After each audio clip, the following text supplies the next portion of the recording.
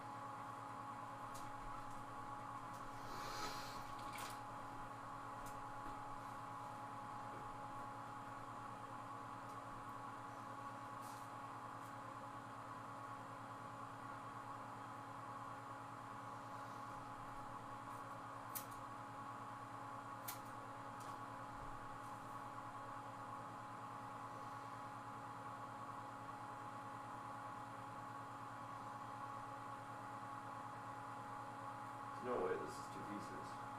Is it? No, it would have been a lot tighter now. Okay, that makes sense. Yep, that makes sense. Makes sense.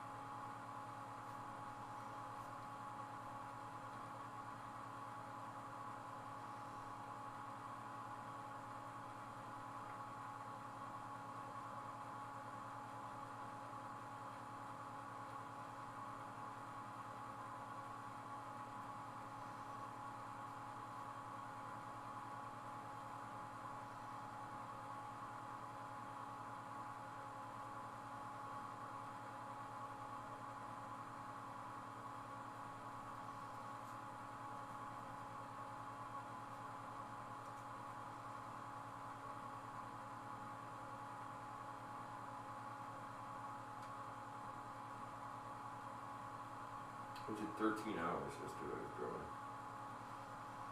Fucking wild. 13 fucking hours, 13 drawings. Crazy. It's like 12 hours and 40 minutes-ish. So to round off, I'd say 13. Pretty fucking crazy. Really was. It's a good time. Well, for a little bit, I mean, then of course, shit happens, but for a bit there, it's going solid.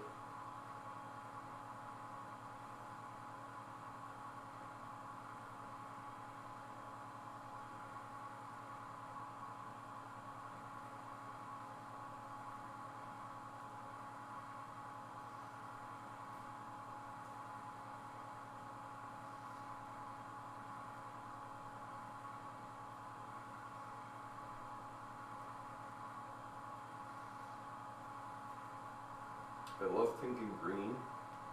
I fucking hate when they mix. And they make that like orangey, like kind of red. It's the fucking worst. Like, I can't even tell you how frustrated I get. It's so fucking annoying. The color that comes out in that mix. I'm just like, alright, enough of this shit. How the fuck does that work like that? Like, try the fucking thing, it's just not at all. It's just stupid. Anybody watch UFC? The other night's fights? Pretty good. Pretty solid. Can't believe Volk. I've had a feeling Volk was gonna lose though. Honestly. I didn't like it, but I had a feeling that was gonna be the case. Ilya just seemed hungry, and it's weird, because in a sport like MMA, everybody has their time, and you can almost like feel it when it's over, like you're like, yeah, they don't got this one. Every once in a while, whether you like it or not, there's a motherfucker who comes off and you're just like, if he fights him, he's gonna lose. Like, doesn't matter how good the champion was, it's usually Eastern Europeans, Russians, Georgians, Ukrainians, shit like that. Typically not good. They're just so disciplined. They just live a life of like serious discipline, and if you don't do that, and you're out partying and getting crazy and shit, you're living like an American lifestyle, like, chances are that guy's gonna fuck you up pretty bad. That's usually what happens. Like, I just didn't believe that, that's what I'm worried about the Sean O'Malley fight. I think, Merab, if he gets past Cheeto, I'm worried about Merab. Because Merab is so goddamn disciplined too. He's Georgian, and it's not a good fight for anybody. It's just not. It sucks. You're almost like, well, they're gonna be champions. Soon enough, that'll be all the champions. Like, there'll be white Muslims from Eastern Europe, like Dagestan. They're just so disciplined, so strict, and they just fucking are workhorses. They're just insane. But it will fuck up most dudes. It's not good.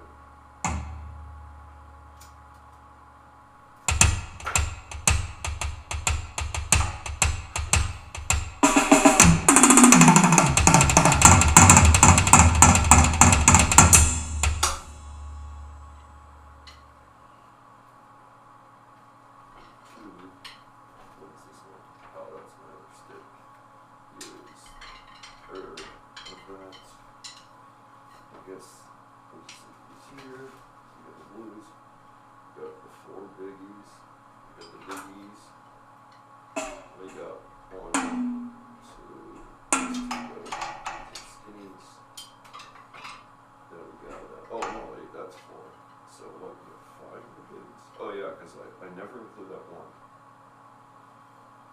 That can't be it. Because, oh wait, I just pulled that one. That's why, never mind. Okay, that makes sense. 4 of the biggies. So we got this, that, this, these 2 as backup, in case I need that. Or want it, typically I don't, but we'll see. That's good.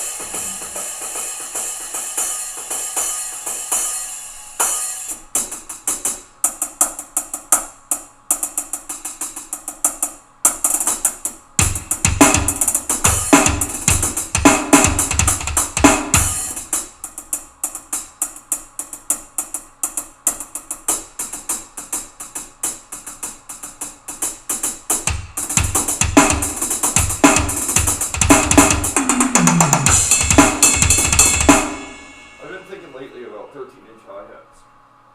I might go with 13s next. I like the quickness of them. I like the shortness of them. How dry they are, how like bright they are. I really like it. I'm thinking about 13s in the future for my live setup. Some custom 13s, custom colors.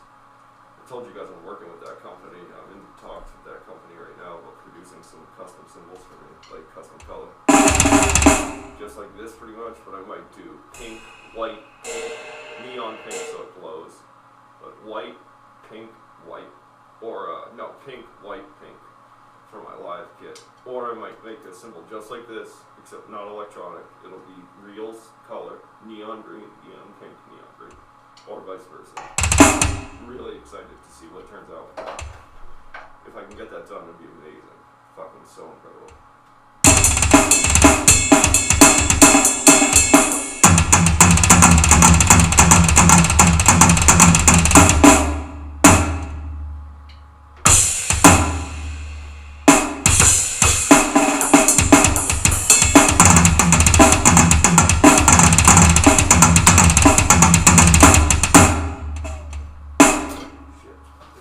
Slip through my fingers.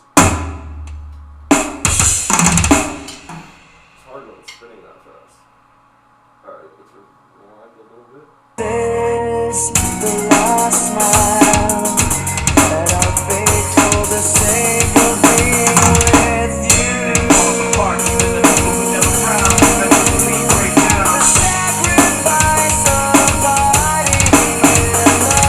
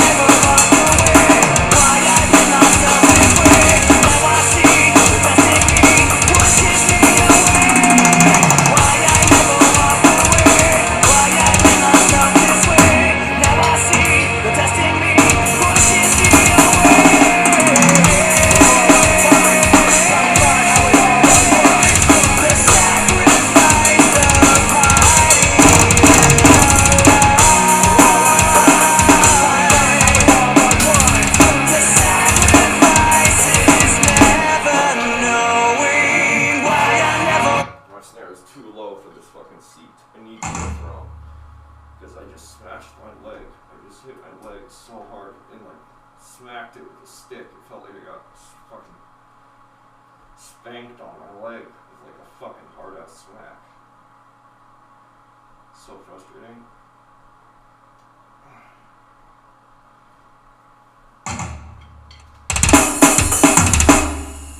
That's almost it. That was close to my leg still. It's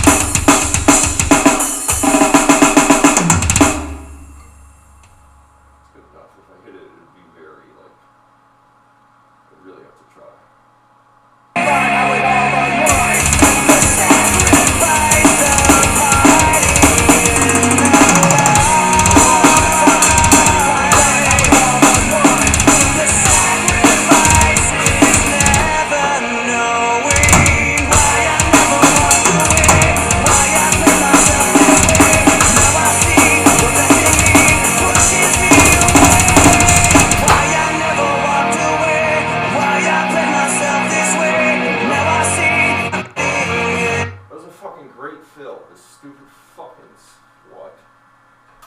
Hit this fucking thing and pulled it on my fucking ear. That's why, and I was literally waiting until this song was over, because I was just about to tucking into my shirt, and I was like, I'll just wait till the song's over. Of course, I had a great fill. That was a great fill going. I really liked that fill. And I fucking pulled out my headphone. I could have kept playing, but I was so annoyed that happened that I just stopped. Fucking bitch.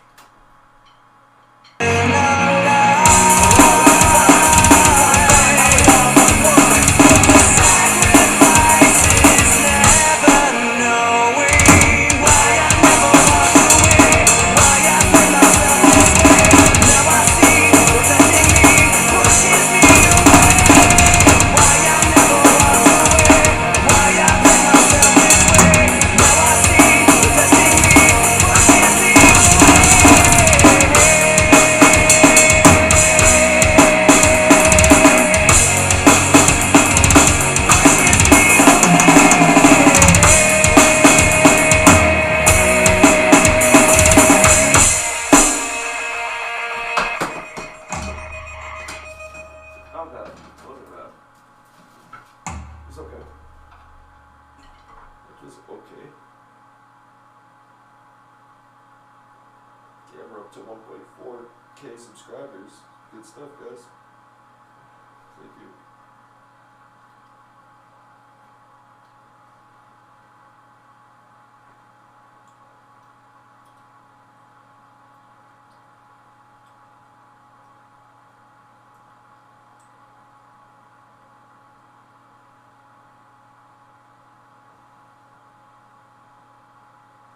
Oh shit.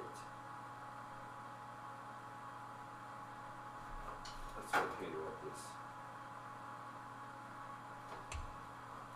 Wishes me away.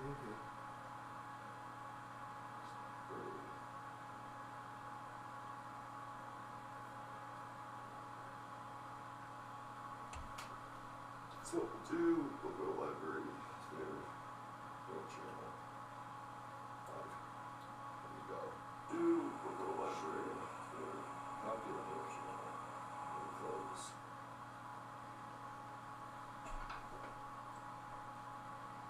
What the fuck is that?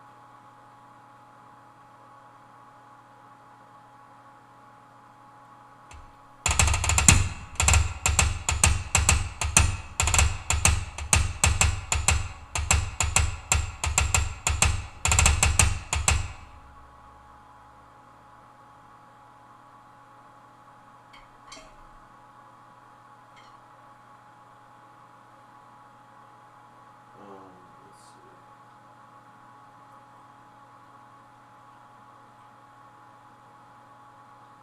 Oh, let me search other.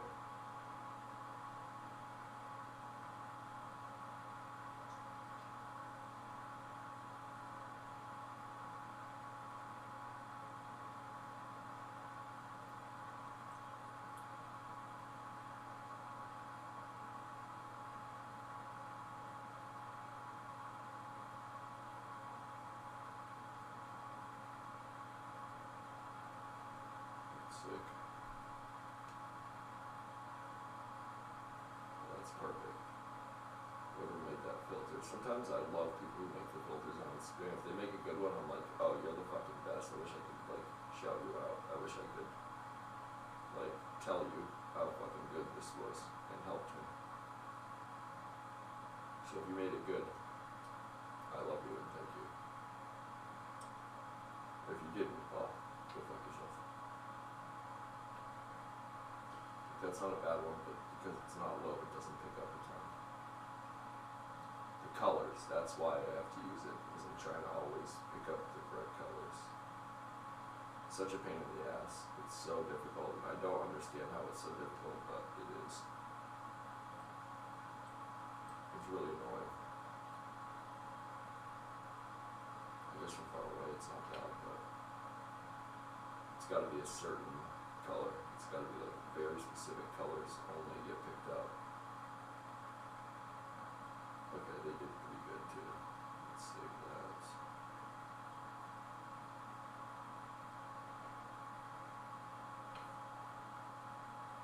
It's dark.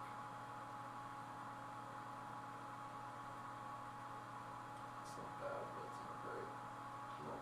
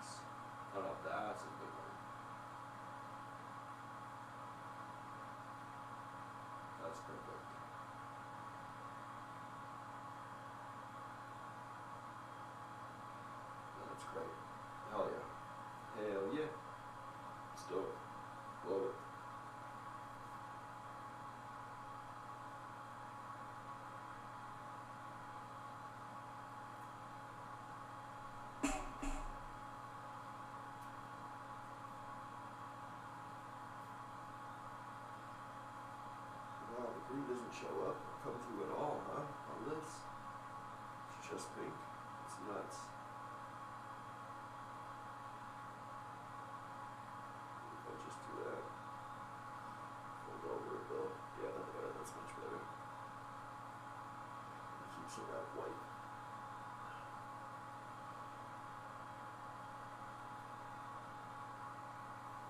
Just nice away.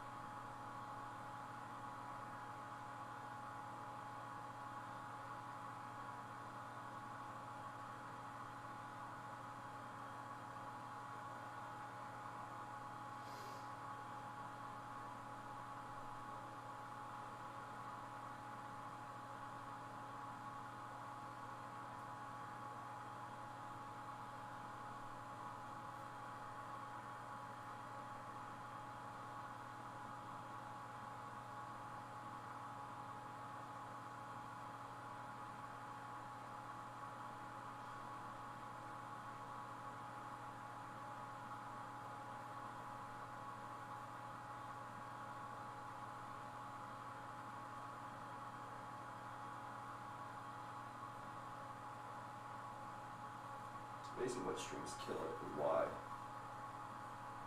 I don't know, I never get it, but let's go. Okay. Oh, that looks great. It's perfect. Close to perfect, for sure. As far as the colors go, very close. Very close to perfect.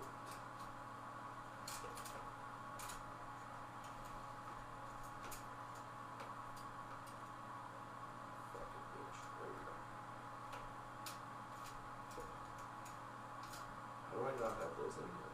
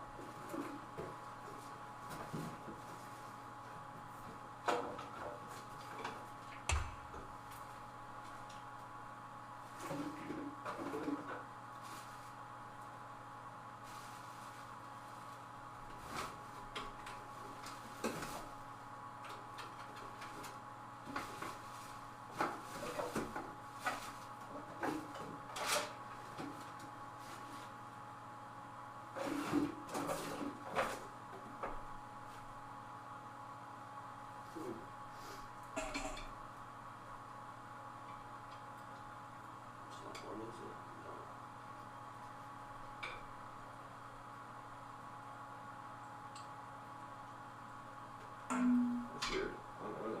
Oh, right here. There's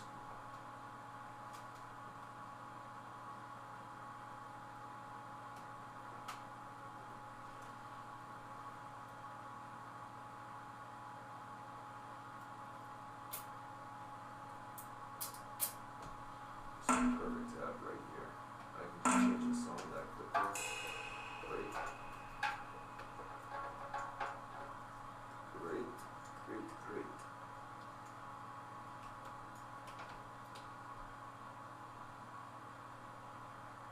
Yeah, I don't get to change much, so that'd be good.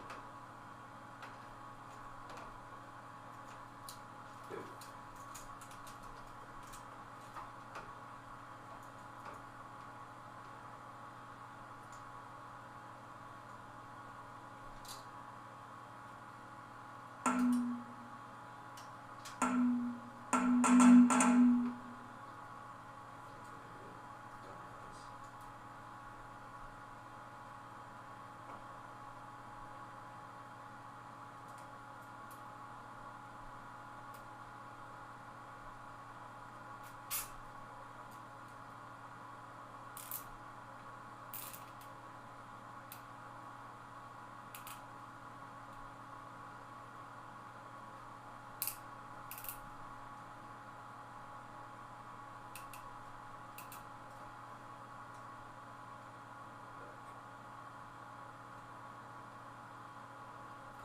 It's good.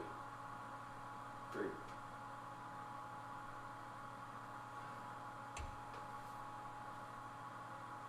We're live. Come listen. Come hang out. Come check out the stream and all that. Let's see. Yeah.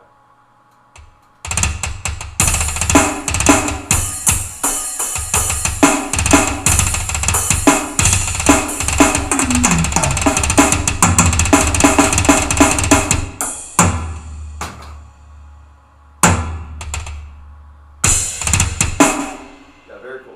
Anyway, come check it out. Come listen to some songs. Come vibe with me for a bit. We got a show this Saturday at the Foundry in Lakewood, so come out. If you want to come out, let me know. Message me on here or Instagram or whatever, and I don't know. I can maybe hook you up with a guest list, pass or whatever. Just let me know if you want to come to the show. Okay? And if you want to hear a song, just comment it, and I'll try to play it for you. Okay? Cool. That's good.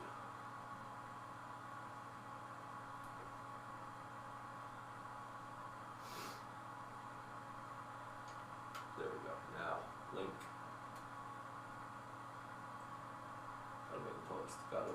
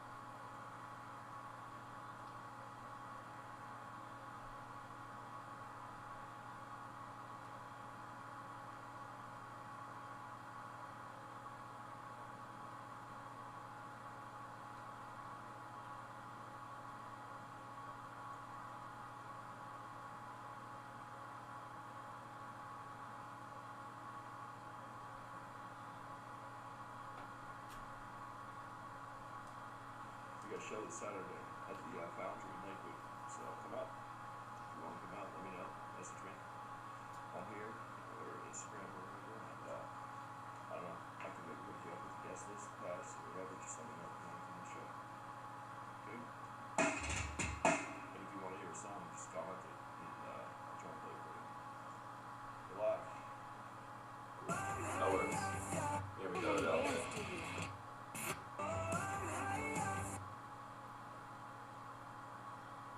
That's great.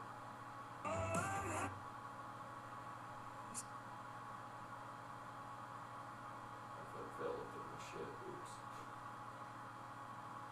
I talked some shit last night.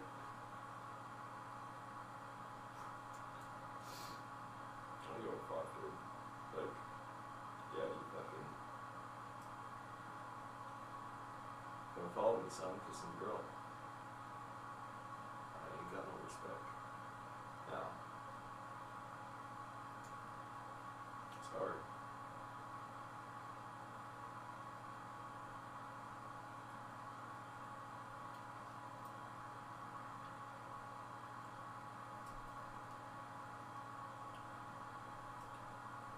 My kids don't.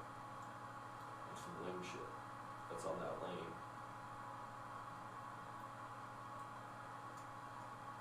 90 goddamn viewers, holy shit. I mean, just on a stupid little post, that's why I say that. Holy shit, I'm back. I can't believe we're not fucking touring with Envisions now. Oh, by the way, yeah, I was gonna say that. Envisions is no longer on the tour. So, do with that what you will. It sucks.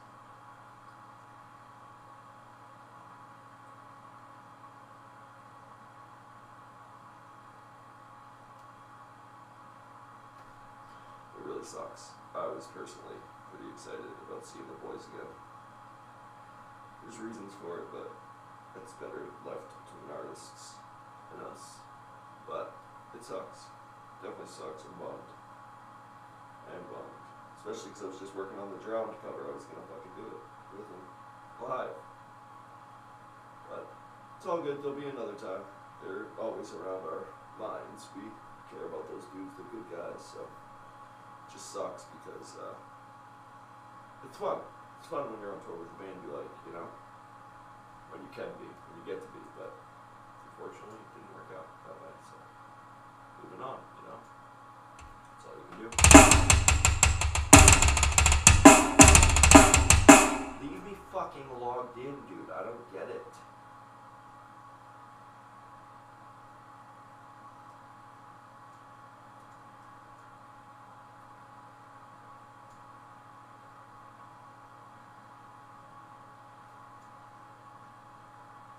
Gmail.com, smart.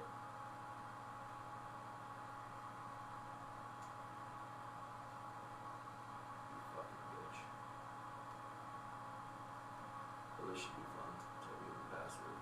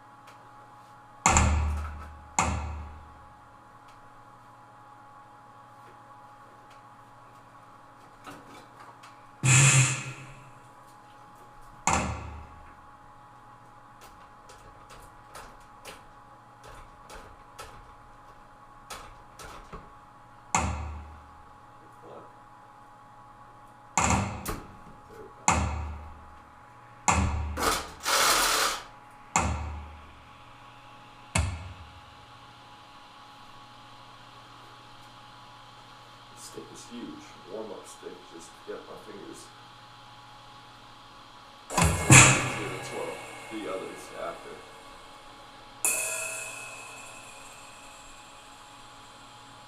You should put a massive amount of tape on the ends of each side of this so that I can still twirl regularly without like infringement, but weight on the ends, more weight, because this is a heavy fucking stick. But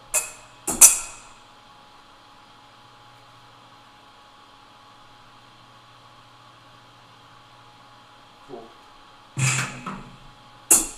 Oh yeah, now it flies. Ooh, beautiful.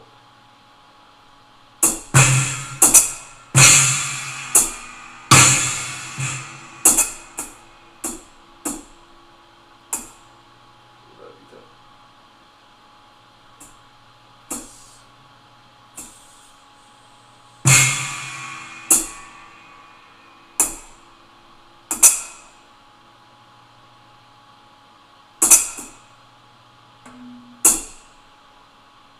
It's that turning.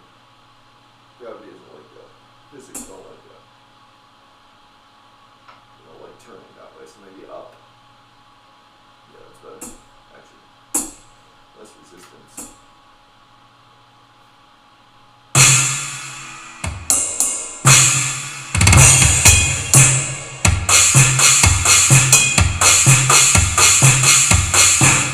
That's what I was working on the last time I ex and we were together.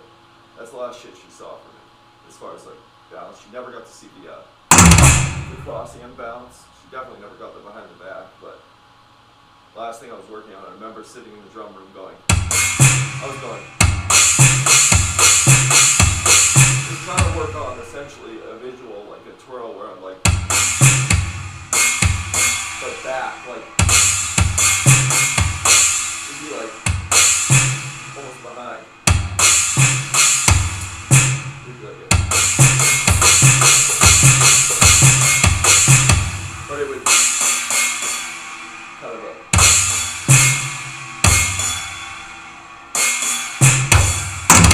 it's weird because I wasn't even back in the band yet. So I was just drumming to drum, like I was just drumming to stay in shape and drum and have fun. I wasn't even back in the band yet. I hadn't even rejoined. It's crazy.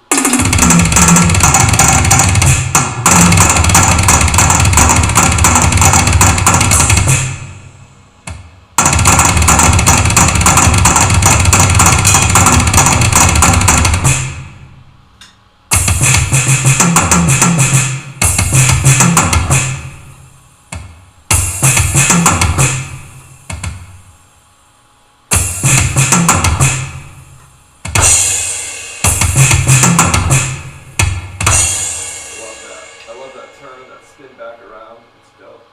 Hey, what's up, Fedora guy?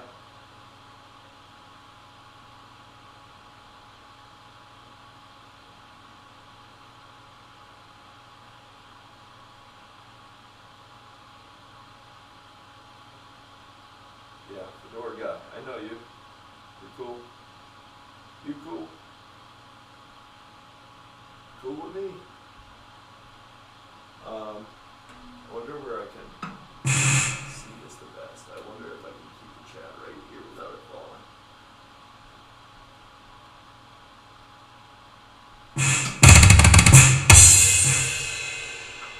Huh. I don't know if it's gonna work. We'll see.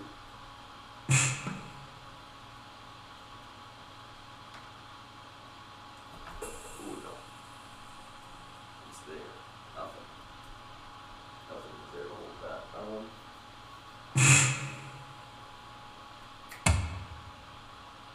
Where's that, I know I have it.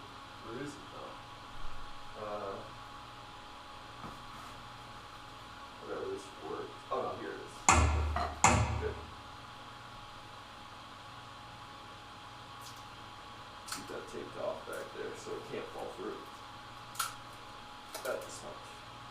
You gotta be cool, you gotta be cool, or whatever the fuck that song is. I've definitely played that before.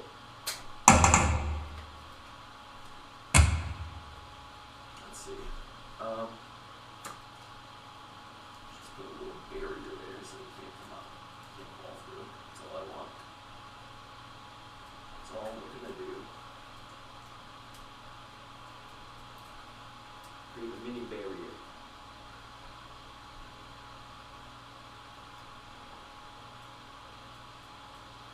Gonna be cool, you're gonna be tough, you're gonna yeah. Oh, you fucking bitch. No way. Wait, what? No, it hasn't. Liar. My live shoot. What are we gonna do today? Anything. I'm doing some hip hop, I'm doing some metal. I just did some 80s hair metal, I just played some Skid Row. Let me see what I'm looking at. Some metalcore, I can do some Slipknot. I haven't done some you know what? That's a good idea. I haven't done Slipknot in a long time. Let me see something here. Yeah, I haven't done any Slipknot in a long time. That would be fun right now. Let's do some Slipknot. Let's do some Slipknot. Yeah. We'll go to that, and then we'll go here. Let's see. Where's my Slipknot kit? And there we go. Okay, Slipknot. We will go to. Oh god, there's so much Slipknot though. That's great. We can do this right now.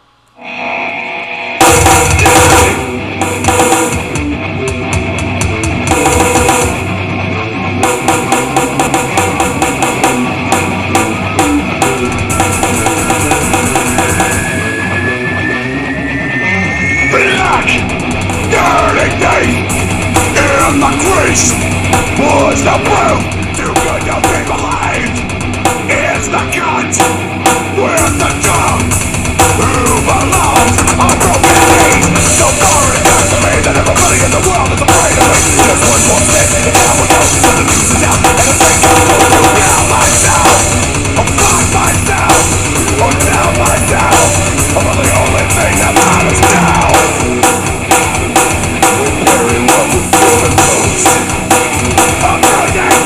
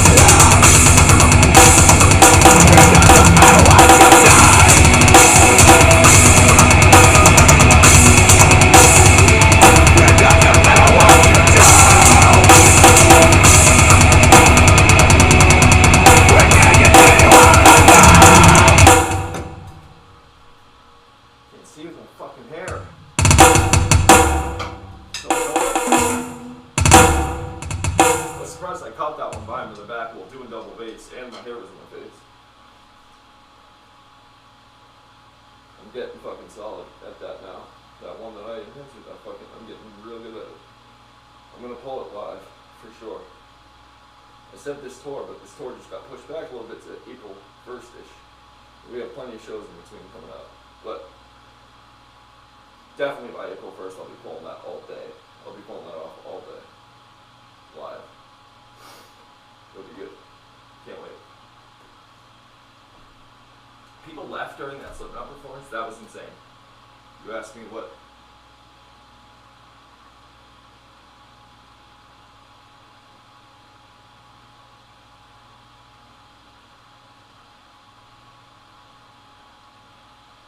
This dude's a good dude. Yeah, bro, you slid. Oh, this guy's cool as fuck. Thanks, man. For your comment. It's fucking nice, man. You're a good dude. I don't know if you play drums or if you're in a band, but it's sick. You're a good guy, man. Appreciate it. Appreciate you. Very much. Anything you want to hear, if it's relatively mainstream, I'll play it. Or if it's not, you know, I'll still try it. If it's something that's like, you know, fairly, you know, improbable. If it's like insane, like prog rock that changes so much, and I just don't know the song at all, it'd be pretty, like that kind of stuff's hard. But I did play a piano number one time. This guy shared, and he was like, "Can you try playing this?" And I was like, "Sure." And the whole time it was like,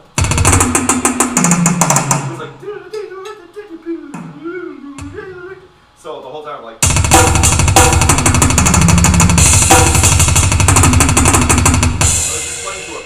Song, just piano, instrumental, like fast, like classic concert piano, and I was like, what the fuck am I doing? So I will pretty much give anything a shot, but honestly, I won't play Master of Puppets. People are like, play Master of Puppets. I'm like, yeah, I don't want to. That doesn't sound fun to me. Like that piano instrumental sounded more fun to me than that. So I just don't like. I'm not a big Metallica guy. If I am, it's like the old songs I really, really like are like The Unforgiven.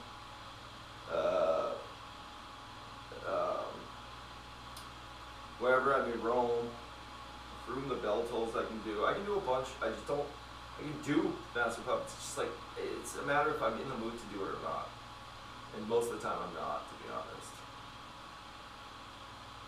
Ooh, some Jimmy? Haven't done this in a long time. What a big contrast, it's so funny. Whoa, fuck my ass, that's so loud. Jesus Christ.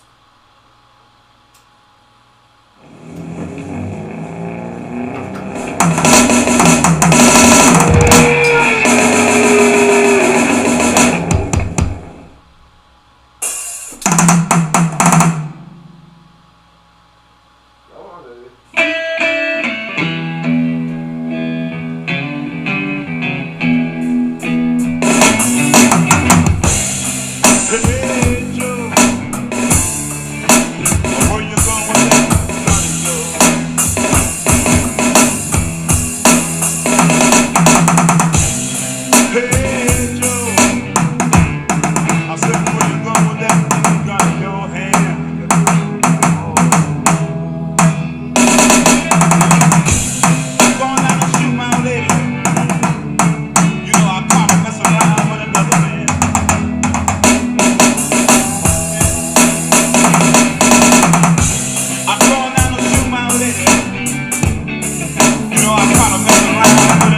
Let me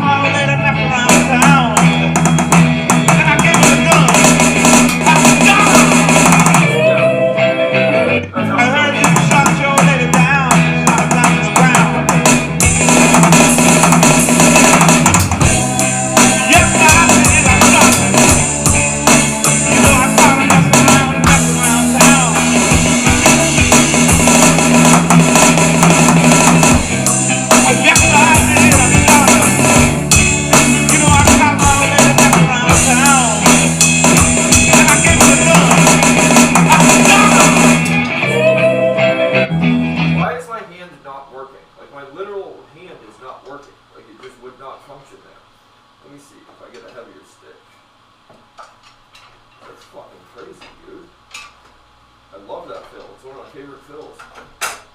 It's the best fill. Oh, yes, I did. I found her. You know, I traveled all day around town. And I gave her a gun. I got her.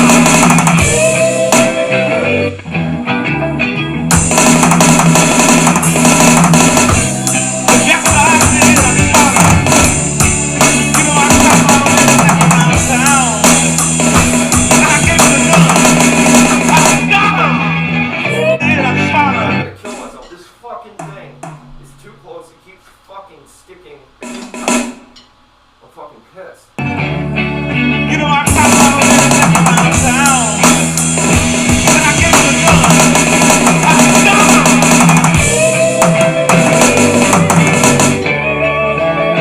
You know what I'm forgetting? The accenting. I'm forgetting the light ghost notey stuff there. That's what I'm doing.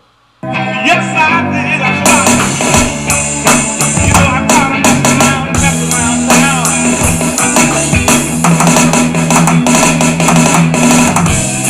Yes, I did. I found her. You know, I traveled all day around town. And I gave her a gun. I got her.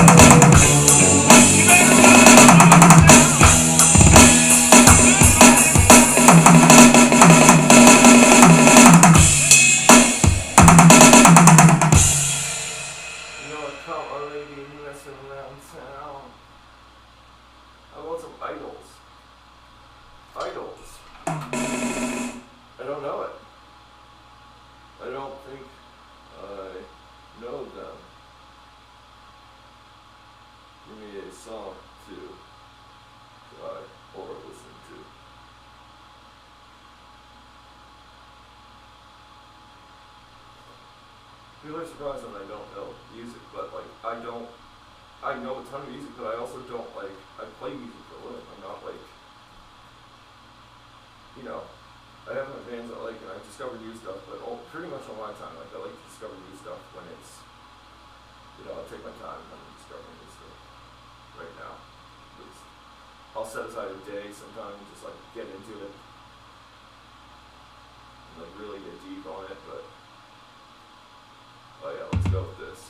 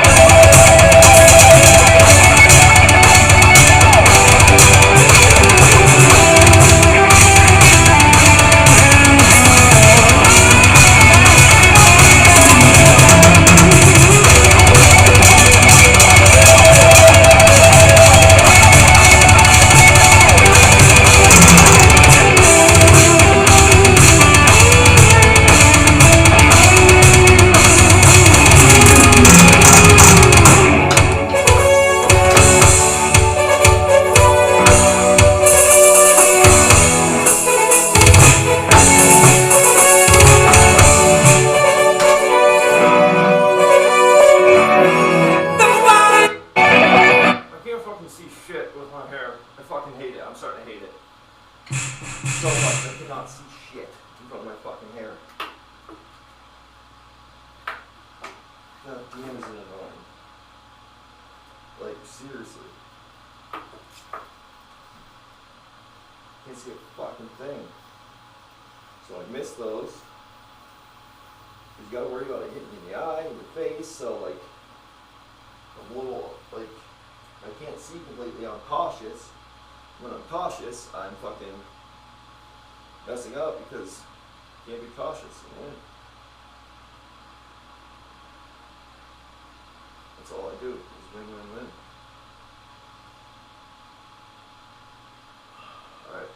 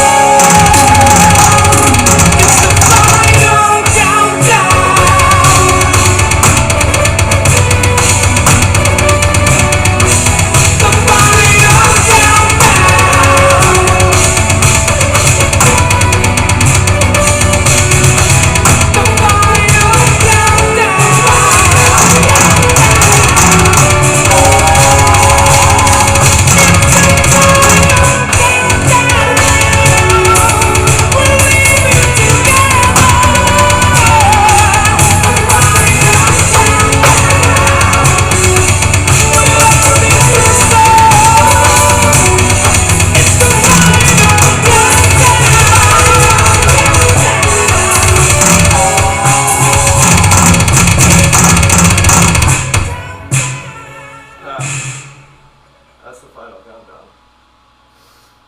I love it. I love playing metal versions of stuff. It's the best. Hey, you fuck. What's happening?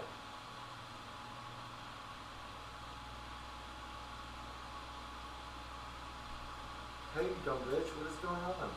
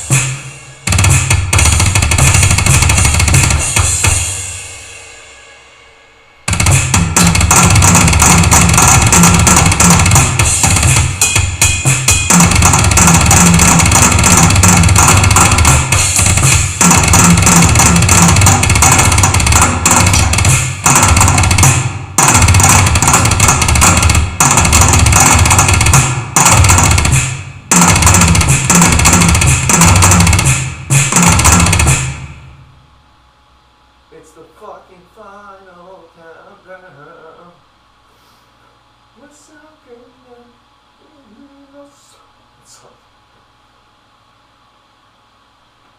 One of my favorite songs of all time. I just love it. I play it a lot, but it's so good.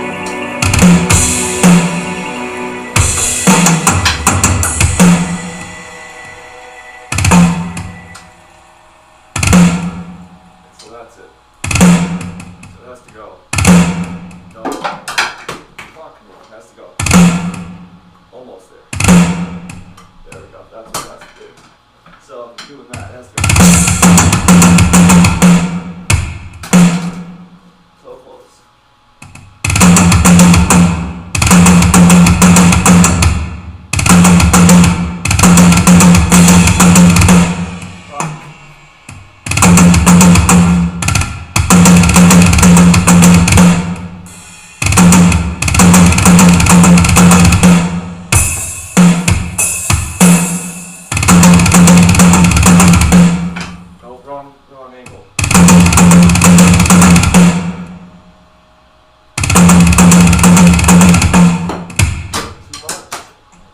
Too much oomph on that.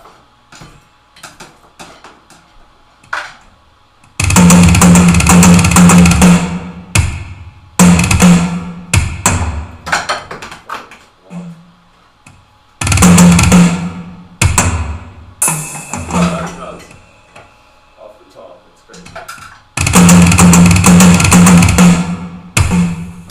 That's where it has to go, basically. Essentially, it has to go. Yeah, that's perfect. Right around there.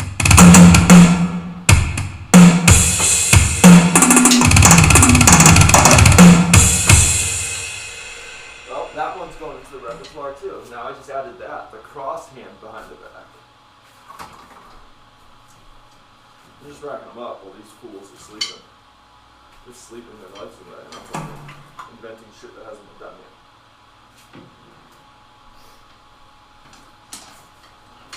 Quietly, in a fucking town in Ohio. No one knows any of it's happening. Except for my 1,000 subscribers and the bands. And our band, and they don't even know. I send it to my guys. But if people tuned in, they'd see some shit that they've never seen before. Guarantee it. But I'm not like buying for a YouTube channel. I'm not like trying to make like be a viral like content creator. So I just sit here and play my songs. But if people tune in, they would see some shit for sure. We are the sultans of swing. Go, go, go, go, go.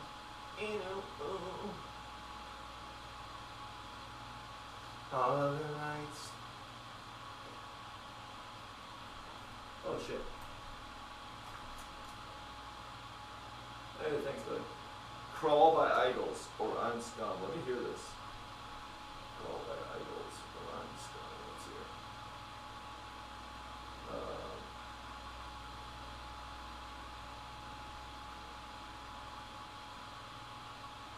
I'd Crawl Through Knives by fucking Pink Flames. Crawl Idols. I've definitely heard of them. Let me hear this.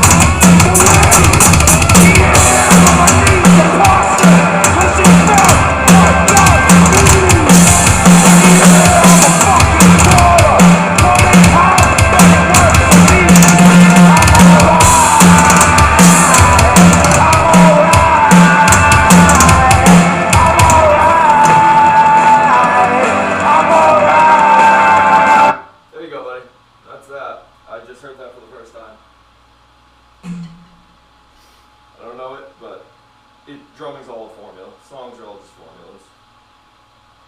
You get it right away.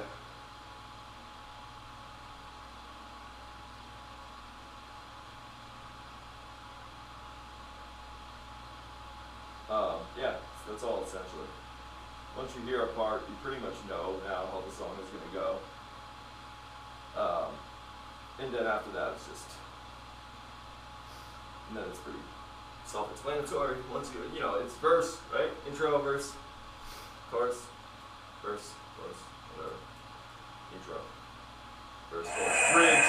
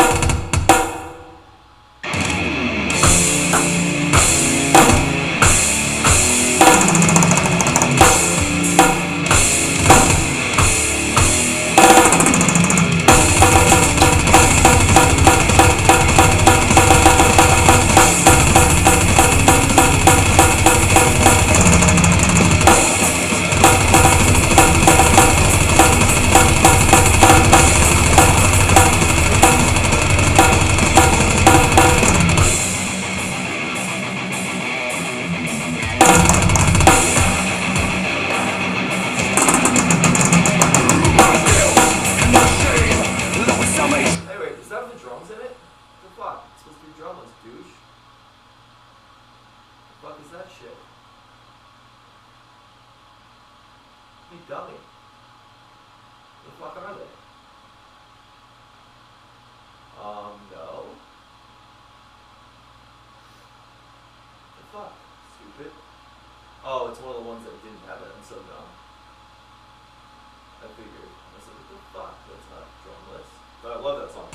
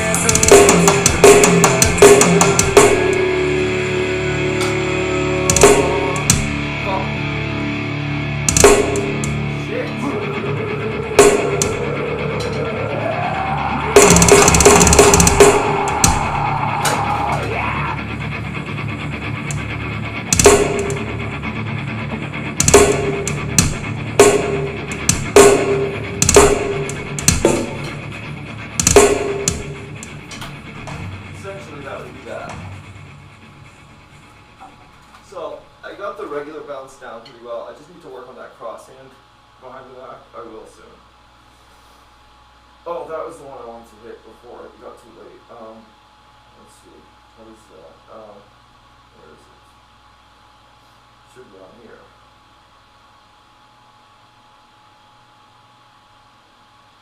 So good. Yep. Here we go.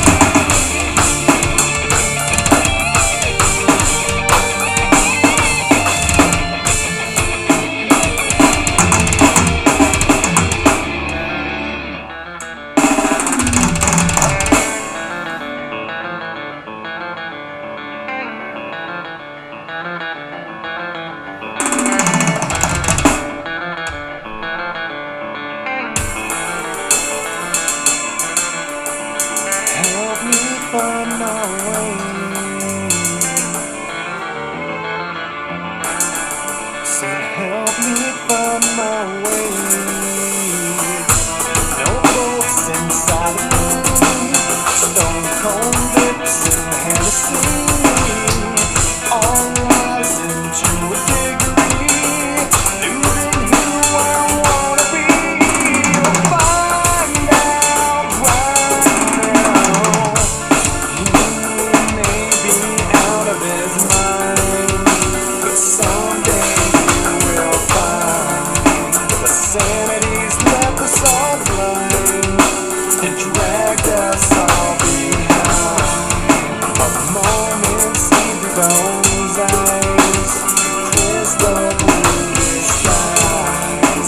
They say that all beauty must die. Say it just will fall.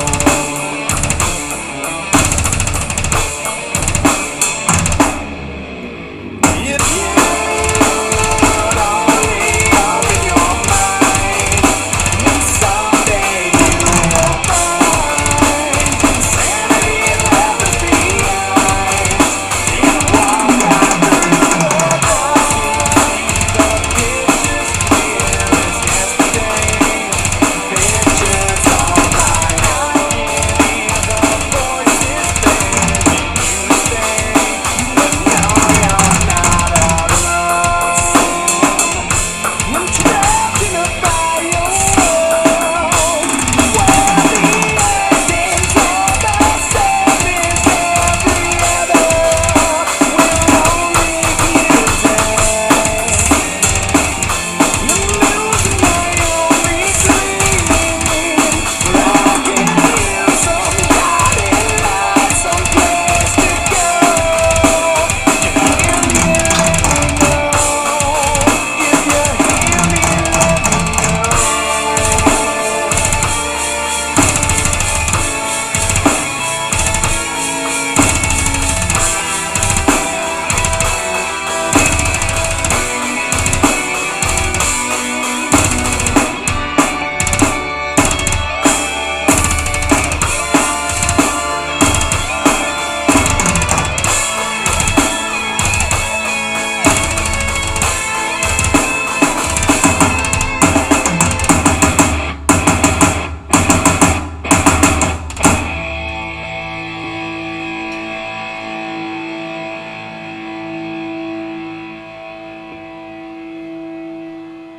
Tonight we all die young.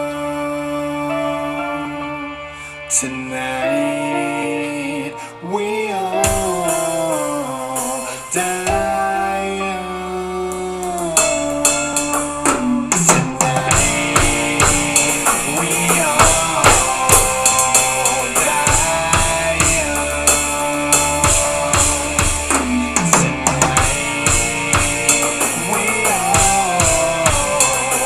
die young.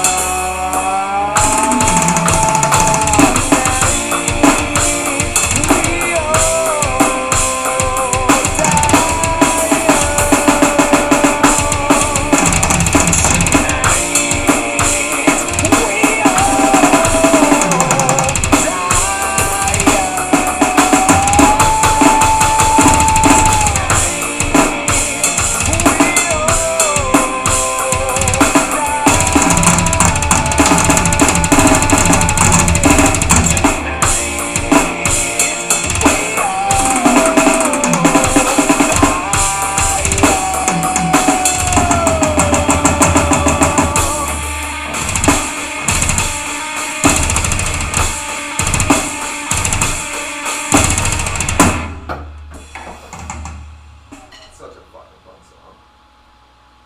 So good.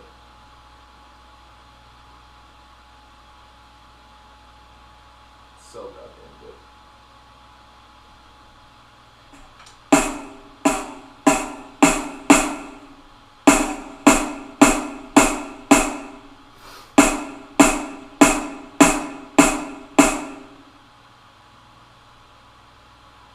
One of the last things that Rev wrote.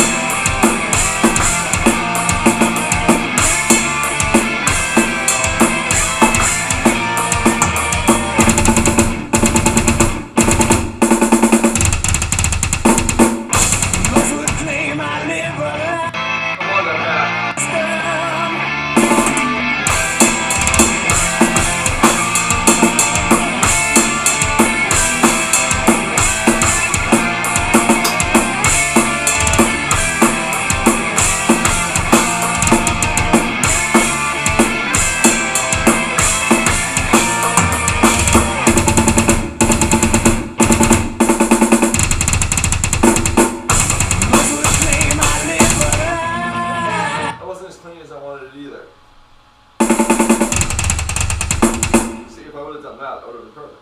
But I didn't. I'm an idiot. Away from condition, I see you, but you're running away from your sensitive system.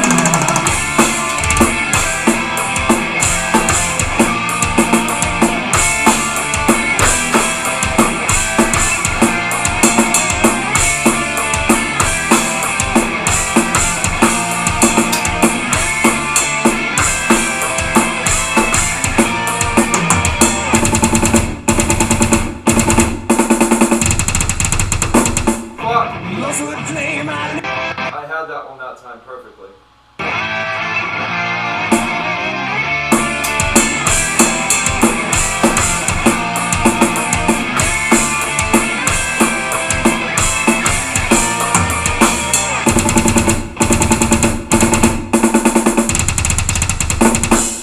Those would claim I live a lie. Away from condition, I see you, but you're running away from your sensitive system.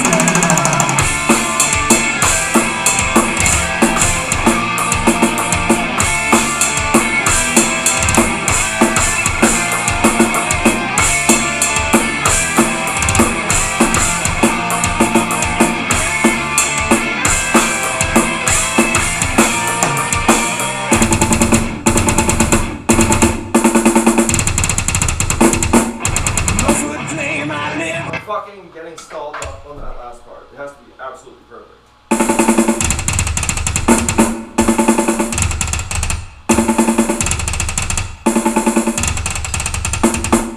See, that's the thing. I'm not close enough up on this pedal, on the right pedal, and that's what's happening.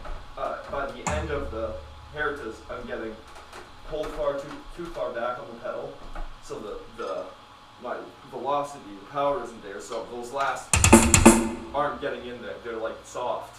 I'm doing it right. I'm just not.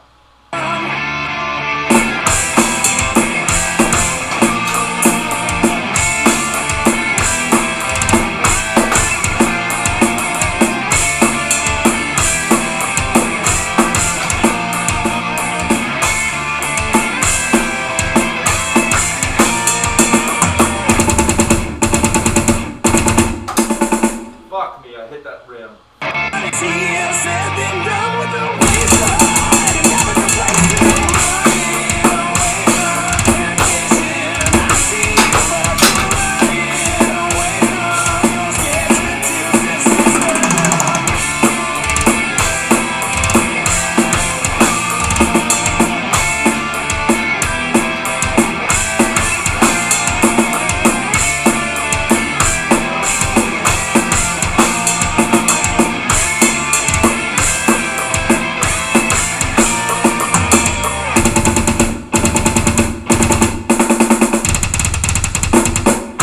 Those would claim I live a lie. I'm just not happy with it. I'm not happy with it. It's not clean how it is enough. It's not.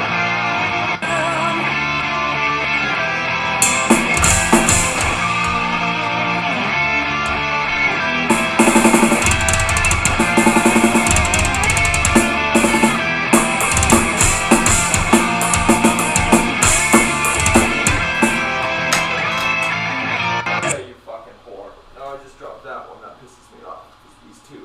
I can do it without one, but I like the lighter sticks for that. And I rarely like light sticks. See, you gotta understand the saga with this song. I've been playing it for so many years, and I've loved it for so long, and I have to get that right. Like, when I'm playing it, it's obsessive that I have to do it, like, perfectly, insanely perfect. Away from condition, I see you, but you're running away from your sensitive system.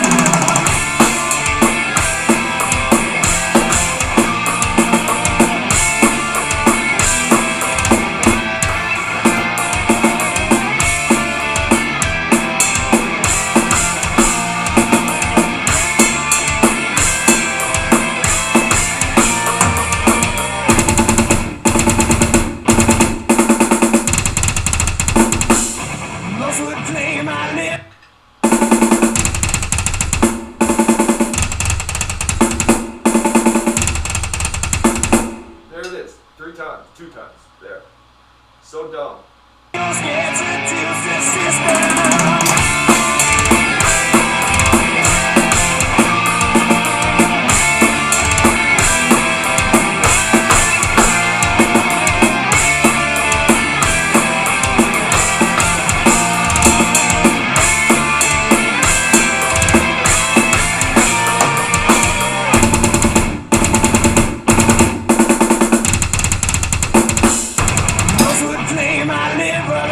Why did I go for that bounce? It was perfect, and I just did. I'm so fucking dumb.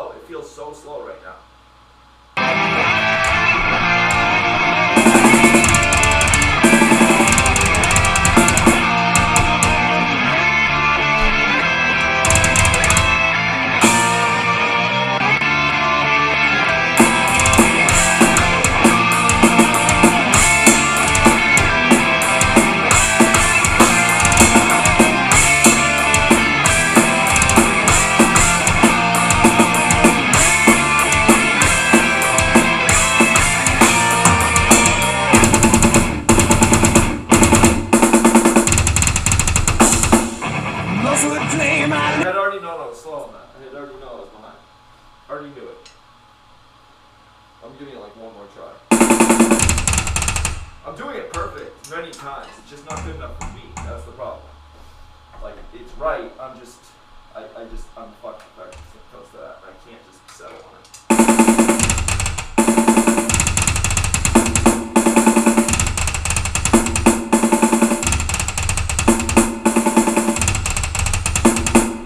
Oh, you know what I should do actually? That's a good idea. Give it a click down. That'll be easier.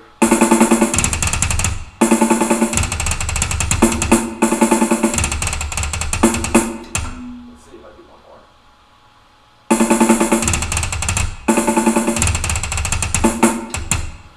Okay, the right needs to go up.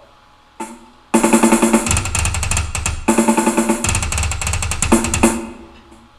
see this. There we go. That's better. Let's see.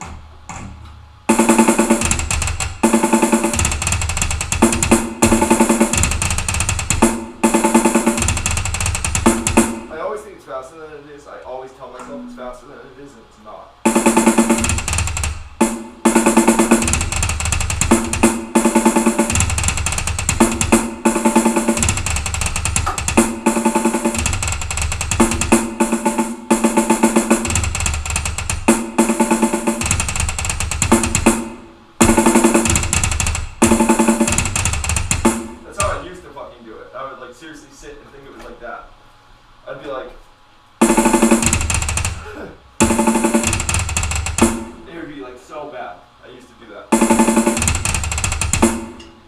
Okay, so that's gotta be up more, so it'd be.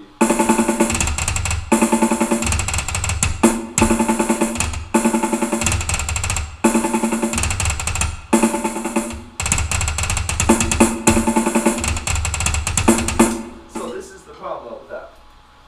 With a lot of this is this kick now, because I switched that, is way too far over to the left. And my right foot is at an angle when I'm playing it. Not the angle I want it to be. Let me tell you. Let me see. So, it should look like this.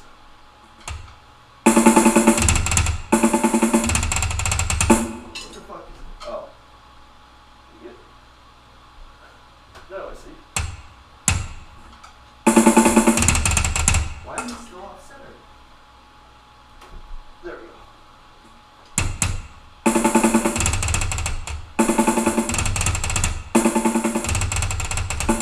Where am I?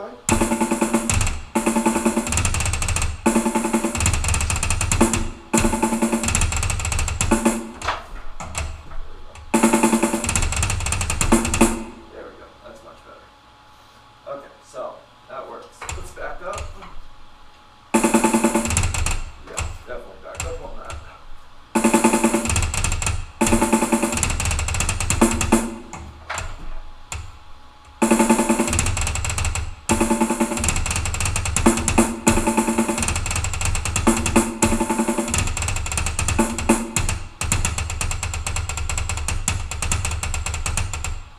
That's off. That's off, but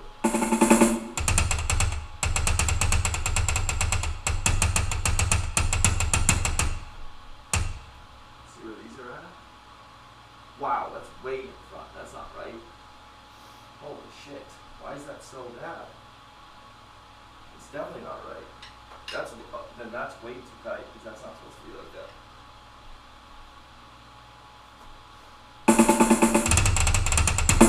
There we go.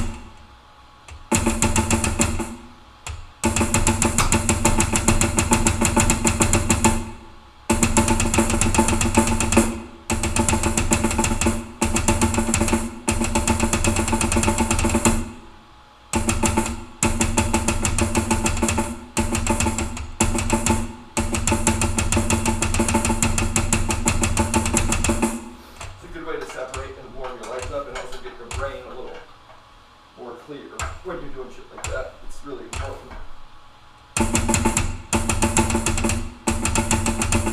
What is going on with this though?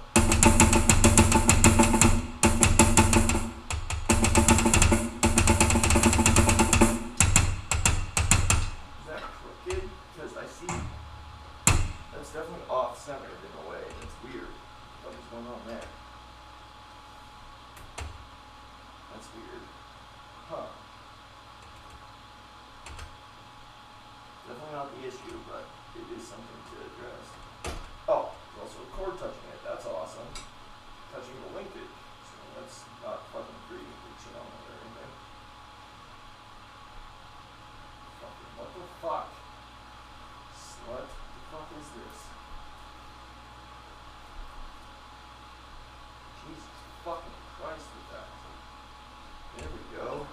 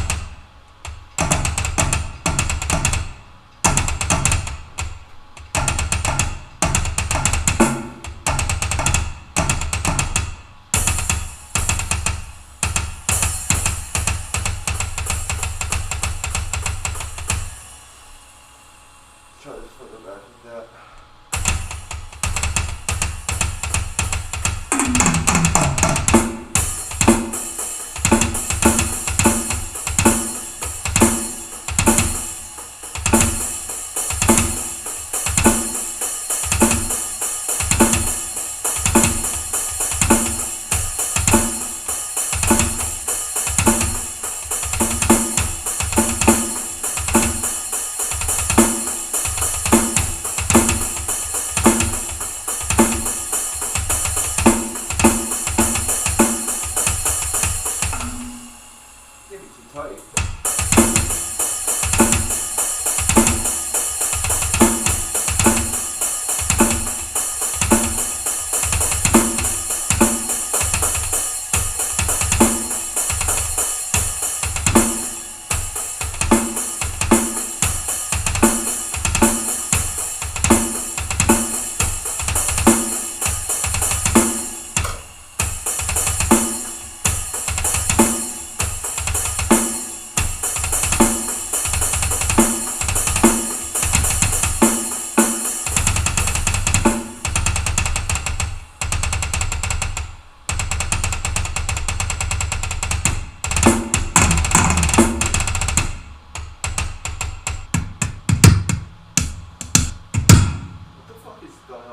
That loud.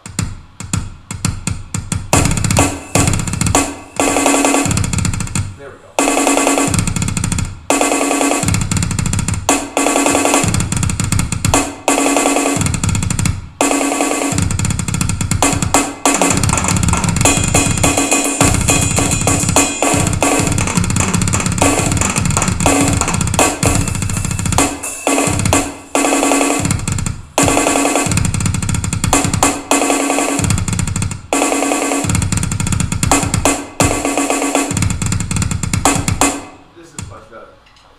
That kit was a little too click for me, a little too clicky, and this is perfect, I think.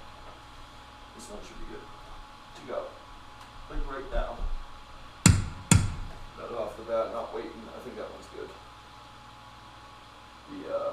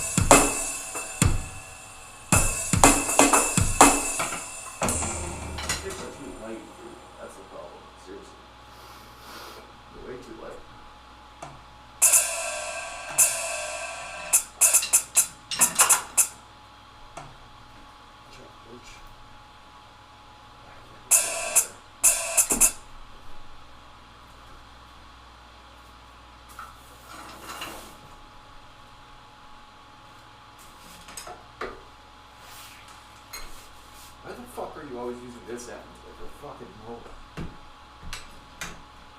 It said mobile, by the way. I'm trying to get canceled by the fucking an M and an H. You know what I'm saying?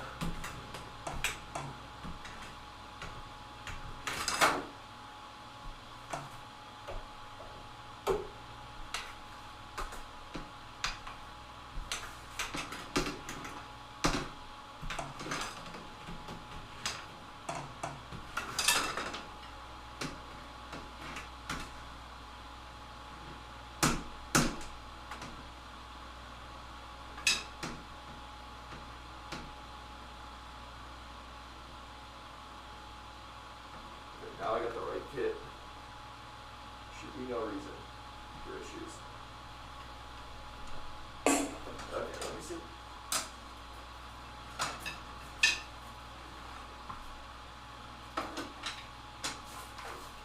Oof. Ooh, that's nice. I like that. Let me see this.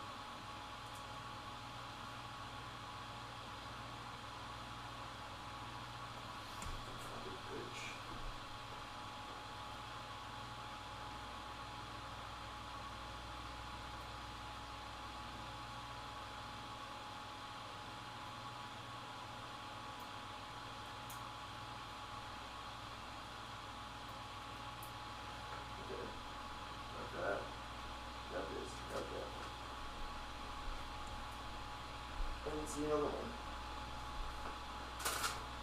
Okay, that's, who's this?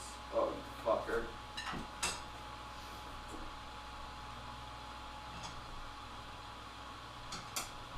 Okay. Good. Great. Grand. Wonderful.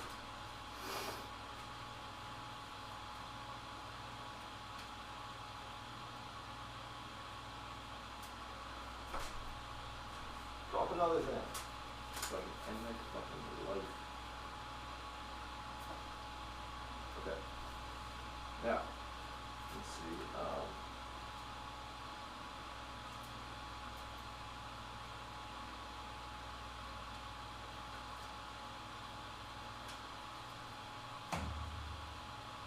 Look up there. That's stupid.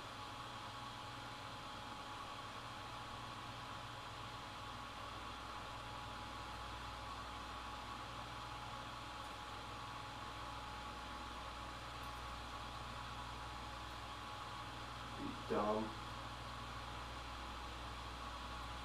Jesus fucking Christ on that. Dumbass.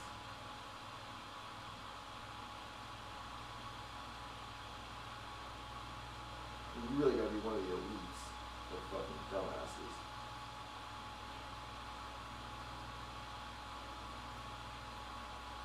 Like for real, what the fuck? Are you dumb?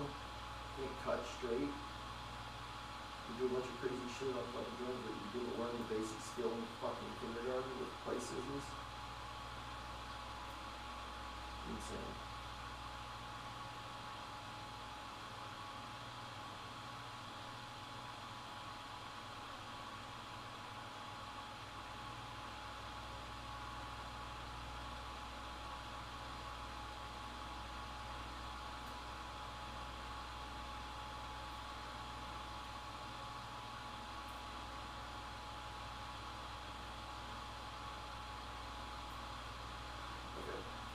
Let's see, let's try this.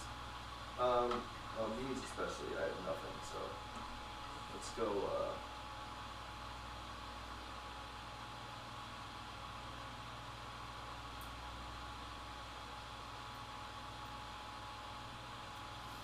make this work.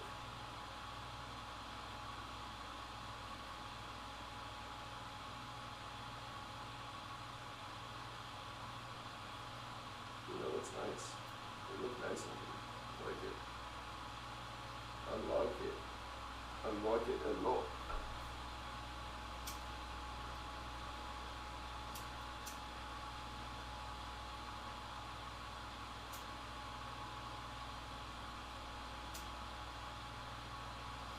That's nice. It's a cool touch. I like it. Looks good. Will it show up in the video? I have no clue. That's the problem. But we will see. Because sometimes green won't, especially the shiny green now. I don't know. I don't know what it will, but we'll see.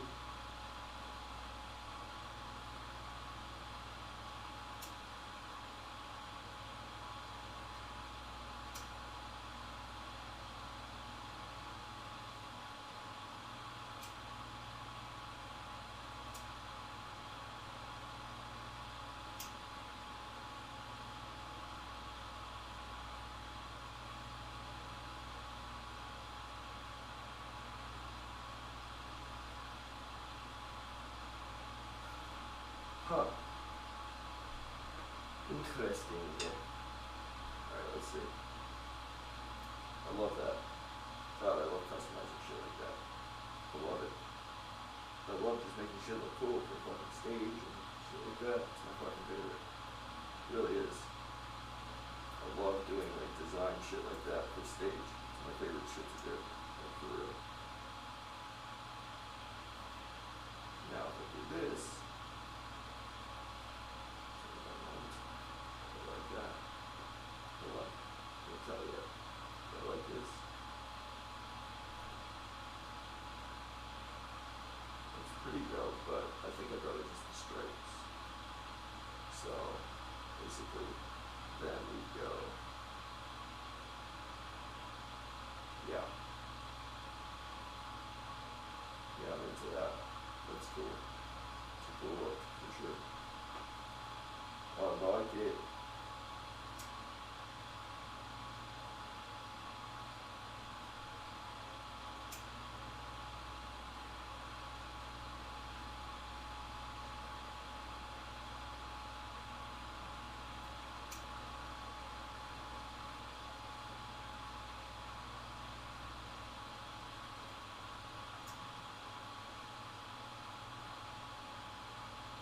This fucking green is the coolest fucking green I've ever had. I'm telling you, it's the fucking best.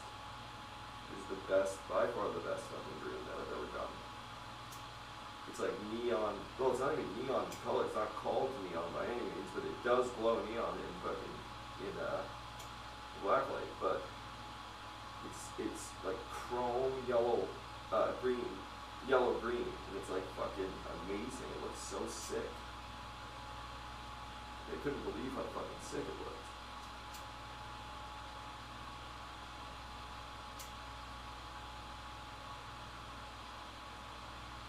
Like ridiculously dope for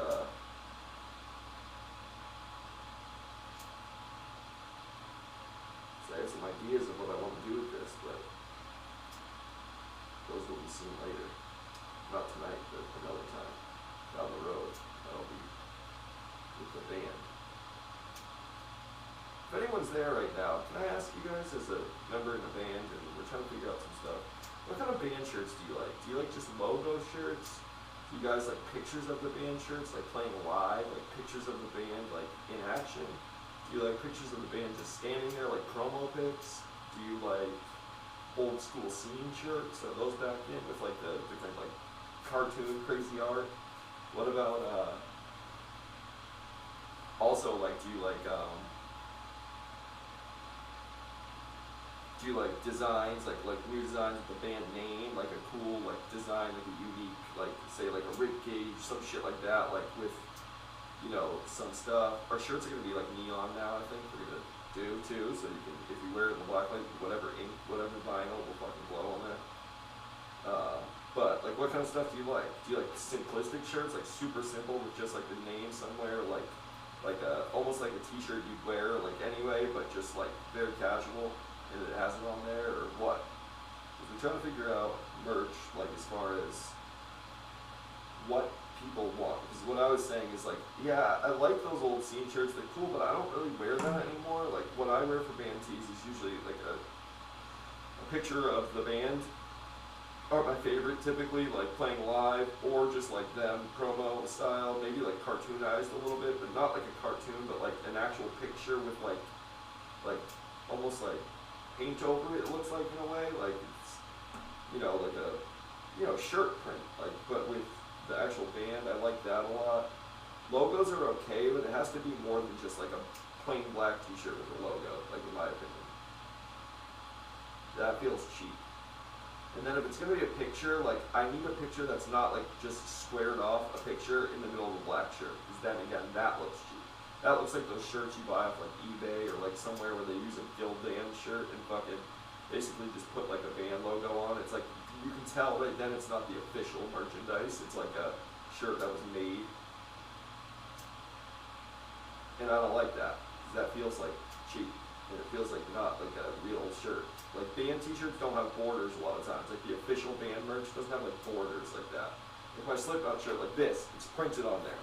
Whereas if this was like a shirt made on like eBay, it would have like a box around it. It would just be this picture, and then the rest of it would be a different color. And it's like, no. It has to be all one with the shirt, like blend. Look like it was like made to be on there.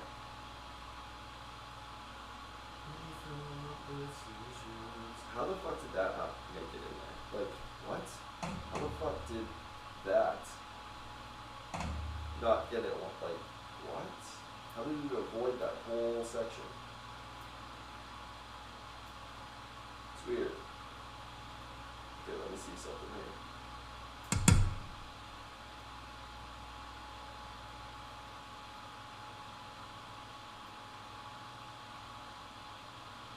Oh, it's this section too. What the fuck? Damn, bitch. How much of this did you not get on?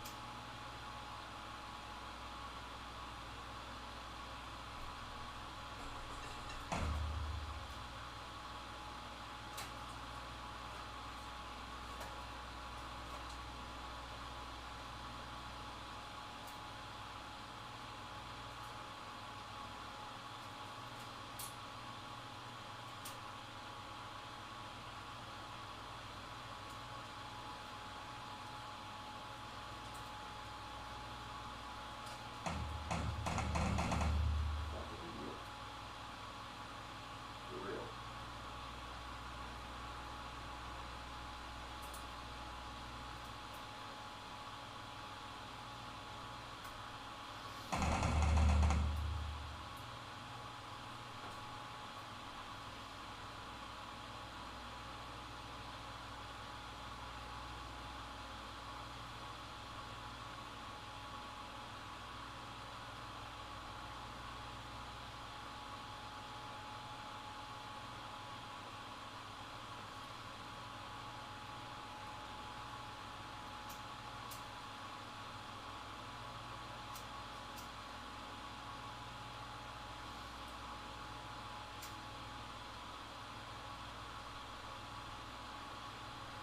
Okay.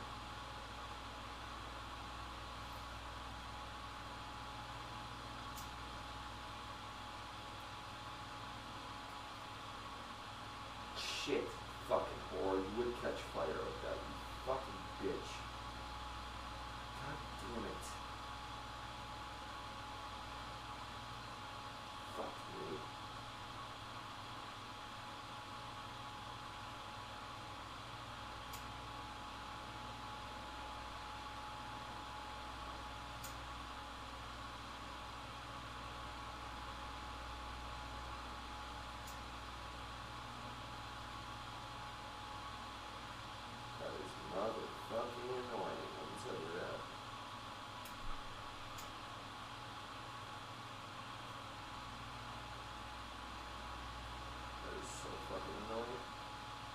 7. I knew it when I was pulling it. I was like, yeah, you probably shouldn't pull it like this.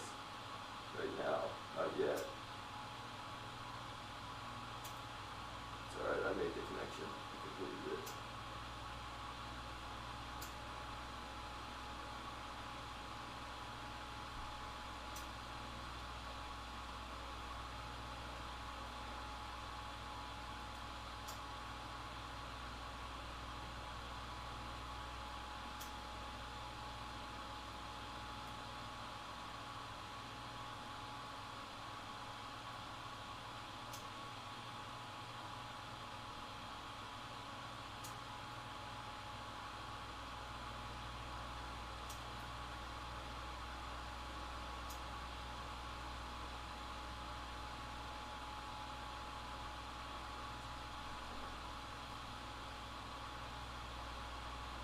Huh.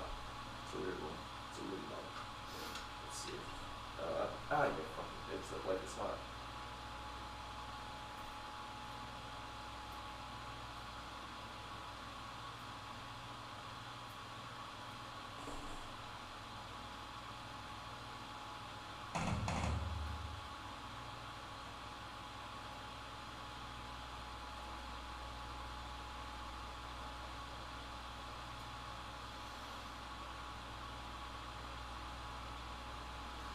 That's either. Looks like it.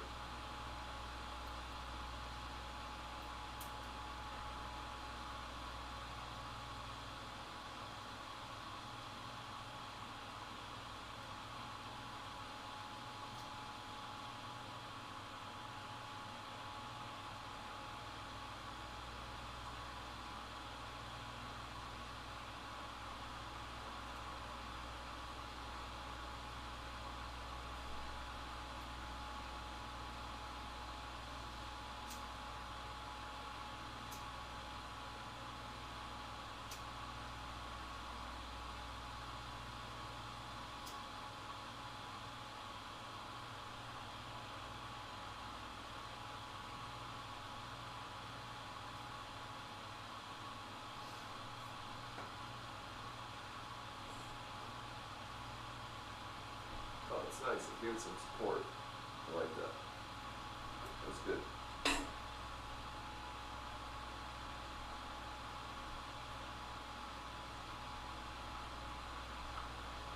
Okay, fuck face.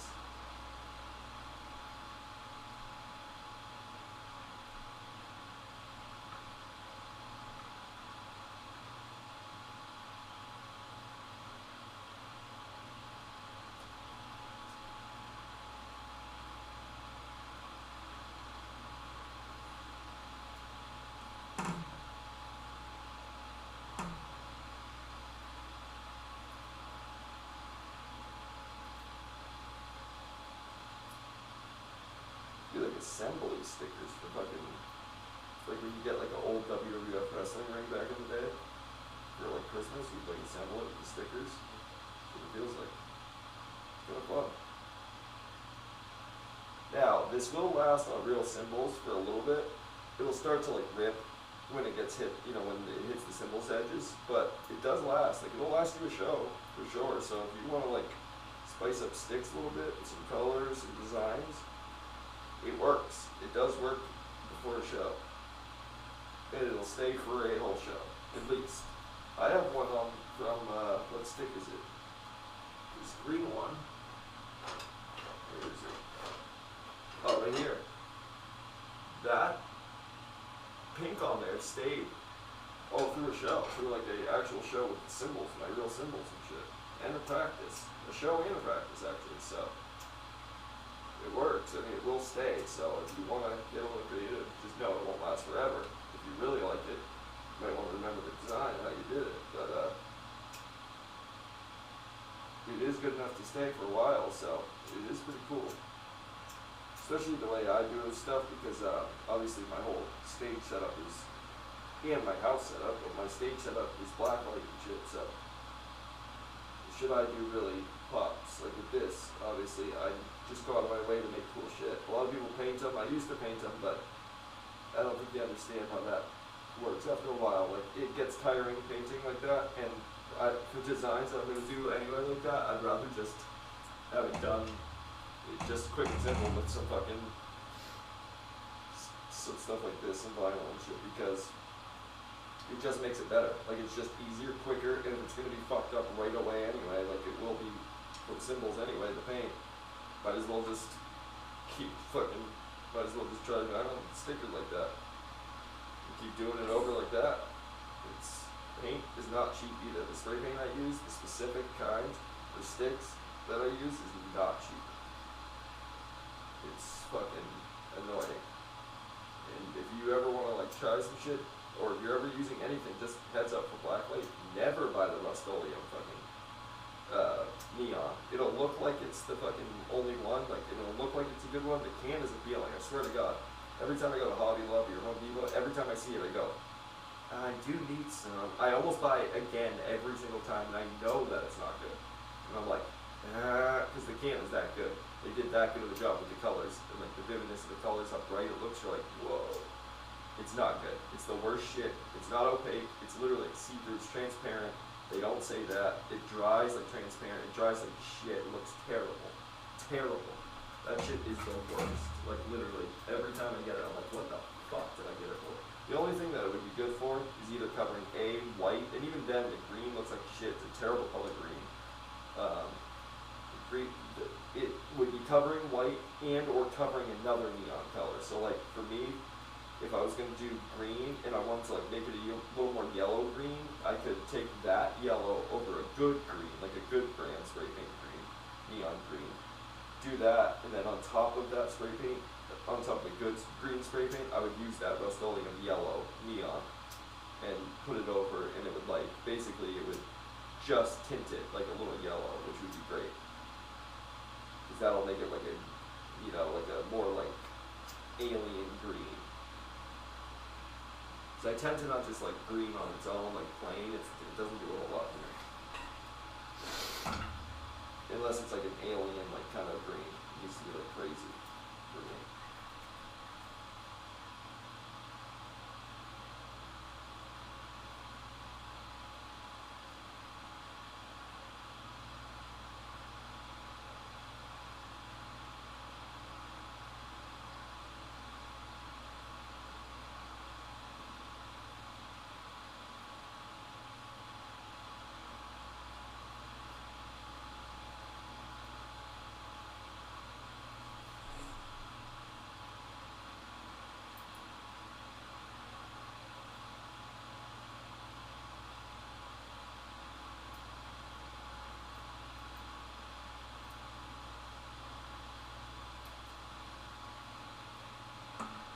Troubles takes its toll.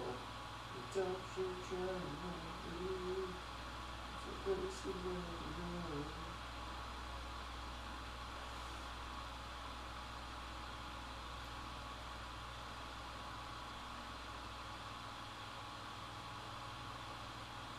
Okay, so that's all right with this. Let me see something here.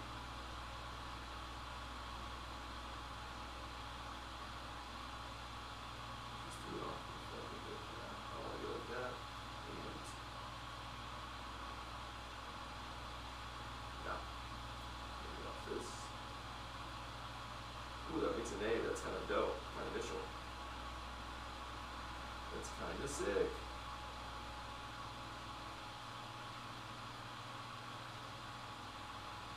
It's kind of sick because it makes my initial.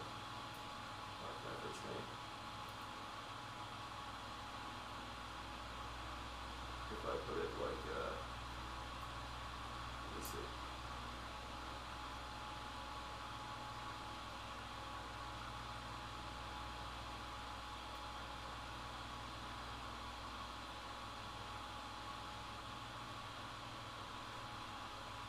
It's crazy though when you troll, so no, that's not what I want, that's not what I'm doing, but what I am going to do is this, with this one there, here, on the other side, yep, that's perfect. I actually did that perfect. Wasn't thinking about it, but it did for mine, perfect.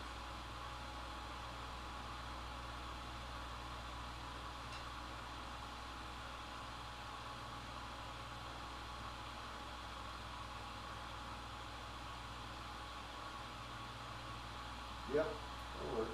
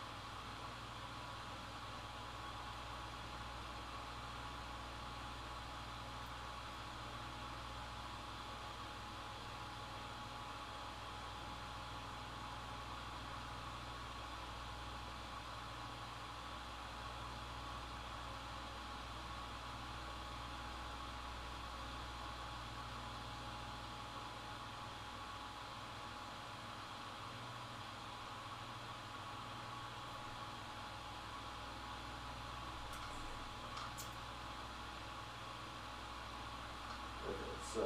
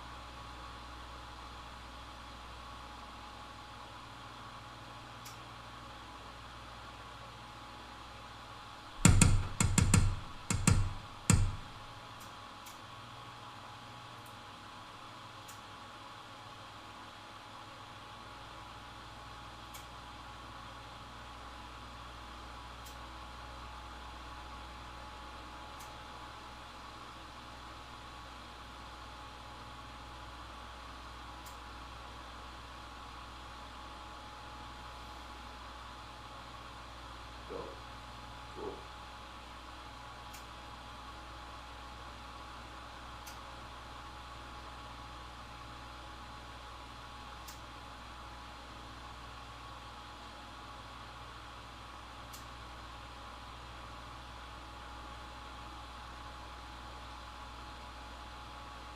Fucking bitch.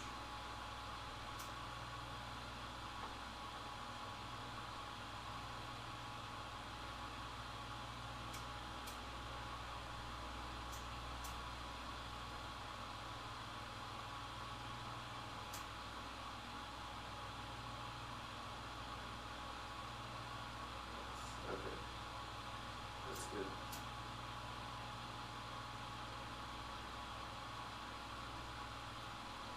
Nice. What was that? Loose end. Okay, that's good.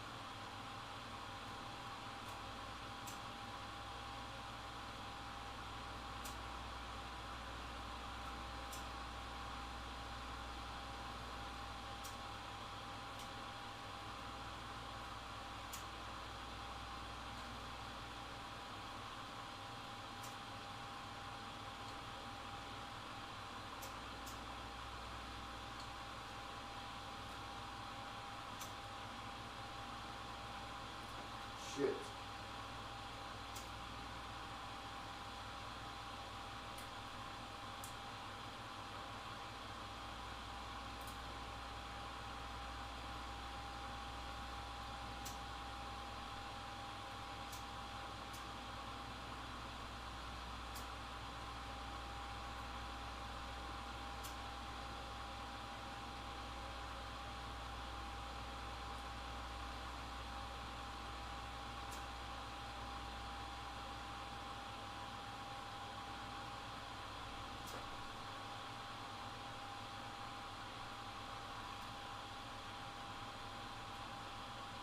They rise in kings and majesties across the devil's blade.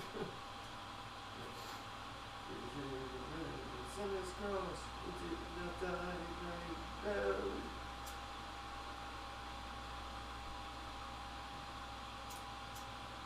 The leader supreme, in the colors of blue.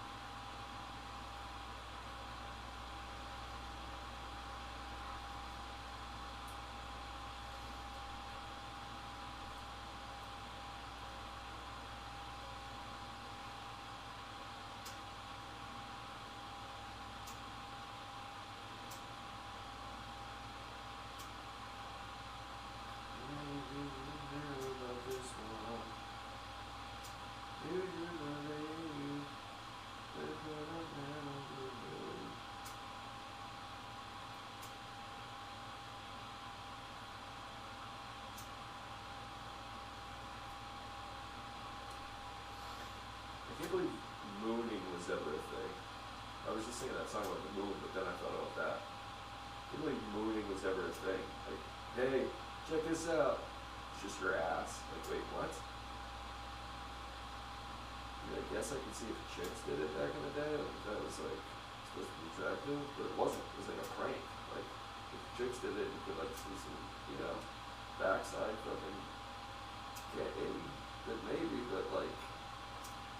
An ass first of all, and then also beyond that, like dudes were doing it. Like, hey, Mr. Guardfree, his ass hanging out the window. Like, what? It's the fucking weirdest shit. I think honestly, I think I was a closeted friend back in the day in like the 50s who was just like, hey Frank, you should pull your ass out. It's hanging out the window. Yeah. He's like, dude, really? He's like, really? I think that would be a swell heck of a time. I think it'd be the cats and dogs. It'd be hilarious. And then he's like, all right, you always have the best ideas, Roger. And then they fucking, he's just closeted gay for the 1950s. I don't know what else you get out of that. Like, asses, I mean, they're funny, I guess. I mean, I don't know. But like, you're just mooning someone? That's assault, brother. No. it's a weird thing. It's a weird concept. I guess, who's the famous, Marlon Brando used to move people all the time. He also said he might know him gay. So, is it like a feast thing? Like, hey, can have at it, sort of thing, you know? Like, is that why you're doing it? You're hoping they're like, alright. I don't know. I don't think I've ever mooned anything in my life. But like, you know, to the chick that shows you your tits in like a balcony, you're like, I'll be right out. Like, so, is it the same kind of deal? I don't know.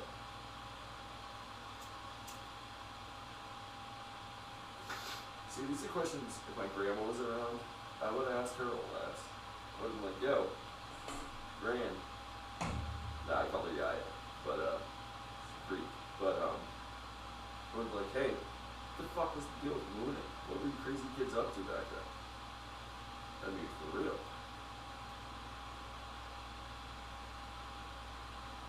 She would have been like, same shit you little bitches are up to.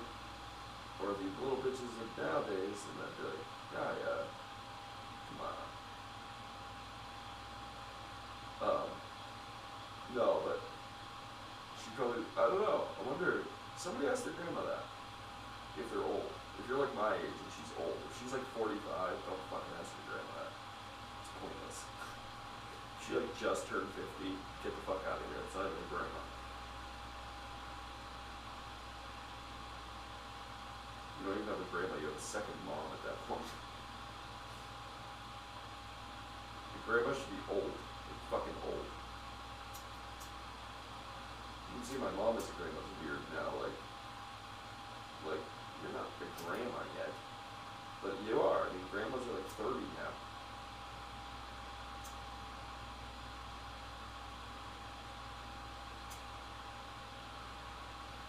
I mean, it was for a while, like you could see them, but I don't think this generation's going to be producing a lot of young grandmas, honestly, because they're like, they barely leave their house. Supposedly, that's what statistics are saying. So, I think we'll have a hold on that. I don't think that's going to be going much further. So, who knows? And who really cares, right? We only get one pass on this rock. I'm not going to be here. Everybody's always like, yeah, but your kids in the future. It's like, bitch, I ain't got kids. Also, fuck them. Let them deal with it. Can't change it either way. If I say, no, you're right, still can't. I'm going to die. So, shut up. Stop virtue singing. Stop caring. Act like you care. Do whatever the fuck you want. You're gonna be dead anyway, lady. You're worrying about what the fuck their world looks like. Maybe it'll be sweet. Maybe they won't even live on this planet. Maybe they'll live on fucking Zebula 9 or something. Some fucking crazy shit. You don't know. You're thinking small. You're thinking fucking within your galaxy, your own brain galaxy. You're like, well, this Earth has to be perfect for our kids. Yeah? What about Zebula 9? Or whatever I just said the name was that I made up. Then what about that, idiot? Huh, Pamela? That's why you have a small brain. You're not thinking outside of your earthly confines. So, just shut up and live on Earth how you want to. For now. Until anyone tells you differently. Or don't. But shut up. Go to Mars. Be the first person to go to Mars. I'd love that. You know I'll support you. It'd be sweet for all of us kind of people who have to deal with listening to those people. Like Jane? Jane was it? Oh, your name's Jane? Hey, there's this contest they're hosting. Survive on Mars, be the first person to go colonize Mars. You should definitely do it because you suck. You suck. And I imagine most people that meet you feel that way. So, go to fucking Mars and be the first people to die. And possibly not even colonize. Just go out there for nothing to die on a desolate planet. Like, that's pretty intense to say, like, a stranger you met who's kind of being a little bit of a Karen. Not like that bad, but, you know, enough that you say, hey, I hope you die on a, really, you know, zero contact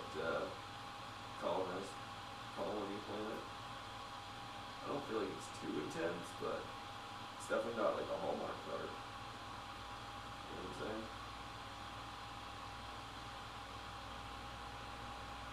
Unless you're into that thing. Unless you're into that sort of thing, then I guess it could be a Hallmark card.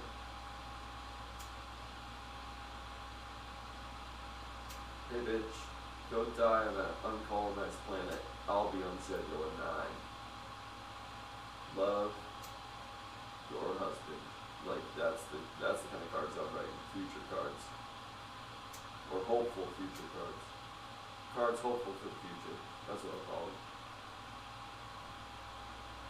You're like, where the fuck's Zebula 9? Like, we don't know. But if, you know, you go to Mars or something and I don't, well, wish me luck on Zebula 9. Hopefully we find it and we name it to that. Zebula. That just sounds so, like, spacey. Anything with, like, Z-Chem. Zebula. Like, what? It's such a dumb word. I hate it. I personally don't like it.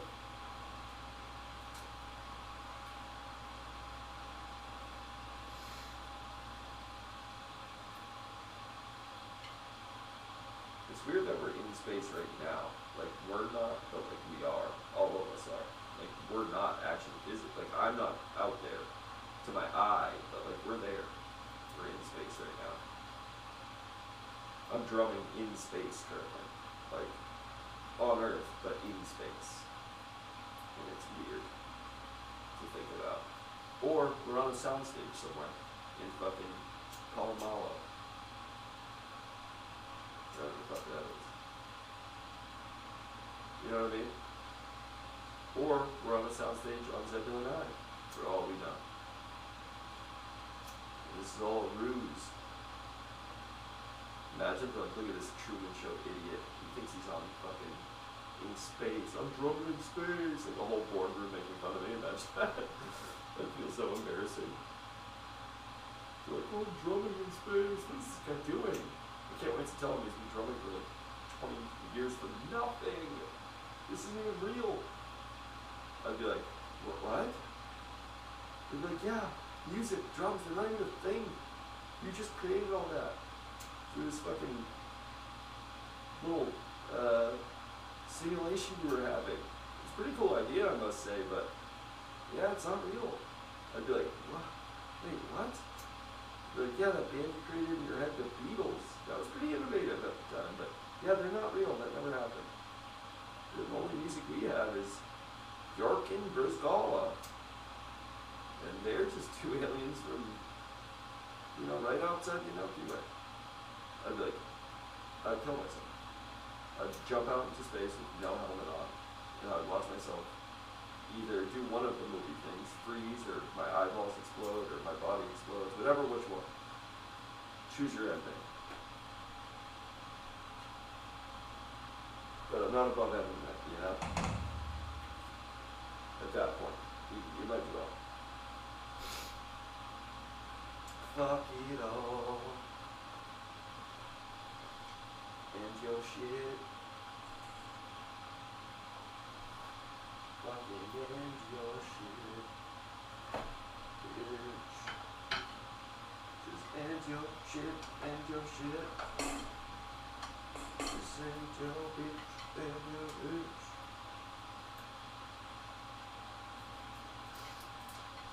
See, I didn't even remember the name, but I just called it a second ago. I almost said Zebulon 9. And why is it 9?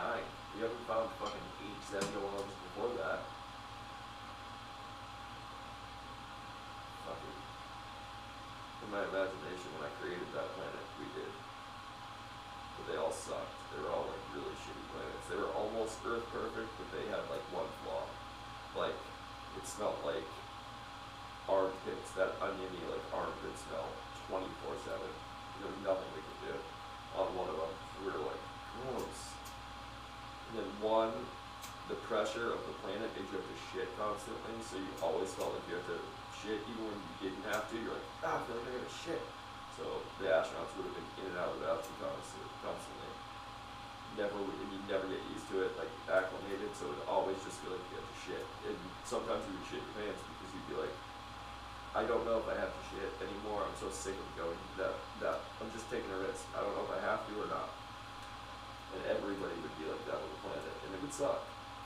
So that's one. And then I'd like to think there was one that was like super cool, and it was like Earth-like, and we probably could have lived there, but we got a freaky vibe. There was nothing on it, but every time we were like sitting, we'd be like, huh. We just had that real creepy vibe, and there was some weird noises on it. So we were like, nah, let's just check for another one. So we kept going. It was the kind of planet that's equivalent to a basement that you'd run up the stairs like after you shut the light, even as a grown adult, because it's just kind of freaky. You know there's nothing down there, but it's freaky enough. So you're like, nah. So they moved on. Then there was one that all of the ground felt like Legos, and some of the ground, like the rock part, felt like just straight tacks, and it would be really hard to walk on.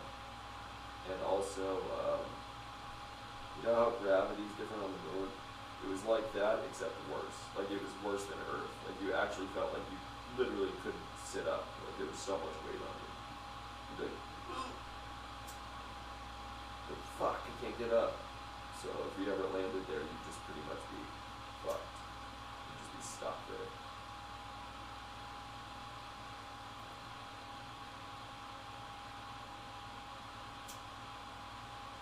I'd like to say there were planets with people on it, with life, but when we got there, they were all like annoying people, like, they were like, hey! They never said anything after you said hey, they just stared at you. You're like, oh, fuck. Or they were all lingerers, like they say hi and then they just stand around, like next to you. You're like, alright man, well, I guess we're gonna go look around and check out the rest of the planet. They're like, cool, very cool. Then they walk with you. You're like, God damn it. It's like part of their culture, you can't get away from them. They're just like, what? And you're like being nice because you just got there. You're like, so, you sure you got stuff to do? They're like, nope, nope, just hanging out. You're like, I mean, is there a problem? You're like, no, just you're busy. Why would you want to hang around with me? You can get going anytime.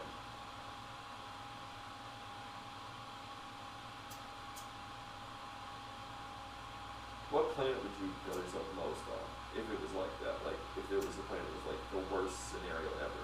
Mine would probably be planet full of like, if I landed there, spiders. If it was just like tarantulas, fucking, that was the only, like, species, only creature on that whole fucking planet, just tarantulas, and they were like laden with them, I'd be like, I can't. Ooh, tarantulas and hypodermic needles, and that'd be about it. And I'd be like, I would kill myself immediately when I got there.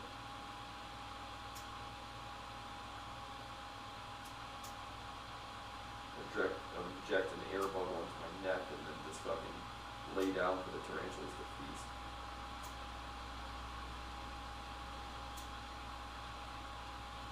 Fuck that. Or like a,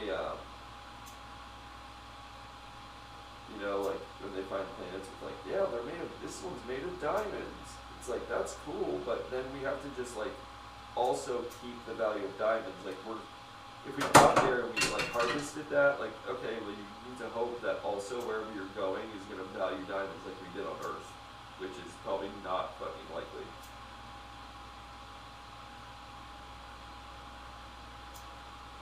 Or a whole planet made out of cocaine, like it was made like some chemical reaction happened in space and it created that.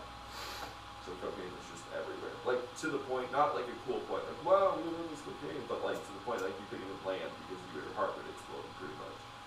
You'd be so high, you'd have to wear like a gas mask the whole time and you would literally like, because the air is cocaine, everything's just like fucking, even a dust up, like a small dust up would fucking kill you. Or make you stay up for like 3 weeks.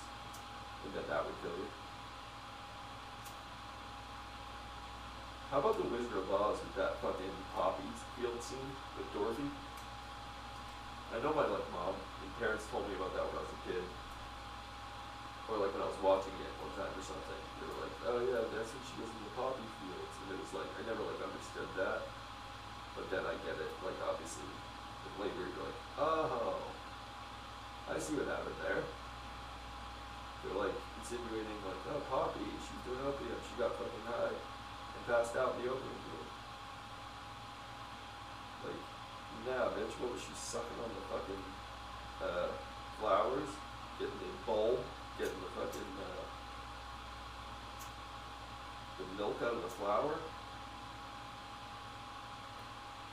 You can do that. People grow poppy, like the actual poppies, but it's a pain in the ass, and so like it's like not worth it. Yeah, if you want to get into fucking opiums, I guess, but like no. Also, it's not enough of that, and they take the bulbs and then they like scrape them. You open it up, it has to be like done perfectly right, and then you like scrape that like white like milk out that's inside of it, and that's how they like start making opium.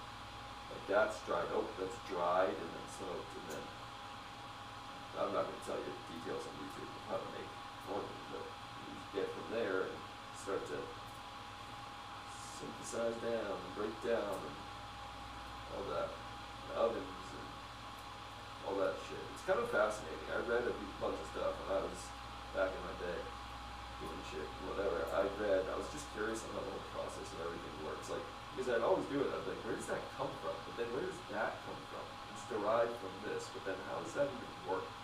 Like, that's kind of insane. And then I read on and I was like, oh, that's it. Okay. That's odd though. That's kind of a crazy process. You have to turn it into that, to then turn it into that, and then that's weird. Like you'd think you'd just skip that, or that one sucks, but it's all derived from that. It's weird. Very weird.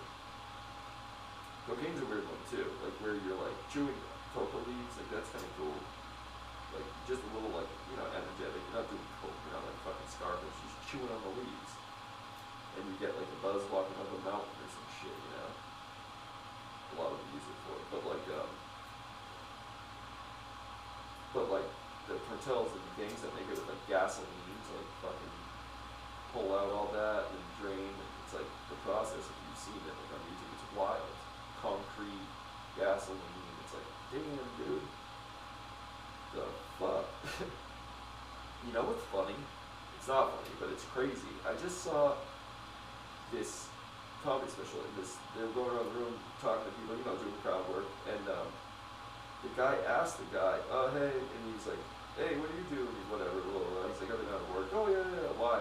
He's like, I have cancer. And he was like, oh, what kind of cancer, man, if you don't mind me asking? And he's like, yeah. And he told him it was a type of nasal, like, glioblastoma or something. And he said, from snorting coke for a ton of years. That's what he said. And he goes, oh, man. But now when I think about that, like, if you get gasoline all over your hand, I wonder if that had anything to do with it, like, the way it is made or cut. I wonder if you're getting trace amounts of that in your body over time as you do it. Or if he just did a ton of coke, cut up his nose, the cut was there, kept being there, cells divided, created it from that. Because that could obviously happen where a cut turns whatever, and it's a frequent open cut, and then the cells start to mutate or, like, changes the skin, it's very easily done. Or it could have nothing to do with it. He could have just been convinced because he did a lot of coke that that's what his nose fucking thing came from, when in reality it could have always just been there waiting dormant for an issue, and he just, kind of conflated the two. But I wonder, that would make sense though too though, like if he was doing a lot of cocaine, like depending on where he got it, like say like, whatever, cartel, they cut a lot of fucking gas and all that, like trace amounts of that. Think about this, you get gasoline on your hands, that is fucking, there's a serious cancer risk with that. That's a carcinogen. So like, gasoline, when you get it on your hands and shit, you're obviously not supposed to like, keep it there. It's not good for you to absorb into your skin. It's a carcinogen, it's very bad. So like, think about that. If he was doing a ton and it was always in his nose, and that had like trace amounts of gasoline, and the carcinogens were just fucking staying, especially in a mucous membrane or like a nasal passage like that, that's wet, that's always absorbing, because the nose absorbs so fucking well. That's why people do it. You know, only fucking seconds of the vein or the butt, right? But I can't imagine that could have actually, that almost makes sense. I just thought of that when I said that about gasoline. See, I could have been a doctor back in like 1300. It's just guessing. And if you thought like that well enough and you kind of detected, you're like, what if I know that's a carcinogen? Like that, you're a doctor. You didn't have to go to school. No one knew anything. So you just had an idea and you were like, hey, do you think it could be because you're eating all those fucking berries behind your house that nobody's sure if they're poison or not? And they're like, oh, thanks, doc, I'll stop. You're like, all right. You're a doctor. And sometimes you have to like amputate something, but no one really knows how to do that. So everyone expects that you might die. There's a possibility. So if you fuck up, it's whatever back then. You're like, he died. They're like, I knew it. You're like, just kidding. I actually saved this one. And that's surprising. Everyone's already ready for him to be dead. They're like, I knew he was going to die. You're like, yeah, I don't really know what I'm doing. I'm going to have Archibald over there try next time. Is he a doctor? It's like, we're all doctors. It's 1300. You are if you say you're one. If you never imagine that. I was talking about that. You know they didn't start using fucking anesthesia on babies until the 1960s? The 1960s. Let me repeat that. The 1960s for surgeries and stuff. Because the science and the doctors, they believed that babies didn't feel pain at that age. So babies were operated on before like 1960 something, early 60s, without anesthetic. Fucking nuts. You talk about childhood trauma, imagine those kids. Like, I guarantee you they have some form of fucking trauma. Early onset trauma, some fucking early trauma, like, that's insane. Sir, should we use anesthetic? No, you'll kill the kid.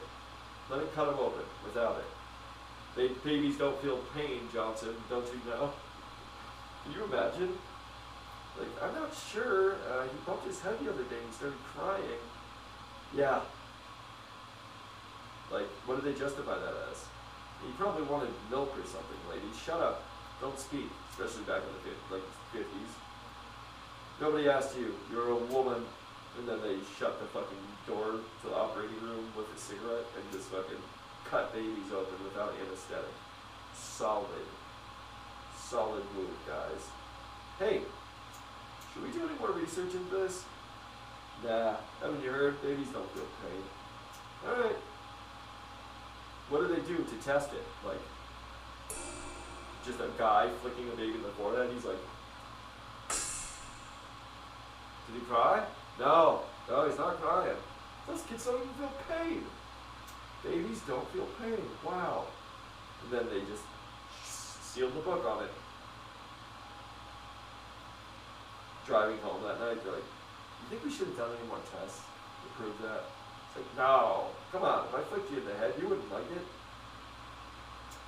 And then that's it. That's how they get to those conclusions, I feel like. No, seriously, I would really love to know how that was fucking, like, concluded on. That's fucking insane. To the 1960s. My mom was fucking born in 63. Like, a few years before that, if she would have to have surgery young, she would have been fucking under no anesthetic. No anesthesia. I mean, I guess that's just, you know what's so fucked up about that, though? That's like being like, dogs don't feel pain. They're like, what? Like, yeah, because he's never told you? Just because you can't speak, you dumb fuck. Like, well, I've never heard it say it hurt. It's like, oh, babies don't talk. Same thing with like a dog. I would literally be like doing that to a dog. Being like, I don't think it feels pain. It just makes sounds. It's not telling me it's hurt. Like, good logic. Just because babies can't speak, they assume they couldn't feel pain during like fucking surgery. So scary. I want to know how many babies were operated on before they fucking started doing that. That's like the people who wake up during surgery under anesthetic, but can't move their body or open their eyes. They're like paralyzed within their body, but they can feel everything. Those horror stories, bro, that shit terrifies me. I think about that stuff too often. Like, I'm like, oh my god, like, can you imagine the horror? You can't signal to anybody you're fucking like feeling everything. You're just there lying, eyes closed, your body's like paralyzed, you can't open your eyes, you can't do anything. The only, I've thought about this so many times, which is dark, but I've thought about it so many times. The only thing that, when I think about it, that might save you, possibly, and it might not even, they might just be like, oh, they might adjust something, is that maybe your pulse would skyrocket, and they would see it on the meter. Like, they would see it on the diagnostic stuff, like, maybe. I would imagine if you go into extreme pain and you're like into almost like shock type of pain because it's, you know, you're feeling a surgery or something happening without anesthetic, I would imagine your body would skyrocket, like adrenaline or you know, your heart rate would be flying up, or like, and maybe they know that from like times that have happened, so maybe like a smart doctor or something would be like, oh, whoa, something's going on. You know, and then maybe they figure it out, or maybe they would just adjust something and then keep going. But either way, at that point, if you're open wide up and you don't take the anesthesia, and they can't get you under, like you're under but you're not, maybe they just give you a little more anesthesia. I don't know, but that would be fucked up because at some point it's like, oh, he's feeling it. Stop. They're like, okay, yeah, I'll just stop. Let's keep him wide open. Like, what the fuck do you want me to do? I'd be like, pour Novocaine all over it. Like, I don't know, do anything, bitch. Use an oral one. Inject me. Like, use a local anesthetic. I don't give a fuck. I just don't want to be feeling you slicing into my body right now.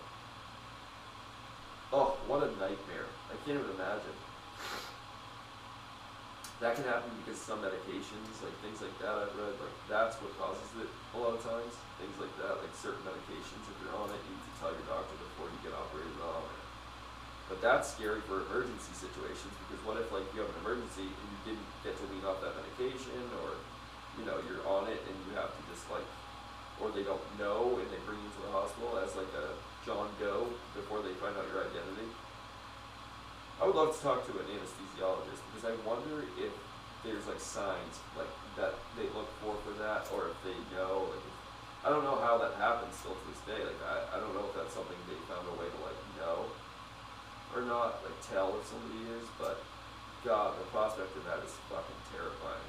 And how mad are you when you wake up if you're that person? Like when you actually get out of that fucking like anesthesia, like coma, and you wake up and you're like, hey, fuck face. I felt that the whole time. You couldn't tell.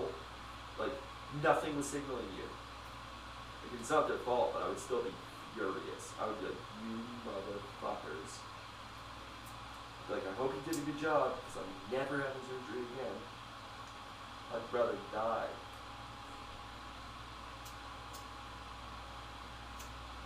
Dude, that's so intense. That freaks me out when I think about that. People actually go through that. Like, talk about a fucking horror show. Horror story. You ever see that movie Afterlife with Liam Neeson and Christina Ricci? Where he's like a fucking weird dude and he like injects her with like coma kind of drug, like makes her like paralyzed, and her heart rate so that like if she looks like she's dead to like a coroner or somebody, if they come check, no pulse, but she's alive, so she's in this like suspended state. So like basically he could bury you alive or embalm you. He's like a mortician, and he does that to people. It's scary.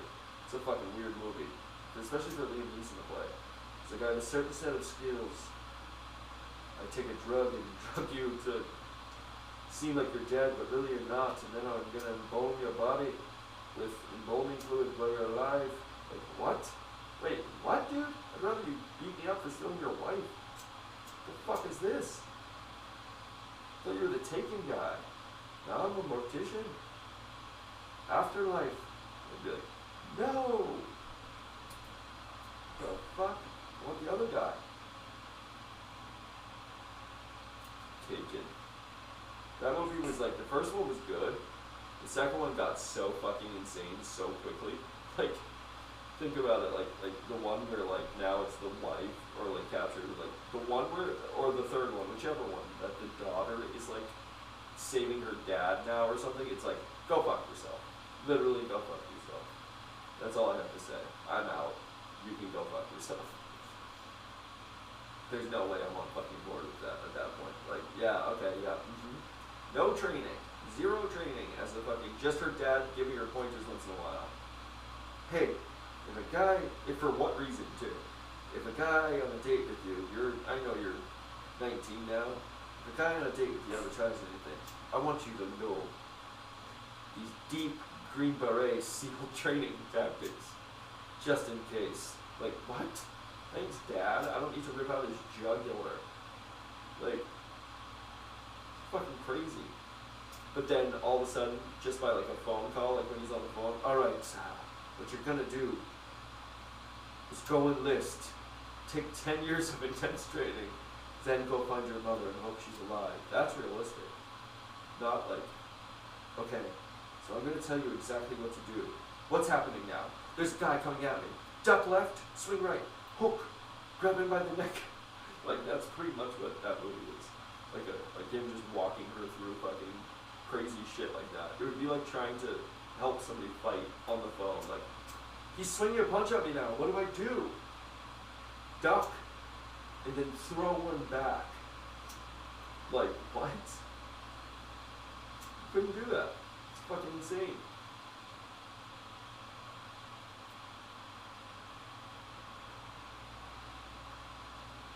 That movie, it's just like, when series get out of control like that, like, I've never seen any of the John Wicks, and I don't really care to. Even though jujitsu shit's in there and stuff, that's cool, like, that's fine, but, like, I don't care. Also, but I've heard they got a little ridiculous. Like, the first two he killed his, like, it was about his dog, like, that's fine. The first one was good, I heard, but then, like, by the end of the second one, it was still about the dog, which is like, okay, man, hey, Buster was gonna die in, like, 8 years. You know what I mean? Like, I don't know if it's worth killing, like, hundreds of men over it. Like, he was gonna die. You know, dogs only live so long, right? They, like, break it to him, but he's like, oh, really? He's like, yeah. He's like, oh, I shouldn't have killed all 30 of those guys then. Wow, I didn't know that. He was pretty old, too. They're like, yeah, I really only thought he had a couple of years left. Anyway. He's like, wow, if I had known that, I wouldn't have killed all those guys. Wild. Anyway, oh well. And then I don't know what the next one was about. Rogan was talking about it the other day, like breaking it down. He was saying how it got a little insane, how it got a little kind of out there. But what the fuck are you gonna do anymore anyway with movies like that? Like, they kind of have to, because I feel like nobody's really going to movies, and movies are just like, I mean, if you don't show me something fucking insane, like if the main character doesn't just shoot himself in the face randomly at the end of like the biggest scene where he's supposed to like avenge somebody or like win, I'm not like entertained anymore. Like, I want something that's so insane, like it makes no sense. You're like, why? And then you get no backstory and just credits. There's like no reason for it, just insanely to throw you off.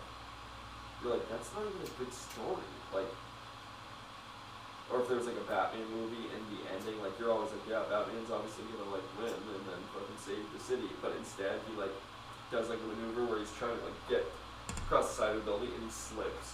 Like, Batman slipping doesn't happen, you know, he doesn't like make mistakes, he's not like clumsy in movies. But I would love to just see one where he's like, oh fuck, and then slips and dies, like actually dies though. Like, they show the funeral service, like Alfred's all fucked up and sad. Like, he's dead. He's dead because he made a mistake and fell. And even Joker is just like, I mean, now I don't know what to do. And he was always the guy who fought at the time. Like, I guess I can just go do crime now. And, yeah, this feels kind of gross to be happy about. I mean, I saw him. He was coming for me. He slipped his foot. It was his right foot. He didn't have grip. It was a, wow. Man, it's a tough one. And then he just like chooses life and good. Because he's like, I don't even really want to do crime anymore. It just kind of put life in perspective for me. Like, how quickly you're here and then you're gone. He just took a step. I think he was wearing Carhartts with some kind of fucking boot. Remind me not to get those, the grip's not good. And then he fell. And I remember him saying, "Oh fuck me," and then hit the ground. And you know, for a second I really thought that guy never dies. I've tried to kill him for years. I really thought he was gonna get up. It's 33 stories, and I really thought he was gonna get up. He didn't move at all. In fact, when he hit the ground, he didn't even look like himself. He was over there and on that street. Anyway. And then it's just him shaking his head and then credits. And you're like, your jaws just dropped in the movie theater. You're just like, wait. That can't be real. It's not a real thing. And then the credits roll and end. And it says in the credits, no, seriously, that's real. I'm fucking sick of these movies. And then they just kill it right there. You either gotta get so insanely fucking off-putting with that stuff, like, whoa, I never expected it, or just start doing insane shit. Like, put another series character in it. Like, put the dad from Family Matters as the dad from Family Matters in, like, a new movie about something totally nothing to do with that. Just do insane shit to make it interesting, yeah. Because then, imagine going to the movies, you never know what was going to pop up. You wouldn't know who or what is going to pop up, and not even pertaining to the movie. Like, think how more exciting that'd be. You'd be going to the movies like, dude, I hope fucking Ultimate Warrior's in this movie. They're like, it's a movie about ballroom dancing. Why would he be in this? You're like, I don't know. Let's see. You never know who could be in the movie. For any reason. It'd kind of be fun. Kind of be a fun surprise. Just like, be like, oh, who's that? Like, why is Stone Cold in this? And they're all playing like their own character, like Stone Cold.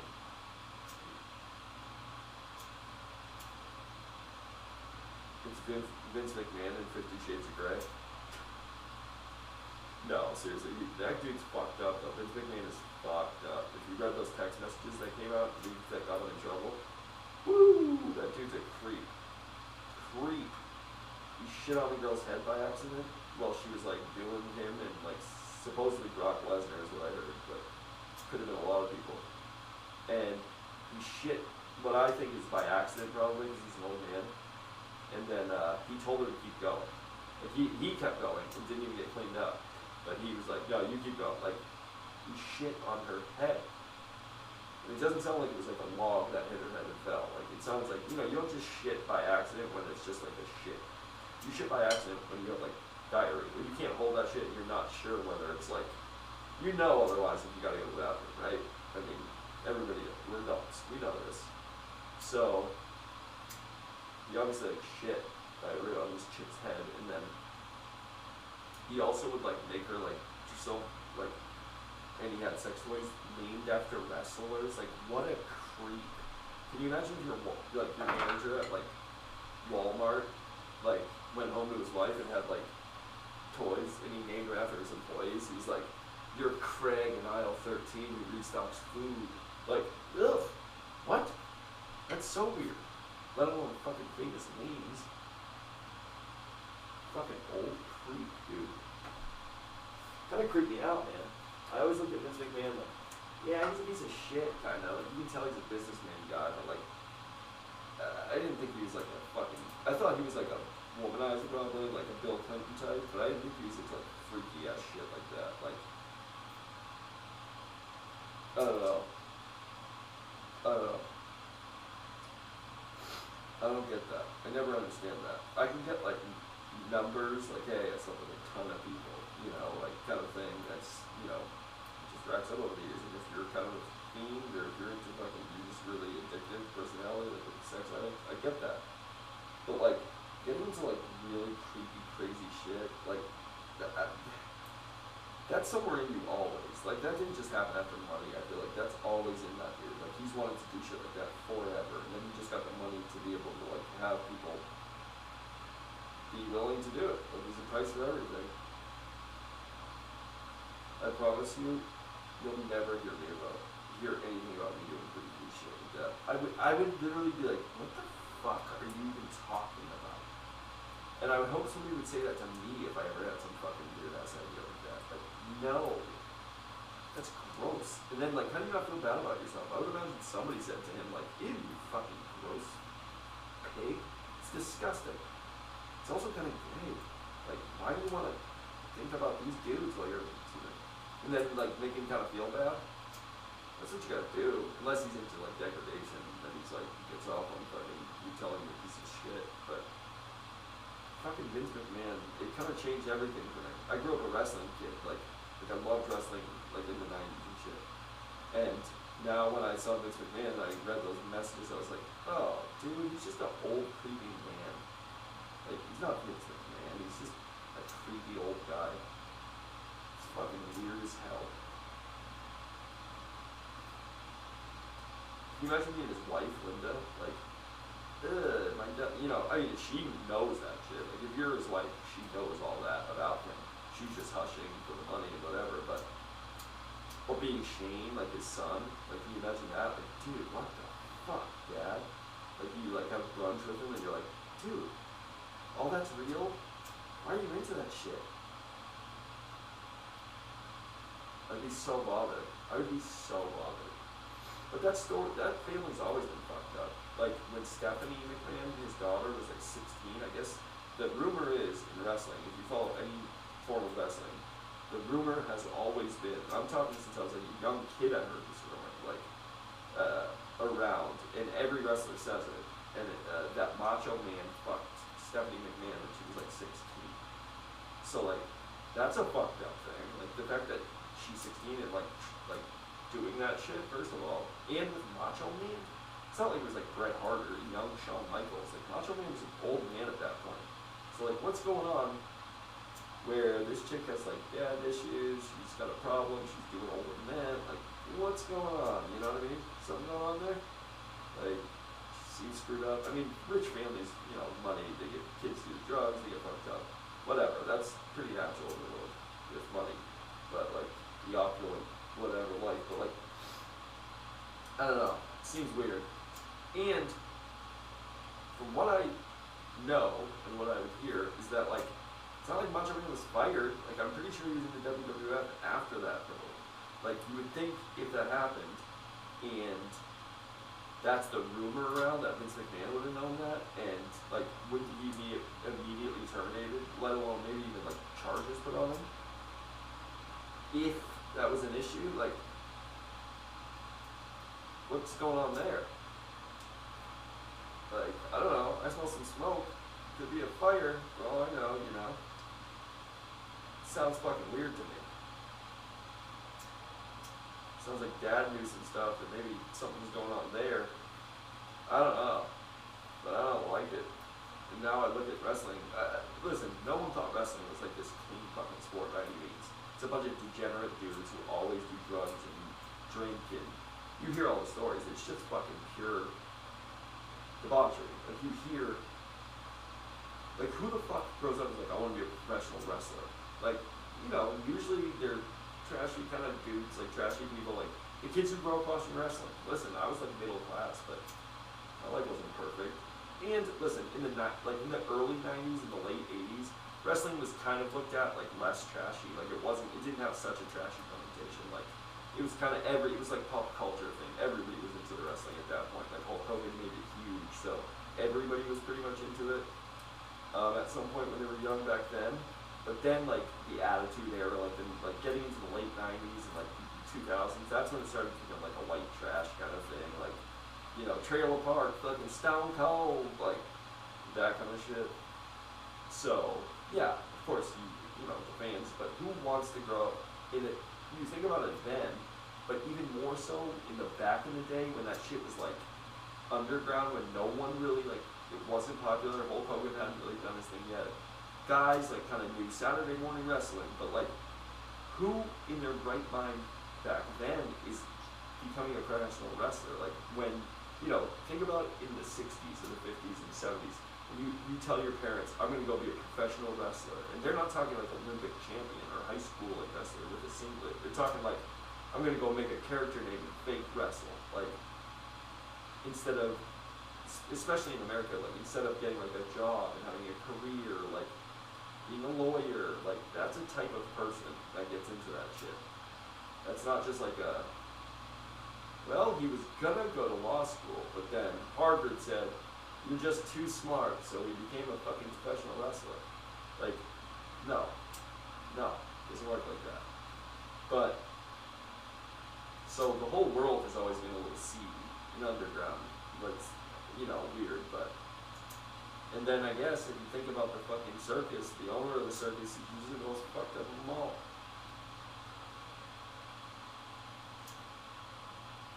Gross. And that dude almost bought the UFC. Or his son wanted to when it was first for sale, when Dana White and the Fertitas did back in the day for $2 million. He was pressuring his dad, like, let's buy the UFC. Come on. And his dad was like, hell no. Idiot.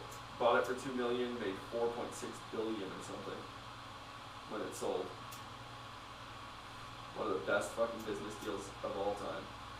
One of the best investments of all time.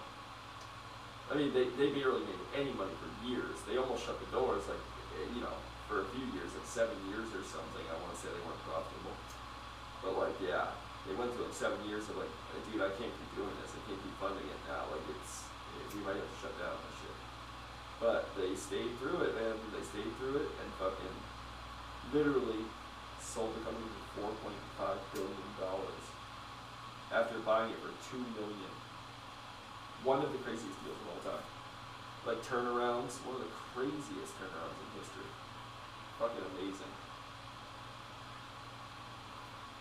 Like they said, when that happened, they were like, this business deal will be talked about in business classes. Like this deal will be talked about in business classes in college for years and years to come. Years and years to come. Like forever, because it's so fucking wild. They took a chance on something. So take your chance on something. I was going to do a fake commercial. Remember those commercials back then? So take your chance to vote. The March 29th. Rock America or some shit. Like, dude, hey, you know what I don't need? Rock stars to tell me to vote.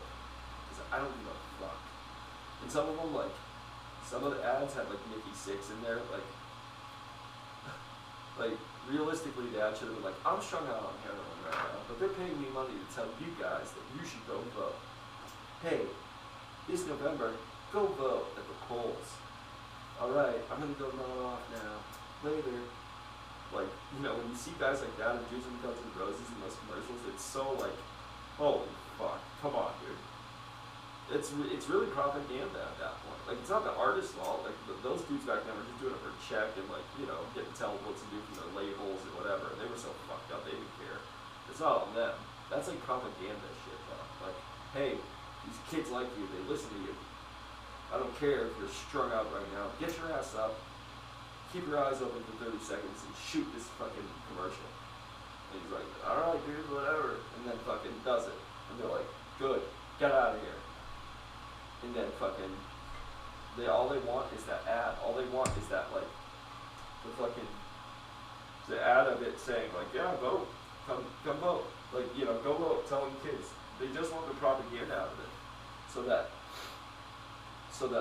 yeah, they just want the cool guy or the guy who's influential to the kids to say it, and then they're like, okay, get the fuck out of here. You lucky you didn't, whatever.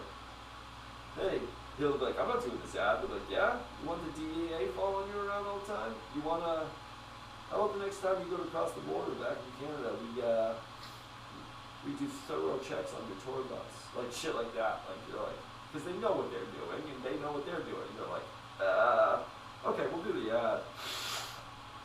Like, yeah, no, we'll do the ad. We never said we wouldn't do the ad.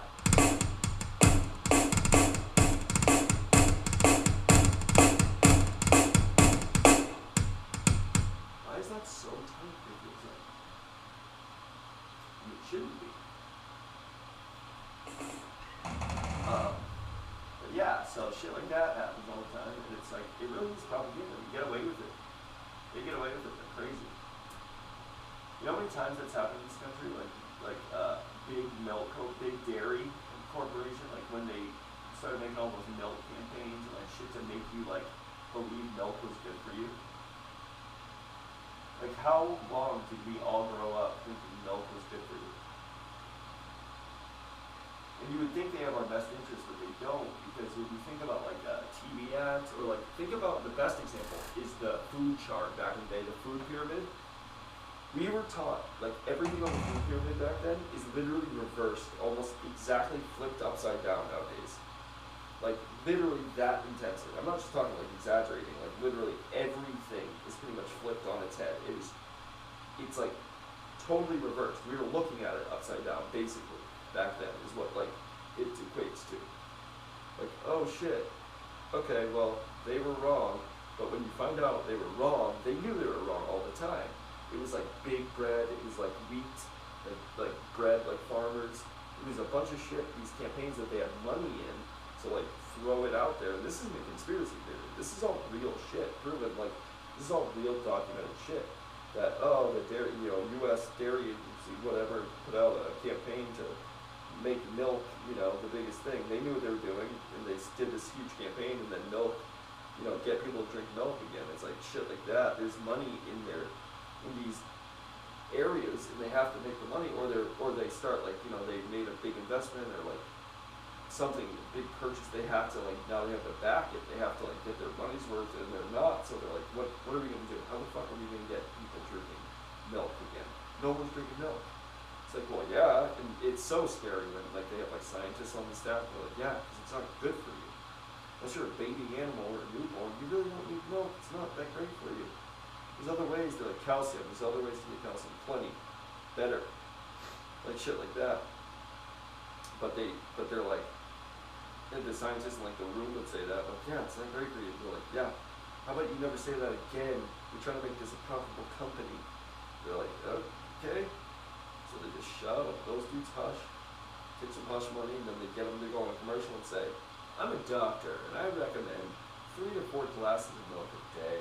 Do your body good. That used to be the ad fucking slogan. Do your body, does the body good. And then they get like Michael Jordan and all these people. Whenever I see too many commercials pushing things and like big stars, I'm like, that's the thing to stay away from, for sure. That's one of them. Not all of it, but that's definitely one of them. They'll tell you, like, in ways, Whatever, they're like, the new thing, CoQ10. Remember when that was on every fucking commercial? Yeah, vitamins are good, and a lot of doctors, like, mainstream shit doesn't even say, like, take vitamins. But when I started seeing it on, like, mainstream commercials and shit, I was like, maybe there's nothing wrong with it, but I don't like when they're starting to fucking believe in the thing that they were always like, you don't need them. You ask any a ton of, like, regular doctors, like primary care physicians, your primary care physician or something, you're like, hey, should I be supplementing with vitamins on the side? They'll be like, no, some of them are terrible for you. Have you seen all the reports of, like, tainted vitamins, and, like, you have plenty of vitamins in what you do? It's like, nah, I don't think so. It won't hurt. And I'm not saying that's for everybody, but most people are deficient in vitamins, and fucking, you can definitely take supplements. You definitely should. Like, I don't enough, but I'm starting to, and like, you definitely should, because most of us are absolutely vitamin D deficient. Like, we don't get enough sun, we don't get enough vitamin D, things like that. Those are all, I listen to a lot of scientists talk about how crucial that is for aging, telomeres, like all this stuff, like life, age length, life expectancy, all this kind of stuff. And they're not going to tell you. All the information's out there, but the big fucking corporations, they're not going to tell you, because they profit off you guys. They'll put the information's out there, but they're not going to tell you that it's out there or where to find it. It's just kind of like, it's like, oh, is this bad for me? And they just like, well, you're like, I asked something, is it bad for me? They're like, I don't know, you can probably find out. I don't have the answers. Sleeping or something. Like, so it's out there, but they're not going to tell you that. They know it, and they know whatever. But hey, if you don't listen to it, that's on you. The information's out there. We just quietly put it out, Nobody saw that study we had to release. That government made us release or something. Like, I don't know. I don't know how it got suppressed. I don't know how no one saw that. That's weird. Huh. Made a big deal. I called my cousin, told him about it. My wife, when I got home. I don't know how everyone didn't see it in America. Like, Huh. Well, it sounds legit. Sounds like you're telling the truth to me.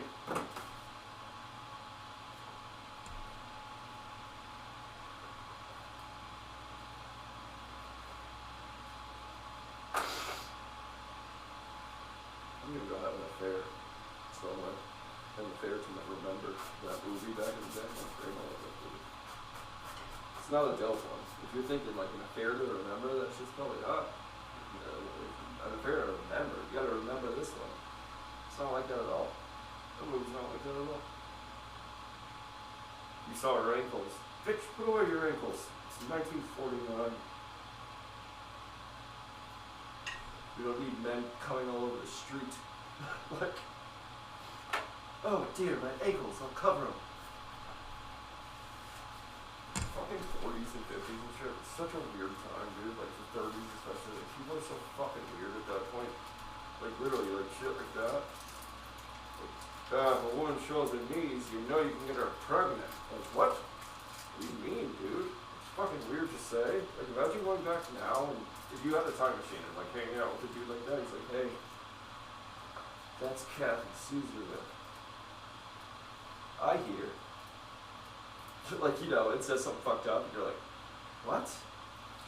Ew, dude, first of all, it's weird how you're talking about her, and second of all, no, it's not true. Also, who gives a fuck? I would just show them all like internet porn. I'd just be like, hey, I know you think that's cool, like you're really worried about the women now doing all this crazy shit that you think is crazy. Look at this. And they'd be like, oh, dear God, I need to, they'd probably burn out their eyes. They'd be like, I can't believe that. You know how many men would be like, they do that sort of thing? Be like, all the time, just not with you. Then you're like, he's like, oh. Or if you like, you know like how men are always pictured back then in like early movies in like the 40s, 50s, 60s, and they find like a, they'll be like in the, men were always like pictured to be like clueless back then. They have no idea what's going on, and nobody knew how to like fuck. All the men were just like, I don't ask my wife about that kind of stuff. So like they'll be like going through a room and they'll be like, find like a fucking bill or like if they have no idea what that is. It's so funny in movies like that. Like if you went back in time, you're like, hey, that's what that is. He's like, not my Barbara. She doesn't do that sort of thing. I'm all the man she needs. Like yeah. It's weird. You know when you go brush your teeth at night and wash your face and get ready for bed, maybe shave before bed? Yeah. Well, you know why she's asleep when you get back? She's DJing the whole set while you're in there.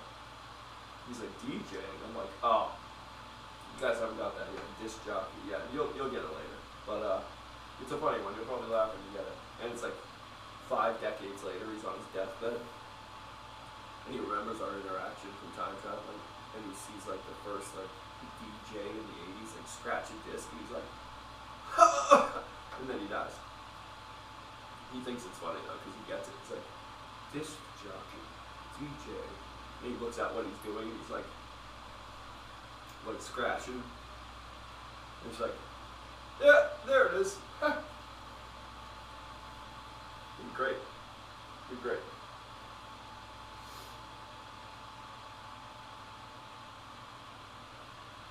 That is the funniest shit though, talking about that. And then also like, dude, honestly, if you're a DJ, you're like lucky.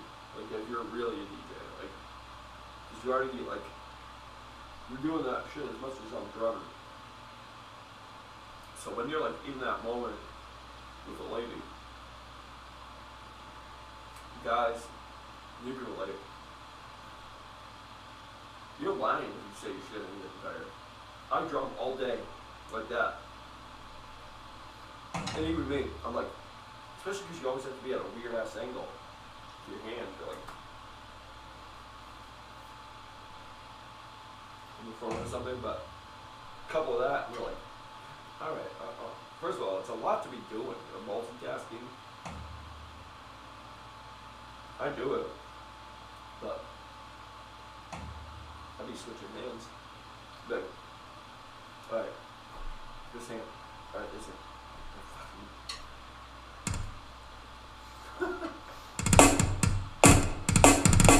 So funny.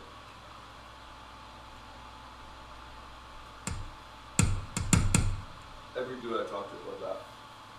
It's like, right? Ladies, the things guys bitch about, I'll straight up be like, oh dude, what kind of chick is she?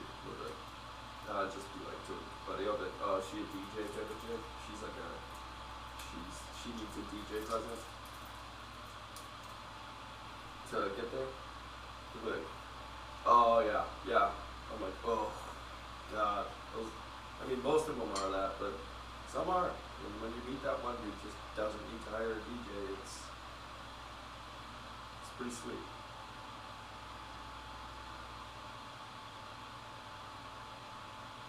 It's a lot less work on you.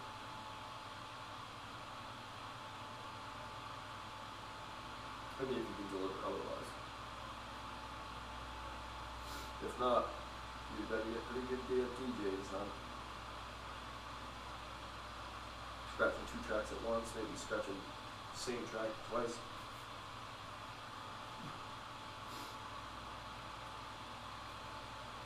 So crazy.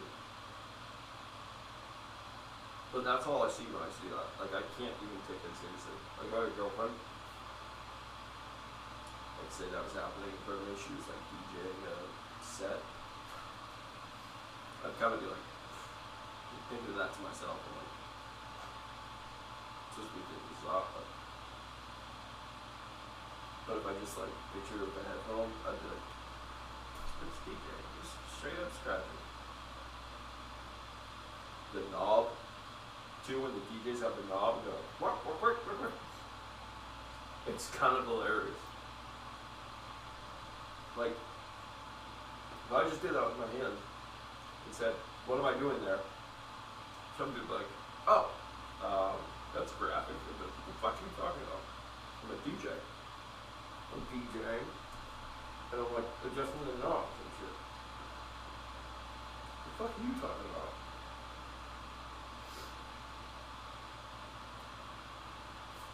Now, I know no one wants a fucking DJ. No one. But, ladies, DJs might be something to look for you. You may fucking like dating a DJ. Yeah, the music's gonna suck. And when he's in the car, he's gonna be playing it, then he's gonna turn it down for a second right before this guy. He's gonna come back in, and it's gonna be annoying as fuck. And you're gonna listen to a lot of music without lyrics, and it's just gonna be like, and some like random like singing like, and like you'll probably crash the car into a wall after like an hour of it. That's why I don't fuck with like raves or festivals like that. Like drugs are cool, that's sweet, but you know you can do that without having to be in front of shitty music and a bunch of fucking people tripping off their fucking mind.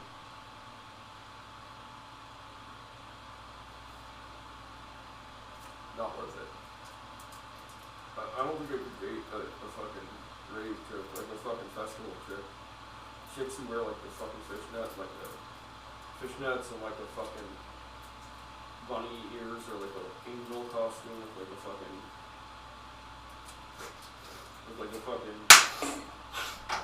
you know, bathing, some insanely small bathing suit, like not a bathing suit, just her underwear literally, and fucking some like crazy furry boots, high shit, like looking like she's fucking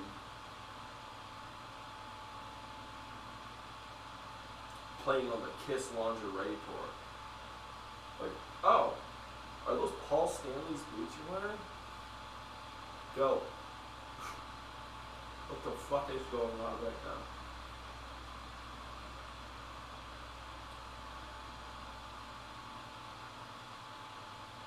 The only way to survive that as a dude is getting, either you're looking for chicks, But even then, it's getting fucked up. If you go there sober, for one, you're a sucker, and a fucking idiot. But if you do go to any of those sober, I feel so bad for you. Can you imagine going sober to one of those with like a chick you just met, thinking like, oh, I'm gonna get laid this weekend, but you don't drink or get fucked up or anything, and then the whole weekend you're just surrounded by her and her fucked up friends, and they're just on drugs and fucked up, and you're stone cold sober sitting at a festival like a 3-day weekend, like, what the fuck? And they don't sleep that night, they're just talking, and they're like fucking being crazy, and you're like, dude. But you hang in there for sure. I don't know. She'll calm down soon and maybe we'll like hang out. But she never does. And then at some point, the second night, the last night you're there, she's all fucked up and she talks to you for 2.5 hours straight. And you think it's all worth it because maybe something happens. And her eyes are massive and she's just like, oh yeah, he's so cool, he played this side of that. You're like, it's so cool, yeah. And she's like, anyway, thanks for listening to me. You're such a good friend, seriously. I'm so glad you came. When she leaves the tent. And you just take like one of the tent spikes and jam it into your neck like 4 times.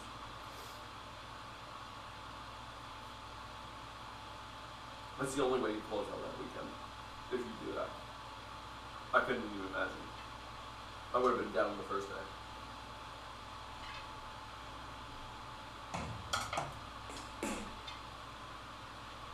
One time I almost went to one. I met this girl in Houston, and she was coming up to Columbus to go to a fucking festival. She's like, are you going to that? Because when I met her, I was like, yeah, oh, I love that shit. Yeah, I'm into that. I wasn't. She's like, wow, are you going to fucking, Alice Wonderland or something? It's in Columbus this weekend. And I'm like, I was actually, I'm supposed to go. She's like, oh my god, I can't believe that. I'm flying up to Ohio. I was like, wow. That's so wild. What is the fucking, what a coincidence. So she's like, seriously? You need to come. If you're not going, you need to come. I want to see you there. And I was like, oh, the only way is if I don't get any there. We ended up hooking up that day, but then she like hit me up. I was already done at that point. I was like, yeah, we both got what we wanted out of this. And then one day, randomly, like 2 weeks later, I'm sitting at home in Ohio. She's like, oh my god, I'm so sorry. I'm not going to be able to make it to electric fucking cartwheel or whatever the fuck the thing is called. And I was like, oh, bummer. Just kidding, I didn't answer at all. But, yeah, like, oh no, I wasn't going ever. Just to let you know, that was never happening in actuality. Maybe I would have been drunk enough to go, but that's the closest I ever came to going. Maybe I would have. If shit didn't happen that day, was me in there, like, we were gonna hang out together, I thought she was cool. I might, sometimes we're guys, we do dumb enough shit that we're like, you know what? I'm gonna go to that goddamn thing. She's cool, I like her, I wanna hang out, I wanna meet, I just wanna, I think this could go somewhere. So you buy like a $700 3-day ticket and go. And you made the biggest mistake as soon as you pull up and you see way too many people at once. And you're like, oh, well, that's already terrible. And then the rest of it is just like, you're just like, and the chair getting blown back. You're just like, oh, well, I like live music and I'm cool with whatever, but this is fucking stupid, insane, and it's all bad. Anybody who's like, I love this song, I'm like, this is not a song. This is a background to a Mortal Kombat level. This is like, this isn't a song. This is a fucking instrumental. All of it is. It's stupid. You don't like this song. That's also the thing. You like it right now because you're on a ton of drugs. Or you just like kind of like what it's like the feeling of it right now. If you don't like this song, You're not like that. It's like, you know what I've never heard in my life? Ever from anyone. Is somebody, if I'm like, what's your favorite song? They're like, oh, fucking Hindenburg 79. And you're like, what's that? They're like, oh my god, it's a sick track. It's just like, never. No one's ever said that. Because you know why? Because it's not a song. And it's not anyone's favorite. Those are like throwaway songs. That's the disposable camera of songs, of music. Like, you're just there and you're vibing with it there. No one fucking listens to that in the car. Like, it's literally just being on drugs and hanging out song music. Like, if you're listening to some fucking, like, insane electric soundtrack in your fucking car, what are you doing? Or if you're like, this is by far my favorite song, you've got to hear it. And it's just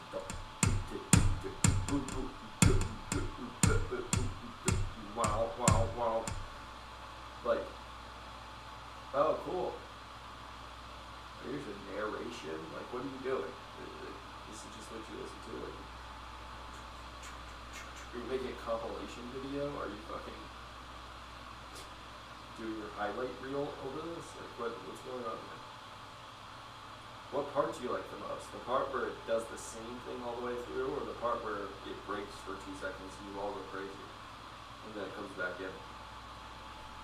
Which one? Because essentially it's only 2 parts of the song. The break and the rest of it. Useless. What do you teach is all. But I'd rather listen to animals being run over on the highway, a soundtrack of that, than that. And that would be terrible. You hear like a deer like, oh, I don't want that. But I'd probably rather listen to that than that. Because that fucking shit sucks. You know how you also know it sucks? There's no longtime fans. It's just a fad. It's just an age thing to go there and get fucked up. There's no like longtime fan. There's like a 6-year-old there who's not trying to be a fucking creep with young people. But because like I love this fucking album. I love this song so much. There for the artist, like, no, it's something you grow the fuck out of. Or you've not got into, just like because it's not music, it's an experience. You're going there for a weekend to like get fucked up, fuck around. Hopefully not catch an STD.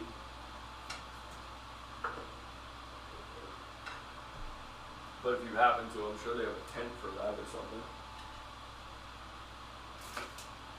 Hey everybody, make sure to hit the STD tent before you leave. Seriously, there's some bad shit going around.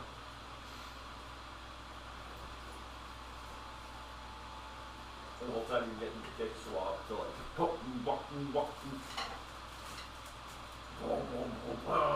like, so.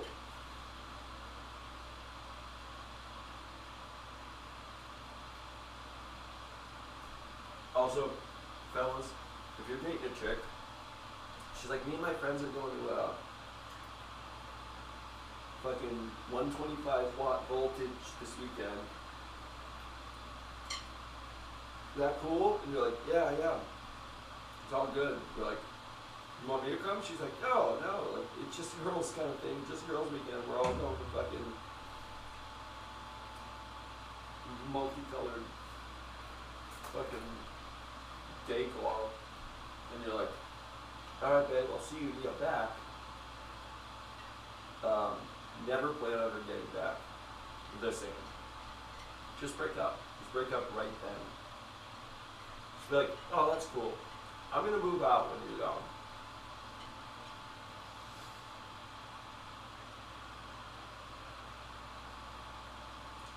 Because first of all, if your chick's one of those chicks, and she's always at those fucking festivals, unless you guys are like the couple that always go together or whatever, even then, that's sketchy. But if you are that couple that like always goes together, you're probably letting people fucking, you're probably in an open relationship as it is. So maybe you don't care, but If you're not, and that's just like not your thing, but you let your lady go, you should break up with her. This is a sign from the heavens, like I'm telling you. You should break up with her. Guarantee you, it has not always gone in a way that you would favor. These things are fucking little orgies. They're fucking crazy.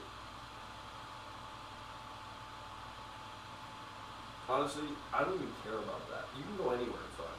I would be so annoyed. I can't even tell you how annoyed I would be with all these like stupid young fucking chicks bouncing around, all fucked up, talking their fucking weird, like their mouths, fucking acting so fucked up and dumb. I would make it maybe 20 minutes and be like, yeah, I need to leave immediately.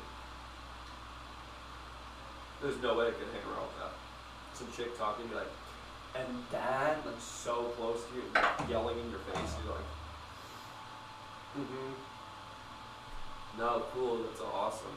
Hey, I'm gonna go kill myself in the porta potty. If I don't succeed, I'll see you later. Anyway. Like, there's no fucking way.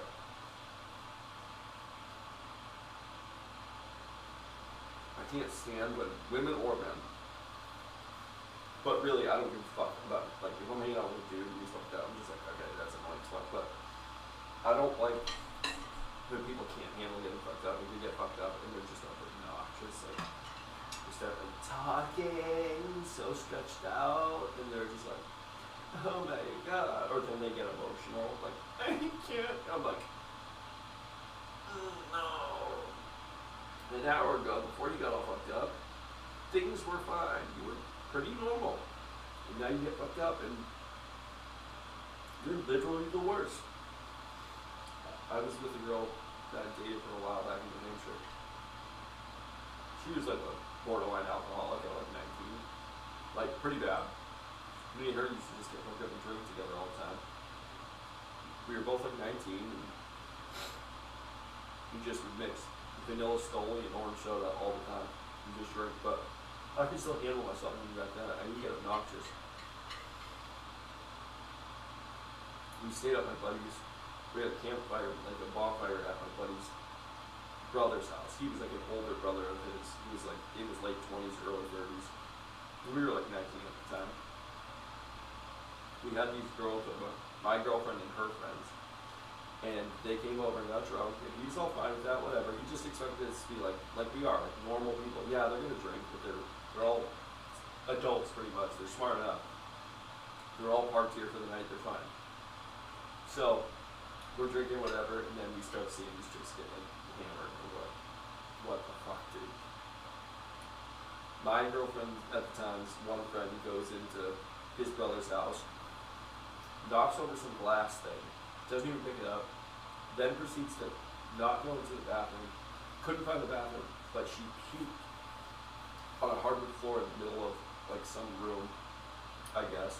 And then instead of like trying to be like, oh, I threw up and tell any of us, she just grabbed their carpet, like their big area rug, and like pulled it over it and just fucking pulled the rug over the puke and just left it. And then also kicked the glass underneath that.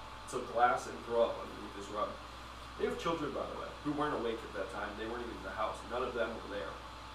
They came home the next day. And,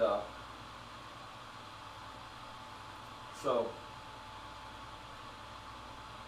before they left, though, the chicks were already drunk. And they were like, hey, we're taking off. Everyone's cool, right? No one's driving. And we're like, they're like 30-something, like they said. So, they're like my age now. And my girlfriend was so inappropriately drunk.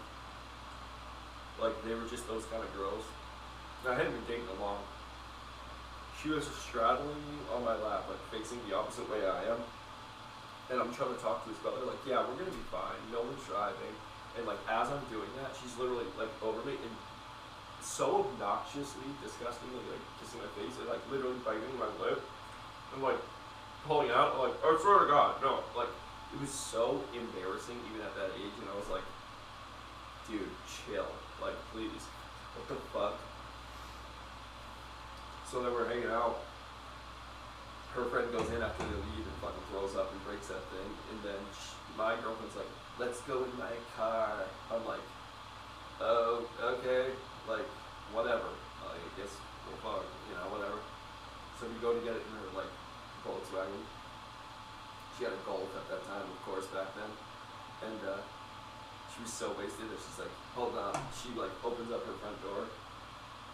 And she has it open, and then she's like, unlocks the door. She goes to, like, oh shit, we gotta get in the back. And then she shuts the door, and then goes to get the back seat, and it's like, she locked her fucking keys in the car. And I'm not joking how fast she started crying, and how badly she started crying. Like, it was like I shot her mom, dad, and like any other family member in the face in front of her. Like execution style. Like, you love them? Like, that's how bad she was crying. She was literally like, I cannot believe this. I locked the keys. And I was like, honestly, it's fine. Like, we can call AAA. I'm not worried about, like, look it up like you were. Like, I'm actually good. Not trying to do that at all. In fact, we'll get it figured out. It's really not a big deal. Call AAA. They'll come by, pop your door. They're gonna pop my door. I'm like, yeah. I mean, they're gonna like get in there and open it for you. That's all I meant. And then she's like, I can't even afford this. She has a AAA card. I'm like, Jesus Christ. And then I'm like, your parents pay for that, you idiot. And then also, she's like, I had my keys. And now they're there. Like, just saying obvious shit. And I was like, oh my god. I hate you so much. I can't even tell you. I can't even explain how much I hate you. It's unbelievable. Like, I wish you locked me in there, and then you were on the outside of the other side, and I was just like, I'll get him, and then pretended like, I can't reach him. She would have probably bought that night, like at that point. So annoying. She annoyed me the rest of the night, and then like, I couldn't even feel bad. Like, she's crying for the dumbest thing. I was trying to tell her why it was fine, and I was like, I have zero patience for this, like zero. And so after that, like, the AAA guy comes, and she can't deal with him obviously because she's 19 at the time, and stupid as fuck and drunk. And he's probably so annoyed, and I'm not even trying to help at that point. I'm like, I don't even care about this. So after that, she's like, are you like mad at me? I was like, no, I'm not mad at you. I just hate you like so much. Like, like,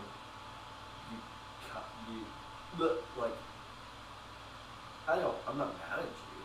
I just like despise you a ton. I won't say that out loud, but like, I hated her so much at that point. I was like, oh, we're definitely breaking up soon. For sure. Or I'm gonna do something fuck it up, and hopefully you'll break up with me. Like, 19-year-old mentality, obviously, but it's fucking terrible, dude. Like, drunk people in general, I won't even say women. Women are a little emotional, that's why typically, when they're drunk like that.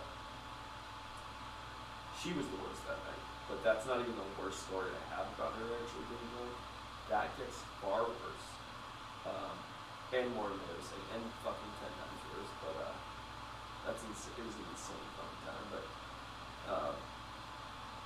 men who get fucked up like that, and they just like talking like I had to fight my friend once because he was so wasted and being a piece of shit, and then once I ended up hitting him, and in the exact same manner, that exact same tone, he's like, how could you hit your best friend, dude?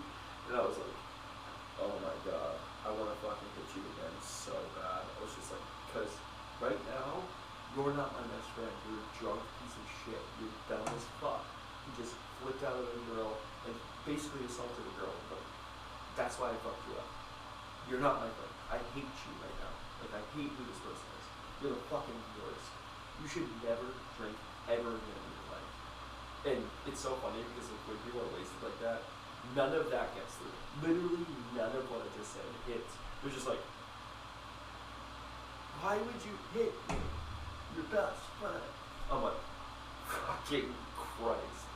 None of what I just said got through. Like, how much I hate you, how you should never drink in your life. None of that is even considered. They're just waiting for their opportunity to once again be like, you hit me. I really was. 15 years, you hit me. Like, they're so shocked by that. I'm like, well, if you wait 10 more minutes and keep doing this, you're gonna be super shocked by the next time. Like, I can't stand it. I cannot fucking stand it. It's the worst thing probably ever. Like, when people are that fucked up or drunk. Alcohol's a weird one. That's what it does to people. Listen, I've been around people in federal, don't, like, at least they just know to fuck off and shut up. It's like, you know, they'll be lying about something like, dude, I have so much money in the bank. You know my brother, he knows Drake. Then they'll be nodded out. Like, you're like, yo, your brother doesn't know Drake, and you're a fucking loser. But they're nodded out. You're like, cool. And you're a loser too, because you're doing it as well, but whatever. Coke, people just talk a lot, but you're also talking a lot, so you're like, I hate this guy so much, but I'm still talking to him because I need to talk to somebody. It's awesome.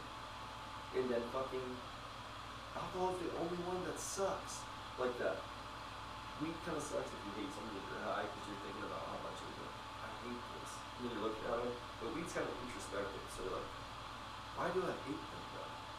Maybe they're not bad. And then you're like, nah, I fucking hate these dudes. And then you kind of laugh about it to yourself, but like, alcohol's the worst one. Alcohol is just the worst one. It brings the worst out of people. I mean, maybe like PCP would be worse. Like if someone started driving and kicking and like freaking the fuck out and like you couldn't do anything to calm down, maybe that would be worse. But like, I don't know. Alcohol's pretty fucking bad. I mean, I've seen pretty much like everyone in my life at one point that fucked up that I'm like, oh, I hate my own family members like so much. Like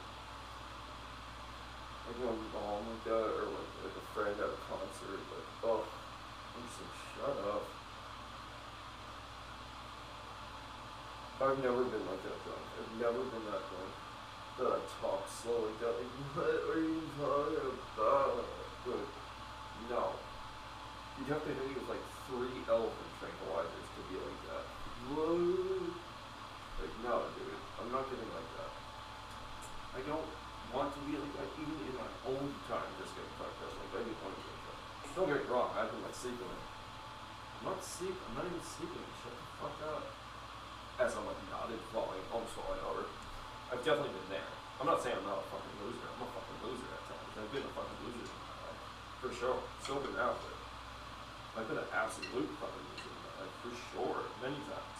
And in losery positions where I've been like, nodded the fuck out, cooking, or like an empty fucking, like water evaporated. I was standing there so long, trying to boil water for like pasta, and it evaporated, and the flame's still on it, like the smoke alarm going off, and I'm like, I'm just cooking pasta. The fuck? What are you talking about? They're like, there's nothing in the bowl. I'm like, in the pan. I'm like, because I just started. Fucking smoke alarms are defective. As I'm still falling asleep. That kind of shit's definitely good. Or like washing one dish for like an hour and a half and leaving water on. Someone's like, are you coming in? Are you coming into the room? Are you done? I'm like, I'm washing the dishes. There was literally one on the side, but like I'm on the same bowl because my hands are just sitting in the water. And I'm like, slumped over. Been there, yeah. Taking 4 or 5 hour showers. Not actually ever gotten into the shower, just passed out on the floor in front of the shower. Those kind of things, for sure. Definitely been a loser. Not negating that. But I don't get like emotional like that, like on fucking when people get drunk like that, and I don't start just like, it's the best, right? Repeating, because I'm too aware of that. Like I know that. I've seen it so many times in my life, and I hate it. I'm like, oh, it's the most annoying thing to me. Maybe other people find other things annoying, but that one is like top of the fucking list. If you tell me something more than like 3 times within an hour, I'm either gonna swear that you have fucking dementia, or I'm gonna hate you for a long time. If you're like, hey, I fucking love this band. I'm like, right? They're pretty good. Then I kind of look away, hoping you'll stop talking to me. No, we're standing. And you're like, dude, I fucking love this band, bro. Huh? And I'm like, yeah.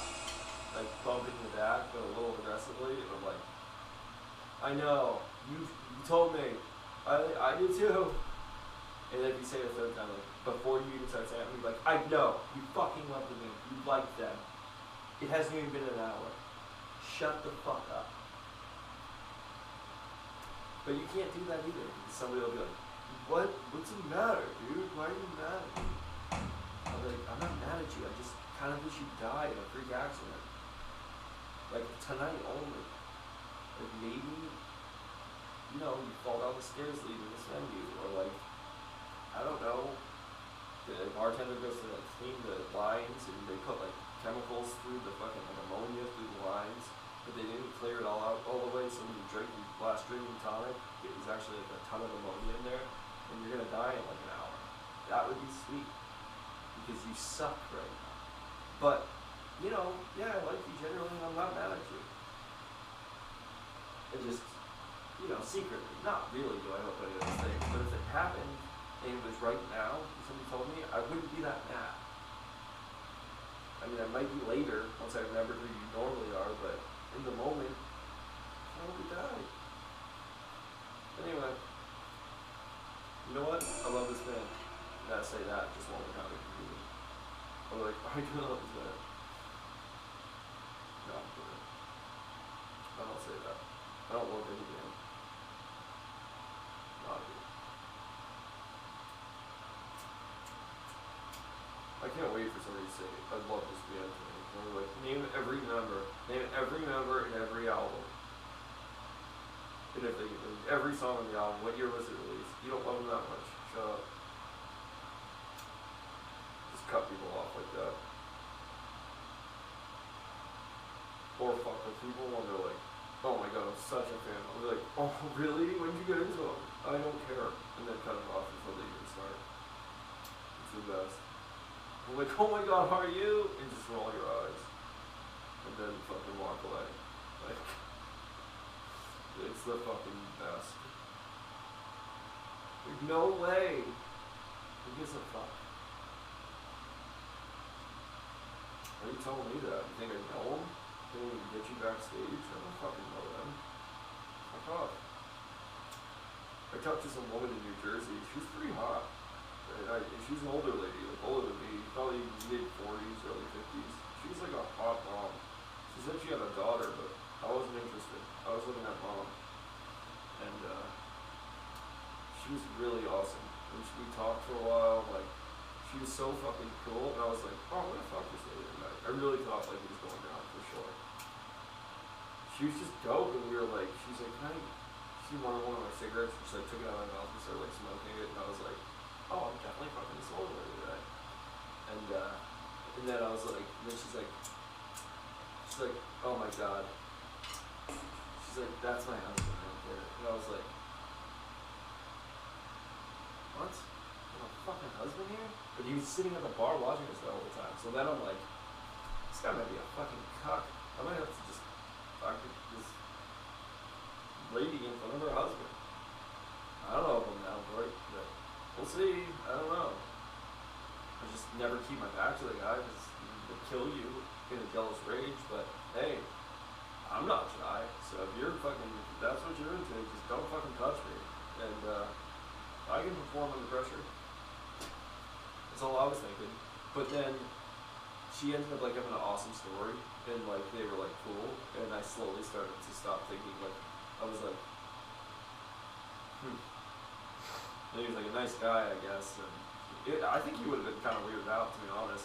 It might have been a cuck situation because, like, she was all over me, and like I was a lot younger than him. And he wasn't like a super great looking guy, and he kept like looking at me, like he looked over, but he didn't seem like angry. So it was like I was kind of like, this is a little weird.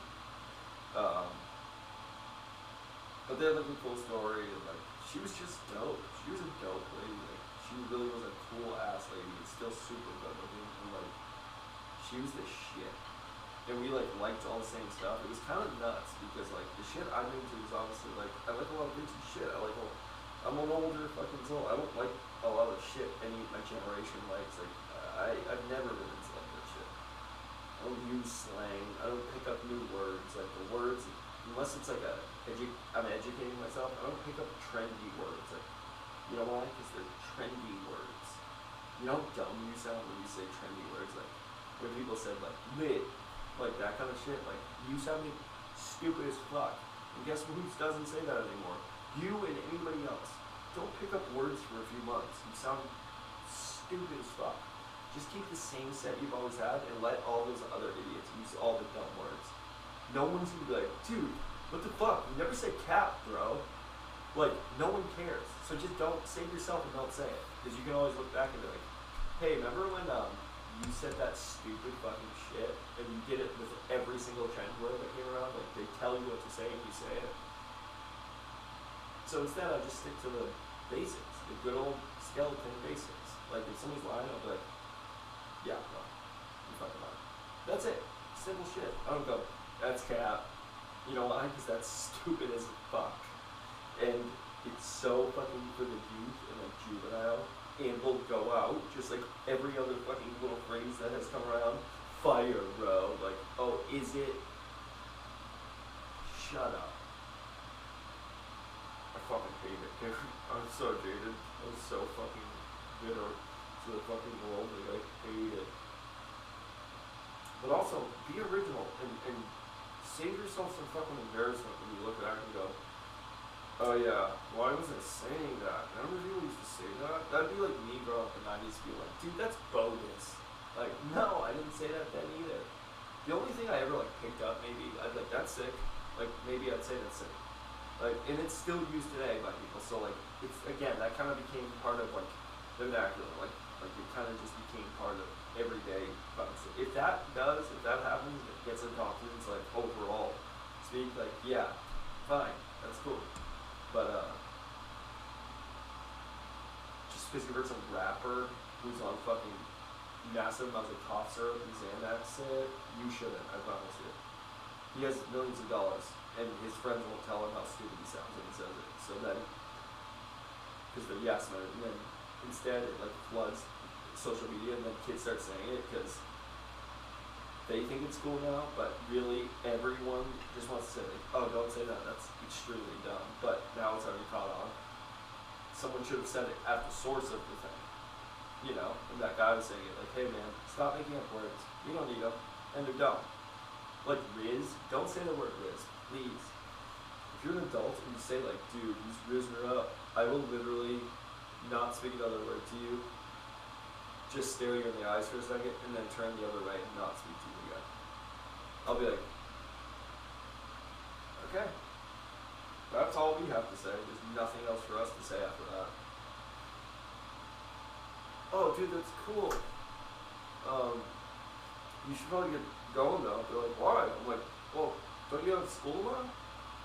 High school, big day or something? No, dude, I'm fucking 28. Oh, that's weird, because you said Riz a second ago, so I thought you were in fucking high school. Anyway, you should get going.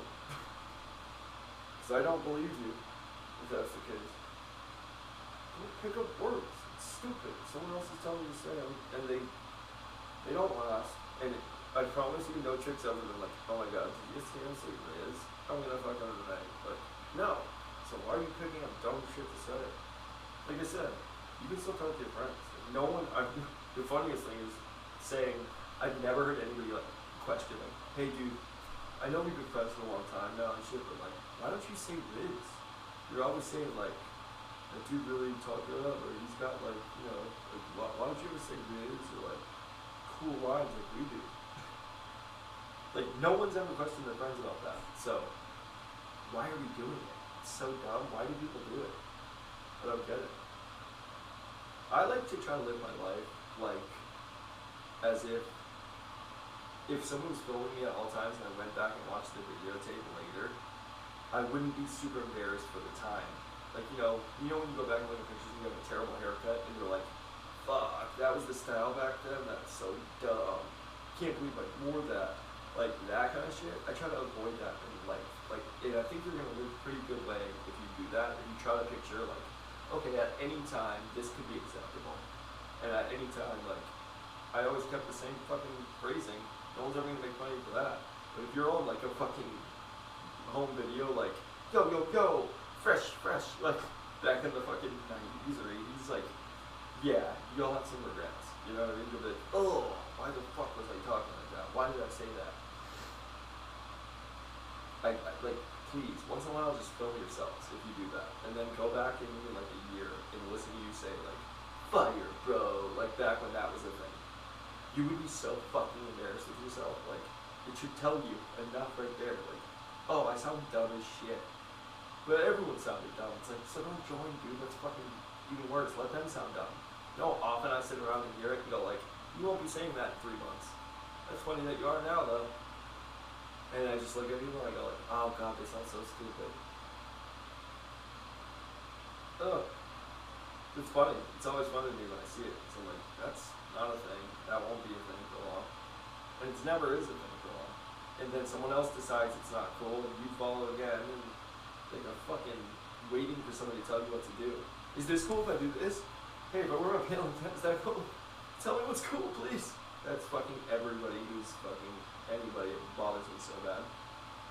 Like, who gives a fuck what some little bitch fucking dude on TikTok tells you is fucking cool? Or anybody. You could probably fuck that dude up. And he's fucking lame as shit. All those people. They're out of touch people who like literally couldn't hold a conversation because they don't. He also has ADD really bad, so I can't like hold a conversation or like, you know, I have real time social anxiety. Like, fuck off, because you sit and you're on your phone making TikToks all fucking day. Like a cunt. I really, I'm starting to get into my bitter fucking disgusted with the world old man state already. So either I'm around death's door, like I'm right in death's door because my life expectancy is on to here, or I'm just really realizing how much I hate the world and everybody who fucking follows suit with it. It just bothers me. The lack of creativity, the lack of fucking individuality, the lack of like, the absolute lack of foresight terrifies me and bothers me. To be like, oh, I've seen this pattern before. Chances are this isn't going to be a thing either, so I'm not going to start doing that. Like, nobody. Just totally in the moment with it, like, I'll do whatever, this is cool, so then you do it and you fucking, God, it's the worst. Don't be that person. If you're changing yourself like every like, couple months, like, and I'm not talking like changing for the better, I'm talking like you're just altering who you are and you become a different thing all the time because that's what's happening or that's what it's telling you to do. You have like real issues. You have like, you gotta figure yourself out. And a lot of people, it'll never happen or it'll take forever for it to happen because they've never actually tried to figure them out. They're just waiting for people to tell them like what they should be. So they're like, okay, well, weird. And then that's always the dude or chick who like gets broken up with them, like, oh, just, like, figure yourself out. And they're like, okay, how, and what would that entail? You're like, I don't know, bitch, go figure it out. Like, go fucking talk to somebody or something, you idiot. Want me to tell you that too? Think for yourself, like, dumbass. I'm gonna die alone. Oh yeah, I'm gonna die alone. Pretty convinced. Unless I find another one who just fucking hates everything. That could happen.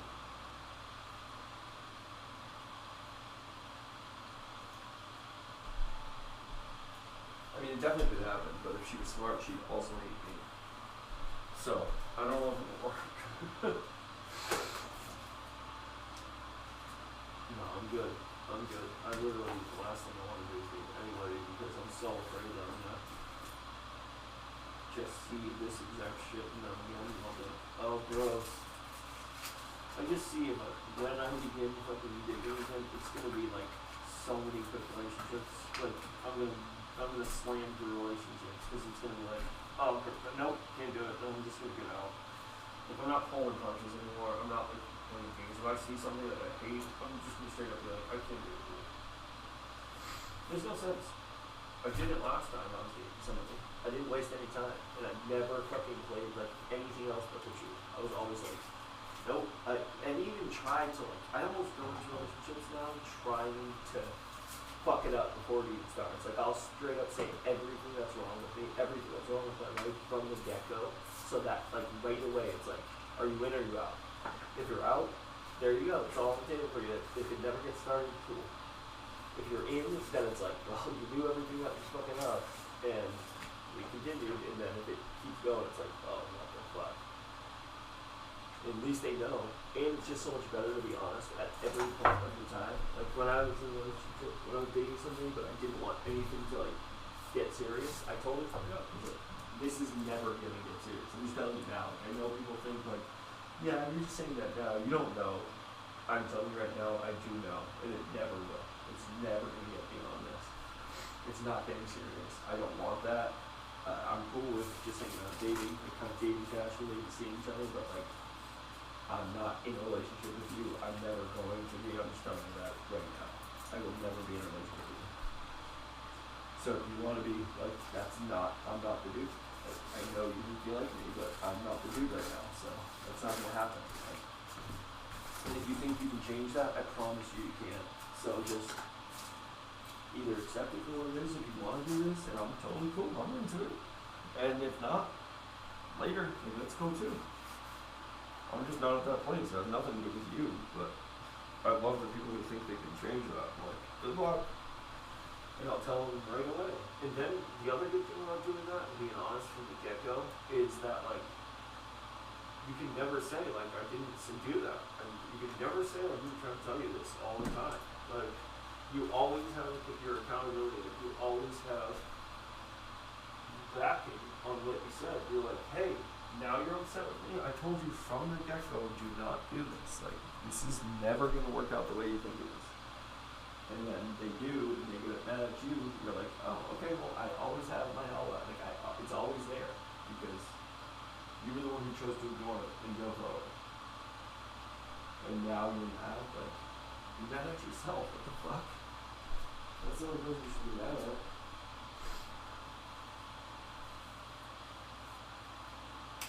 I'm mad at myself right now because I bought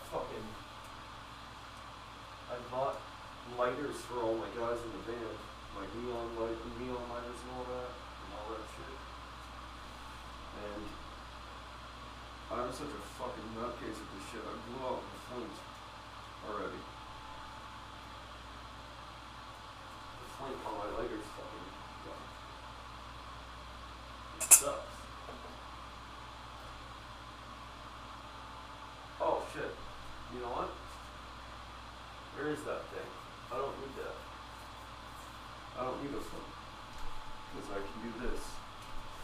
If I can find it. There it is. Oh, hell yeah, bitch. This is fucking when you're a genius. When you're borderline genius, this is the kind of shit that happens. Not a genius, more of a hoarder that keeps like little things that they may never need, but sometimes it comes super handy that they have. Electricity. So you basically take the thing that makes electric lighters work, and they don't have the fucking thing. And they don't have the wheel. You take that, and you basically make an electric lighter. Because, you know, so if you go into like an electric lighter, and you take out the thing that is that is this thing, it's the button you push down and then the spark comes out of this electricity, you will shock yourself if you push down on this. Not bad, but you'll get like a, little, so if you do this, it's like almost like a tase. You feel it through like your body. Like, oh, it makes you drop it right away for sure.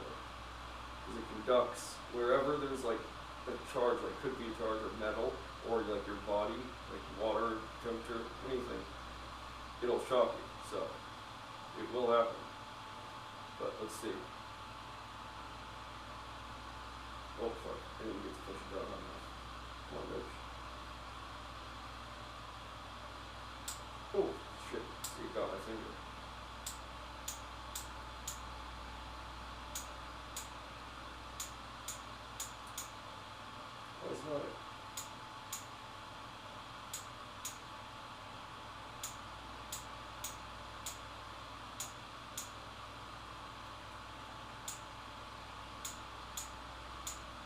See, it should be going right to that. It's weird. Let's see something here.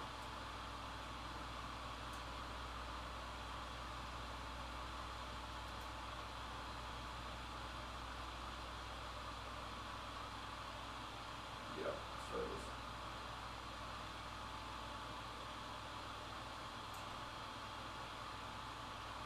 I just hate when my finger gets stuck. It's annoying. Oh, there we go. Hold on.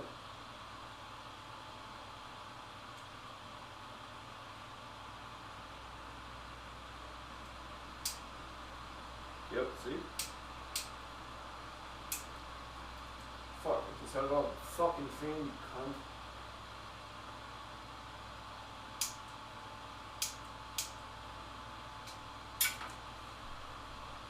Smart, you fucking beef nut.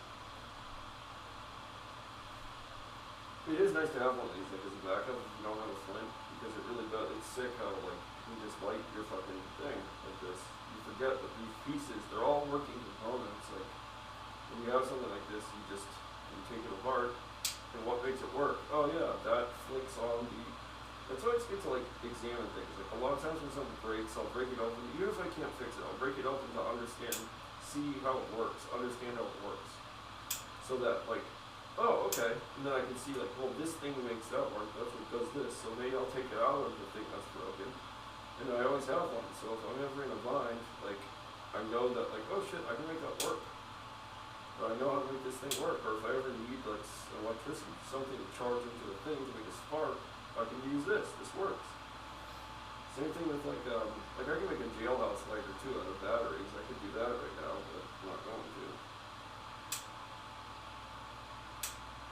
No, I've never been to jail. Well, I think I've been arrested before, but never to prison or jail. But I do know how to do that because I like to read. I like to read a lot of articles and shit. I like to also like read and look up things, and I'm interested in a lot of stuff. So if I find out something, I'm like, oh, that's kind of creative. That's cool. I want to know how to do that.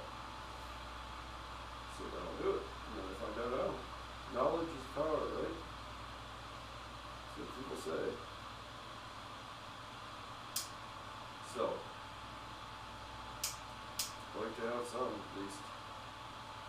I don't give a fuck with the power that much, but I like to have some knowledge. Well, less like I like to, less I like to have knowledge, more I like things that I care about. I just like to like things that I care about and that I find interesting. How the fuck did I get the flame going? Like this, instead of being bothered by this and being like, why the fuck can't I get it to light? I'm interested in what's making it not light. Like I'm like, what is making it not light right now? Like, what can I do that guarantees it will light? Like, how did I get it to light that time? That's what I'm curious about.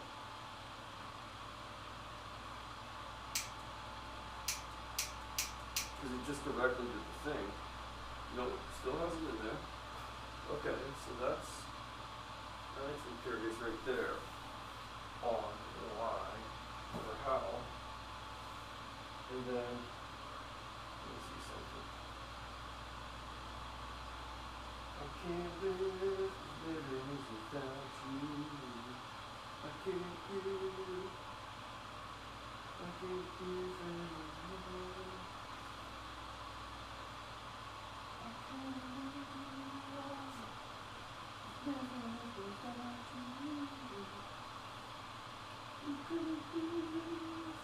Alright, let's get this bitch lit. Let's figure out why the fuck it's not working. Am I right?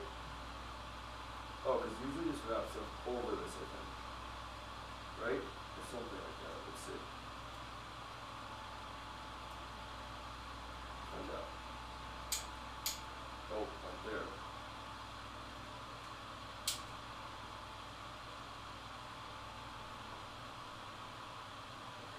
See why that's important. Figure shit out.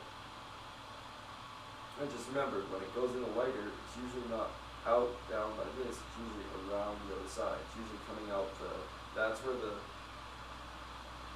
click for that is, underneath that, and this comes out like usually along the edge, so. It's important. Try stuff, experiment. Drop acid. Find the universe. Figure out how it works.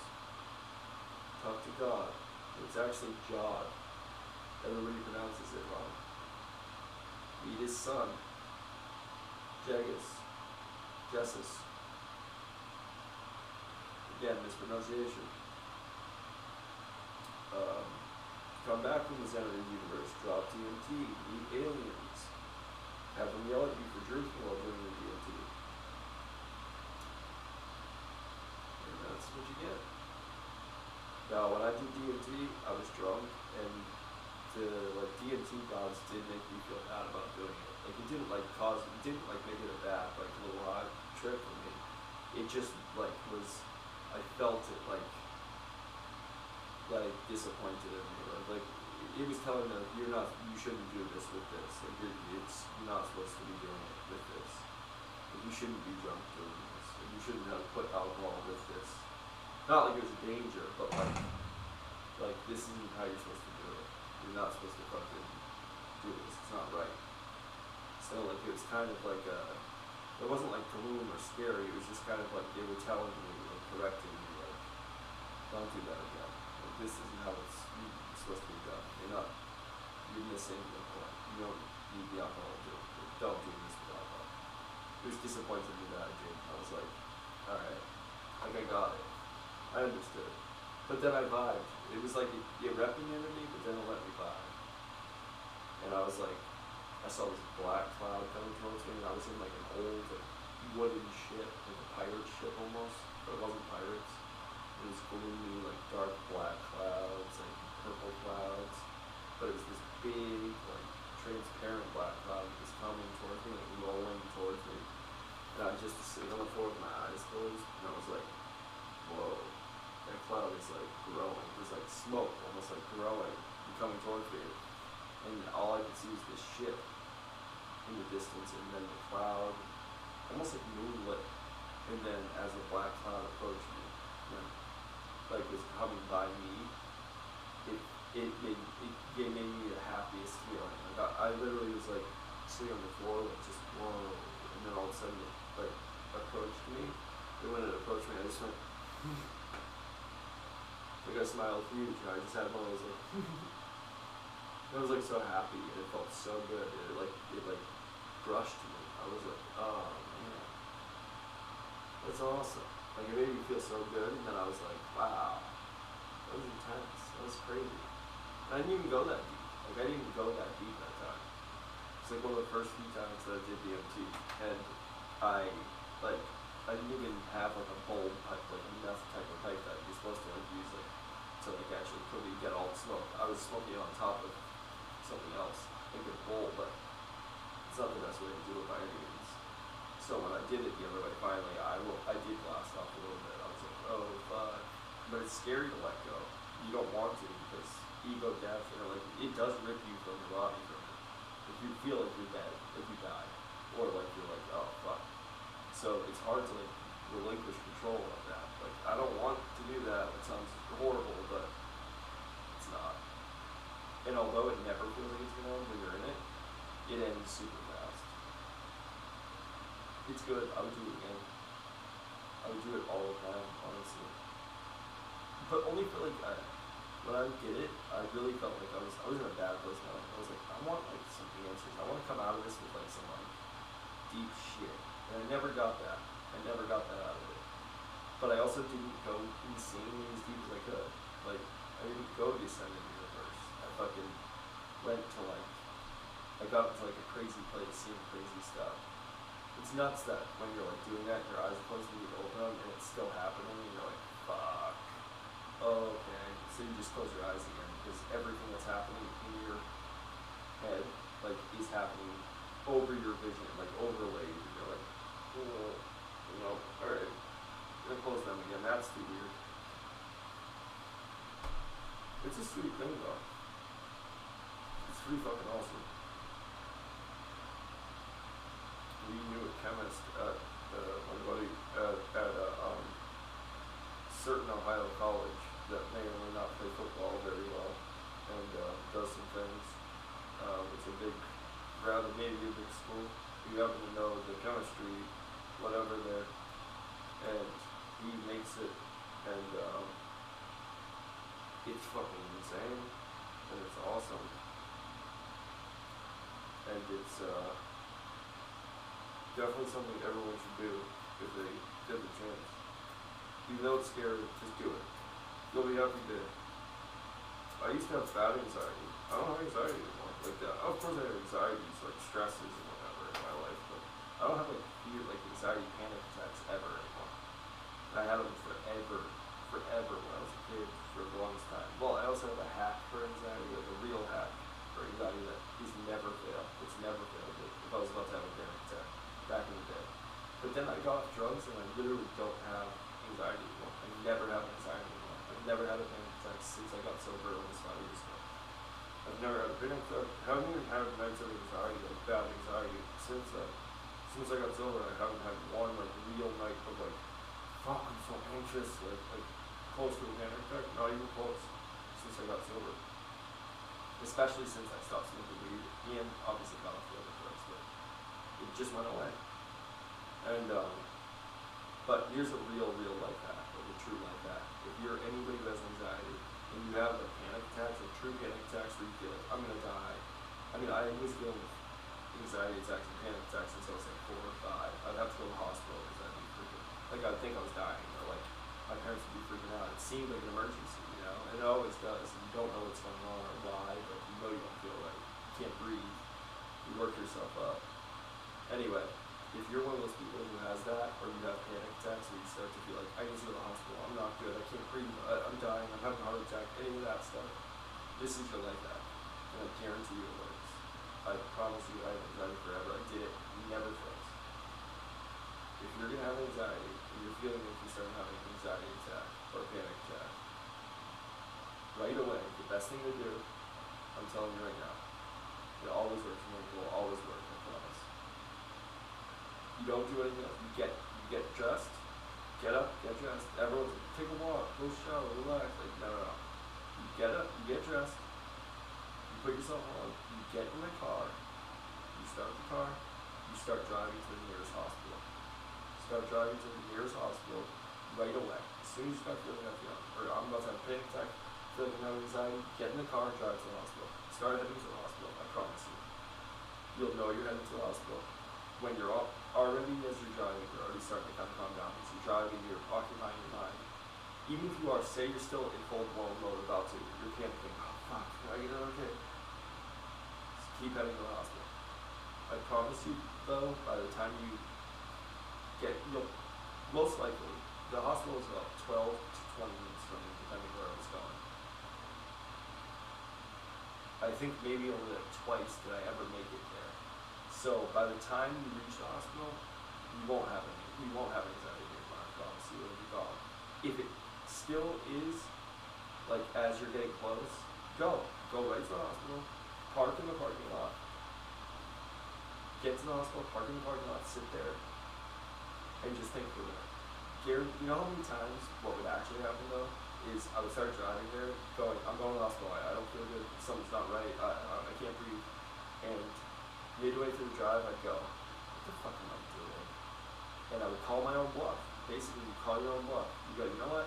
You're fine. And you know you're fine. But it's the only way to convince yourself. Because you're going to go into the hospital and say, like, no, you're not. Because you know you're fine in actuality. You just need to feel like you'll be okay. So you start driving. If you're panicking still, most likely, especially as you start doing it more and more, you know it's the outlet. You know you're going to be okay. It's the comfort of knowing, okay, I'm headed to the hospital. If something is wrong, if something is actually wrong, and I really can't breathe, or I'm having a heart attack, or I'm sick, or something's not right, the hospital's comfort. They're going to take care of you. Either way, no matter where you are, that's the best place you can be. The safest place you can be if something is wrong, or, you know, even if it's just medically, they can help you, right? So you're going to get help. You're on your way to get help. You're on your way to have it, like, taken care of. Say you convince yourself that no, something's seriously wrong. Like, okay, then you go to the hospital, right? That's the answer. But more than likely, as you're on your way there, you're going to realize you're fine. And you're going to be like, I'm so fucking silly. Why was I even driving to the hospital? And you're going to turn around and head home, and you're going to be fine. Always happens. Or, if you happen to get there, you go, okay, I'm at the hospital, I'm going to go in. And again, you're calling your bluff. You're calling your anxiety's bluff. And you go like, do I really need to go to the hospital? Just think for 1 second. Do I really need to go to the hospital? No. Like you start, most likely, again, you already realize by the time you're there that you're already feeling better. So you're like, I'm fine. Jesus. And you start to like laugh at yourself. But even if you are laughing at yourself, still, when you feel it, you just do it. You just get in the car and go. Sometimes I make it 3 minutes down the road before I realize it was fine. Sometimes I'd make it all the way there. Sometimes I'd be out of the car, about to walk in, like, nope, I still think I don't feel right. I'm going in. And then I'd be like, yeah, I'm probably fine. And then I'd be fine. But honestly, I've never made it to the hospital since I've done that. Ever. Never gotten in before I was like, I'm fine. I realized I'm fine. Or, like I would always say, okay, if I'm having a panic attack and something really is wrong, say it's not a panic attack, say my crazy mind is right, I'm at the hospital already. Even if I pass out in my car, they find people like that all the time. The hospital is gonna fucking take you in, you're gonna be okay. So, it's the best place to be. It's the best place to be to ease your fear. Like you're like, even if you don't like hospitals, you gotta think, whatever's, if I can, because anxiety most of the time is convincing yourself something's wrong with you in the moment. If you're already there, you have the best place to be if there was something wrong with you. So, you just do that every single time, and I promise you, slowly you're gonna start being able to, you're like training yourself to start listening to your own mind, because every time you go, you're gonna feel silly, you're gonna be like, oh, I'm so dumb, why do I keep doing this, I'm fine, ugh, I hate that, I think I'm not, and then eventually your mind will start to know, you won't have to go to the hospital anymore, you'll be able to sit in your house and go, I'm fine. Remember, you're fine. Every time, look, the other thing is, look at your track record, look at your percentage. How many times weren't you fine? Never. So, like, it's always anxiety. You're always just freaking something out. Like, your track record says, percentages say, and the odds say, oh yeah, every other time I've been wrong when I thought something was wrong, and it was just anxiety. What are the chances that right now is different than all the other times that you felt the exact same way and were fine? It's not likely that you're not fine. So then you just gotta think of that and that stuff. And like I said, the biggest one for me ever that I discovered over the years, what would always make me feel comfortable was that, okay, I'm freaking out, but I'm going to get help. I'm gonna be okay, like, they'll be able to help me, like, because that was always my thing. My anxiety was always like health anxiety, or I'd feel like my chest get tight and my palms sweaty, and I'd feel like I might pass out, or I can't breathe. Like, that was always my anxiety, so that always made me feel better, always. It never failed. And I promise you, I've told so many people throughout my life with anxiety about that, like, I'm telling you, try it. It will work for you. It works, and nobody that I've ever told that has said it hasn't. I know a lot of people that do that now. Like, will do that if they're having, a lot of girls that I met, if they're having panic attacks, they will do that. And it helps. It really does help. Because when you're having a panic attack, I just know, I've had so many in my life, I just know that there's nobody, like, with you at the time that can calm you down. Like, your girlfriend, your mom, your dad, your husband, your wife, like, most likely, it's very hard to listen to them. Like, no, because you always just go, no, I'm telling you, I don't feel right. And then you're getting anxious and frustrated because they're like, you're fine. And you're like, I'm not fine. Like, so it's just better to be like, hey. And then once your partner, whoever you're with, knows, you just go, hey, I'm starting to feel like, ugh. You don't want to acknowledge it because you don't want to have a panic attack. You're like, I'm gonna take a ride. I'm gonna, take a ride like I do. I'm starting to have panic. I'm gonna get in the car and ride, take a ride. That's all you say.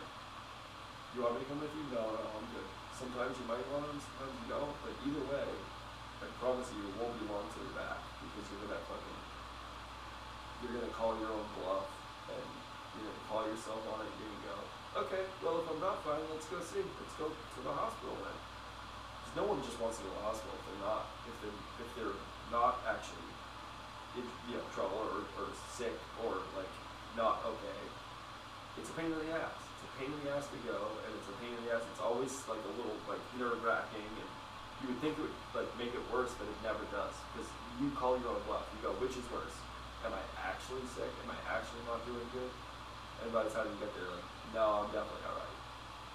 Even if you're not completely fine, you definitely feel way better than you did when you were leaving that house. So you're like, okay, if if I was at a 80 and I'm down to like a 40 or 50 right now, obviously it's gonna continue. I'm just gonna be fine.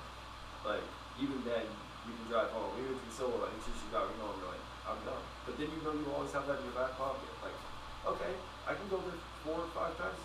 If I'm starting to feel like that again, and I find out I left too early and I'm on my way back home, and I start feeling like maybe I'm not okay. Whoop, you turn that motherfucker and head right back. And I'm telling you, if you have anxiety, that is a gem that I just gave you, and it will fucking help you so much. Because again, eventually you will begin to call your own bluffs, and like then you'll start to be able to do it without having to go there at all, or you'll just start to really grasp that it is just anxiety. Like you'll be able to convince yourself of that. Like, you know what? That's all that is. It really is. Sometimes it's just the act of getting out of the house and driving, but most of the time it's the accountability. It's that bluff calling. It's like, yeah, okay.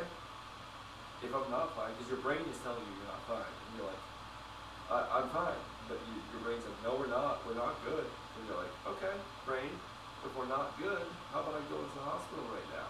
And your brain's like, ugh, hospital sounds terrible. You're like, well, if you're not doing well, that's where we should go, right? You start getting out of the car and fucking, you're like, no, we're probably good. I think we're good. I think we're alright. You're like, yeah, that's what I thought, bitch. I knew we were good. Tell me, it's a fucking lifesaver.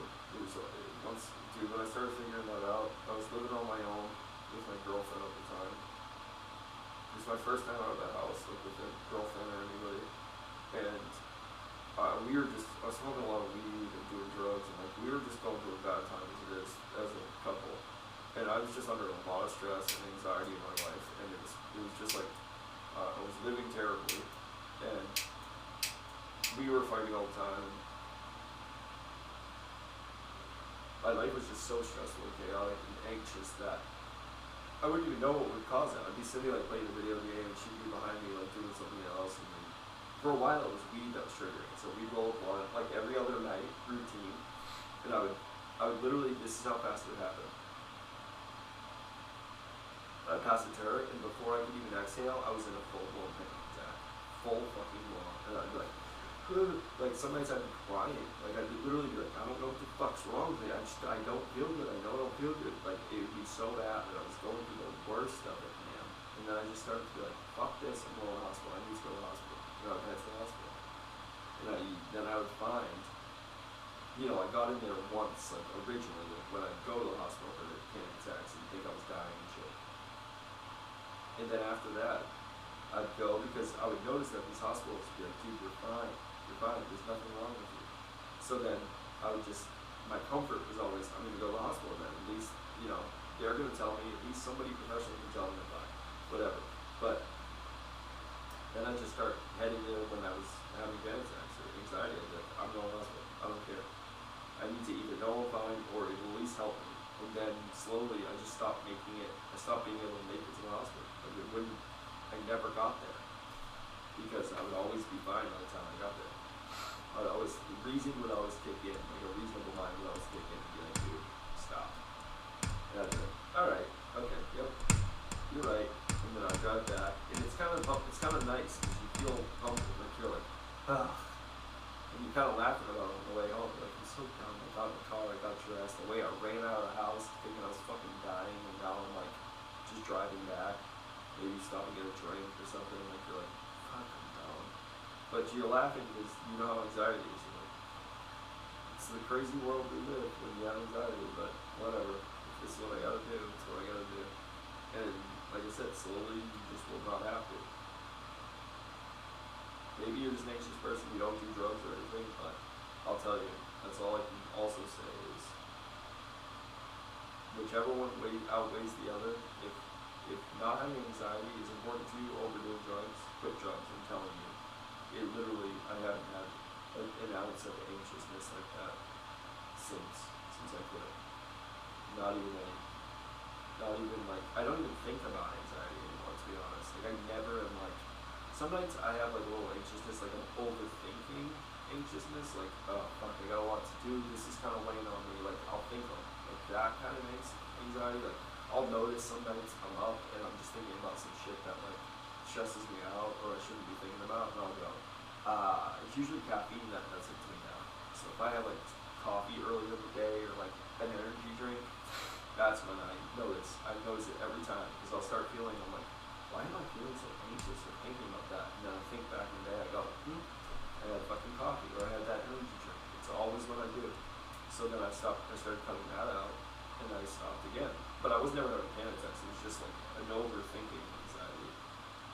And then, so again, sometimes I'll still have that where I'm just kind of like thinking about all the shit that I still need to do, or that, you know, things that maybe aren't going right, or, but it's not like anywhere near real anxiety or like a full blown like panic attack or anything like that. It's very like very calm, like just kind of overthinking, I would call it, like overstimulated thinking. I definitely don't need any like get in the car moments or anything like that. Just like it's very manageable, and it only goes on for like maybe 5 to 10 minutes, and then it's just gone out of my head. I end up doing something else, and I'm occupied. It's very like it's very manageable now. If it happens at all, which is rare that it does, but if it does, it's very manageable.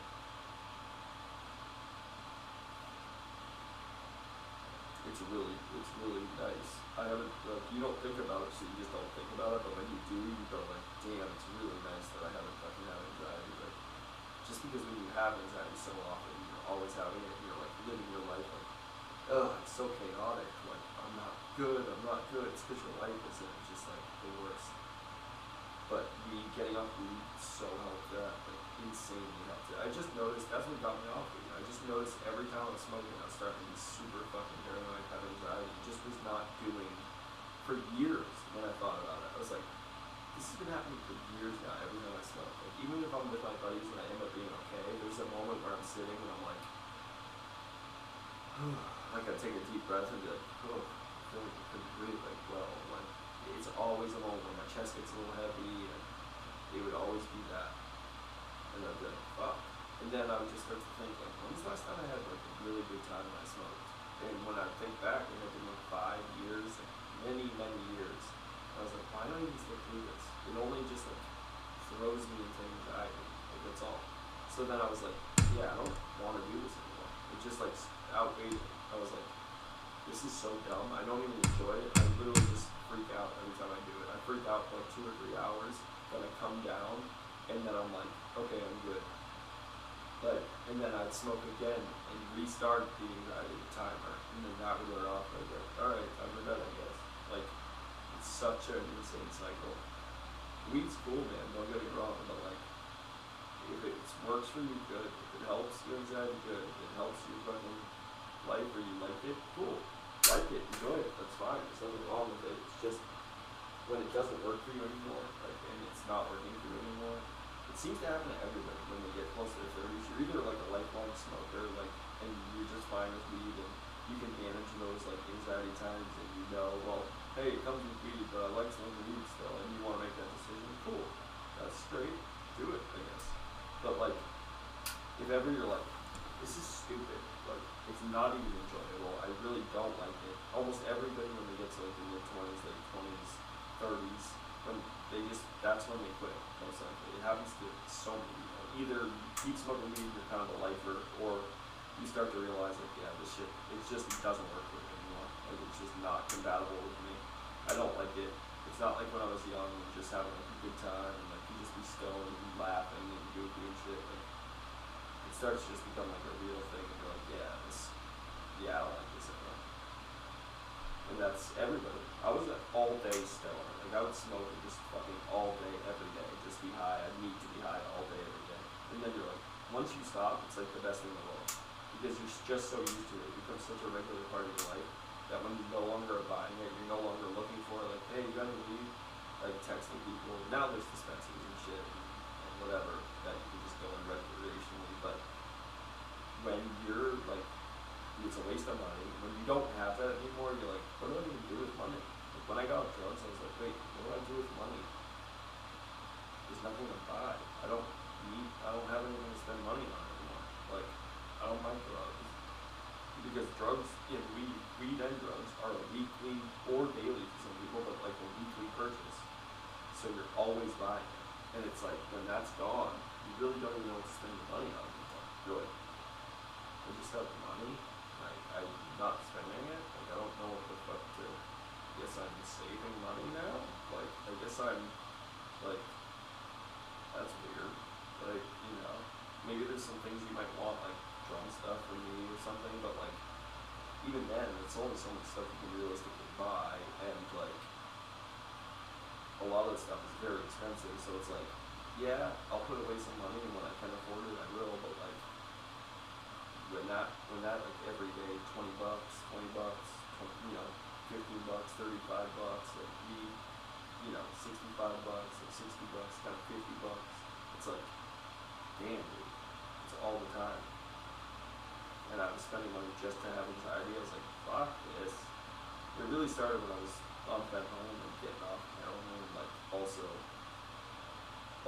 like when I started taking my Adderall again for narcolepsy. I noticed that Adderall and weed would mix, and it would give me the worst panic attacks. So I was just like, nope, I need to take the Adderall to narcolepsy to function. So one of them has to go, for sure. I can't do this. And it was definitely weed. And I was like, cool, that's awesome, fuck weed. And that's where I'm at now. I don't even enjoy it. In fact, that's the only drug since I got sober that I've never once thought about, like, wanting to do, or ever had a craving, or ever even, like, considered when people are smoking around me. I'm never like, I don't want a hit of that. Never. It never crosses my mind. I'm just like, cool, we're smoking. Hey. It's nothing to me. I'm just like, yeah, I don't even want to feel like that. That's the one high that I've never craved since I got sober. Ever. Never even thought about it. It's not something I enjoy. I don't even like it. It's shitty. It's like not a good feeling. It's like, it's the worst high. It would make me feel stupid as fuck.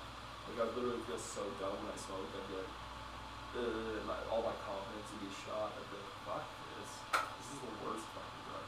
This is like a child's drug. And it's like a fucking, and it's like such a shitty social lubricant. Like it doesn't, it just zaps your confidence. It puts you in your head. You're just like, I will say, weed kept me from doing fentanyl, like heroin, a few times, because I would get high before I ever got to do any of it that I had, and I'd be like freaking out about it. I'd be like, oh, I don't even know what that is, I could die, and then it would make me freak out so much that I wouldn't even do it that night. I'd be like, yeah, I'm too freaked out to do it, and I'd check it out, even though I would do it regularly at the time.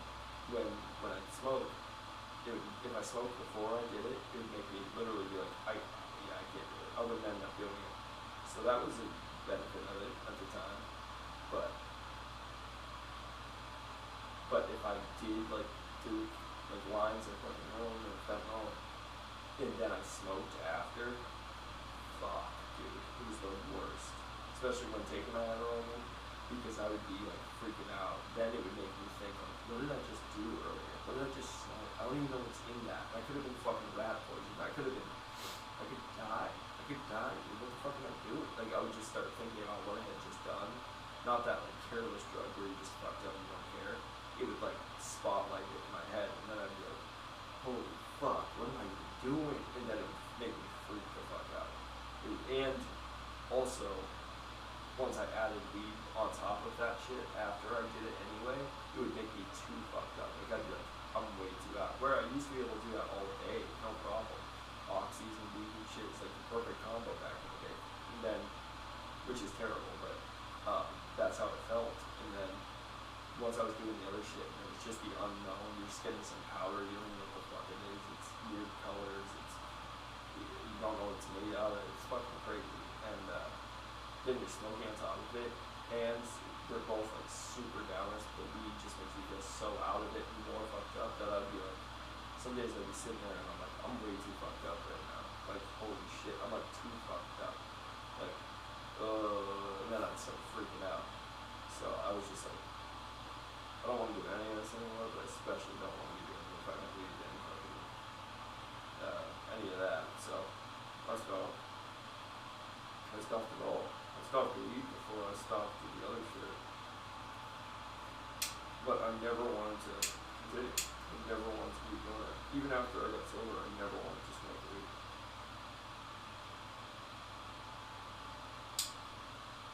It's just not a good one. You know you're not gonna, at some point you grow out of it and you're like, I know I'm not gonna have a good time. I know no matter what, it's gonna suck. Like, I'm not gonna feel good. I don't wanna have to talk myself off the ledge about weed. I'm good. If I can quit fucking fentanyl and heroin, like, I don't need, like, weed. Weed should not be something I'm thinking about. I'm good. I definitely don't need weed if I don't need that stuff.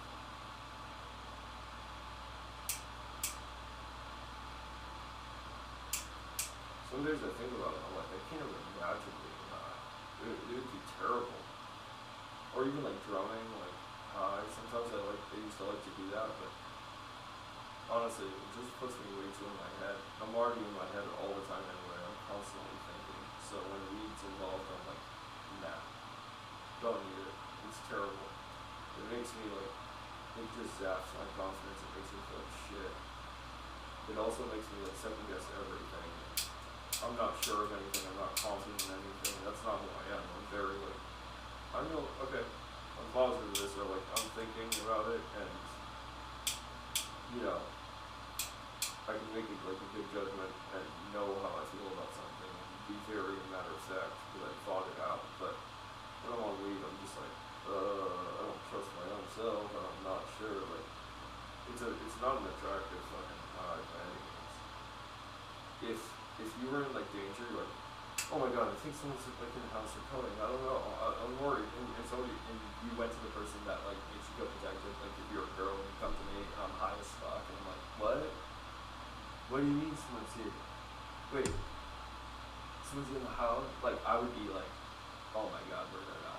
I'd feel so not safe with that person, you know? If I was a girl, that's the other thing. Like, when I was dating people, I'm like, yeah, I don't need to be baked out of my mind if there's ever a situation. Like, that's not how I want to handle it. Like, I want to be sharp. I want to go, oh, okay. Yeah, something's going on. Cool. I'm ready to go. Like, let's check it out. I'm of mind. Like, you know, I'm of solid mind. I can fucking see what's up. Because I don't want to be in that position.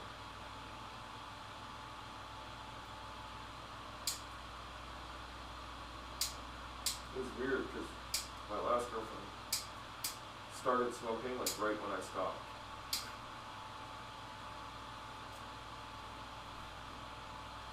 So it was really weird because I was like, oh, this is annoying now. This is kind of annoying. And she'd be big and I'd be like kind of annoyed with it, but not really. Like, because I just understood, okay, people are all gonna try shit when they try it, and like, she's just having fun. She's getting high the first like few times, like this is all new to her, so she's having fun with it. Like, let her, like, that's life.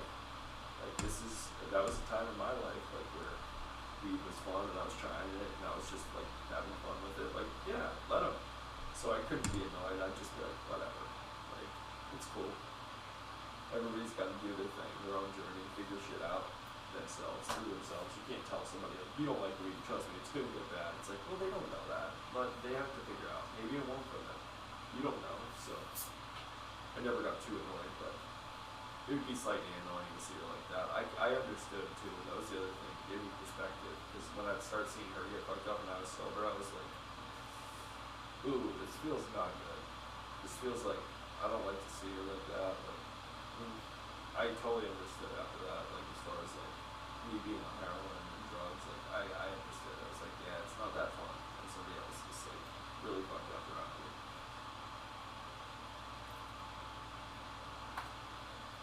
Definitely made me think. I felt bad. But, what can you do?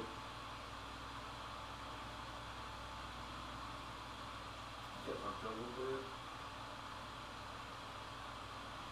Puppy.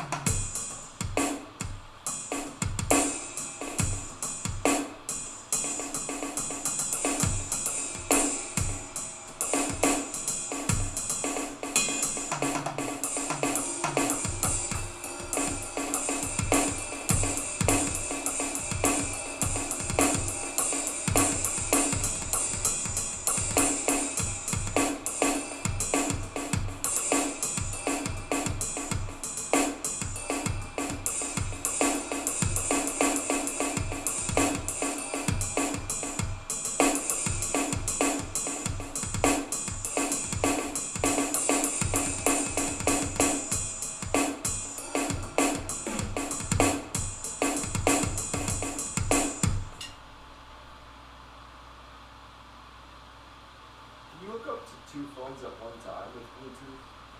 Can you like hook up to like two Bluetooth devices at one time? I think with iPhone. I know you can with Android. Can you with iPhone though? Like, could I hook up to this and my stereo? Because I know when I did it, it seemed like one of them wasn't very audio.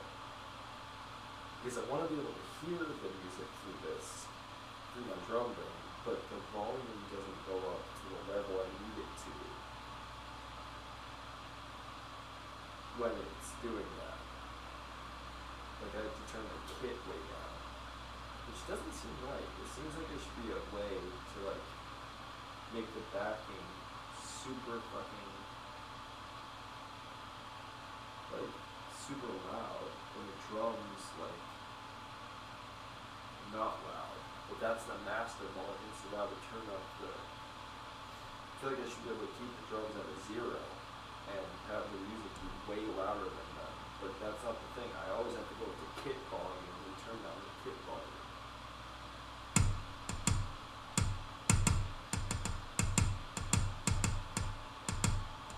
That's the, oh wait, hold on.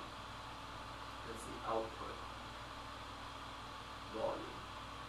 Output, then output monitor. So,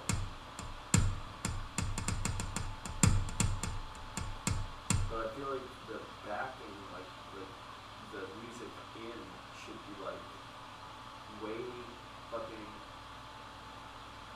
I feel like it shouldn't be that like low. I mean, it is low. Like, even when it's loud, it's really not that loud. Like, it doesn't feel that loud. But that would be, so if I turned up the master, that's the thing, they're too close. They're too close in like volume. The drums are way louder than the music can be. And the music is all the way turned up. I feel like you should be able to like, I feel like up on that shouldn't be that loud.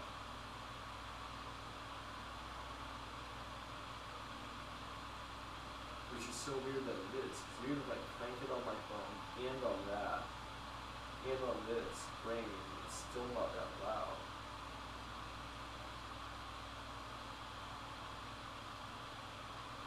Because wait, why do I want that again? Oh, because it's louder for that. I could do it individually, but then I couldn't have the headphones. So wait, what is my complaint? Oh, that I have to change the kit volume, which isn't that inconvenient. It's just that now all the kits are different like volumes, and they all sound different volumes. So like, even if I put it all at like a standard -15 for the kits, they're not all standard at -15. They all sound different at 15. So it's like, I'd rather just have them at 0. But I guess at 0 they wouldn't all sound the same anyway either. So I have to just adjust each one accordingly. Yeah, I guess that's the thing. I guess I answered my own question. Also, I don't even need it that loud because that mic picks up the fucking, it picks up how loud it is regardless. So it's like, okay, it doesn't really do me any favors if it's loud or not loud. Like it's, you guys can hear it through the speakers fucking fine. So it is fine, I guess.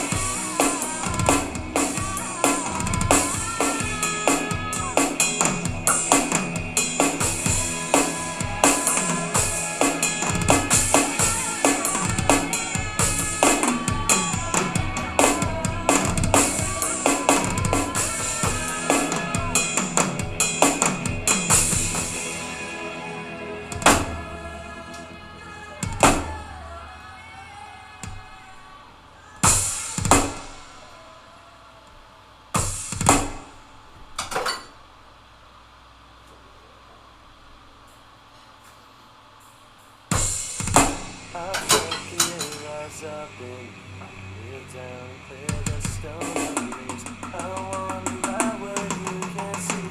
Inside the shell I wait and bleed. I felt the air rise up in me. Kneel down and clear the stones. I wanna ride where you can see. Inside the shell I wait and bleed.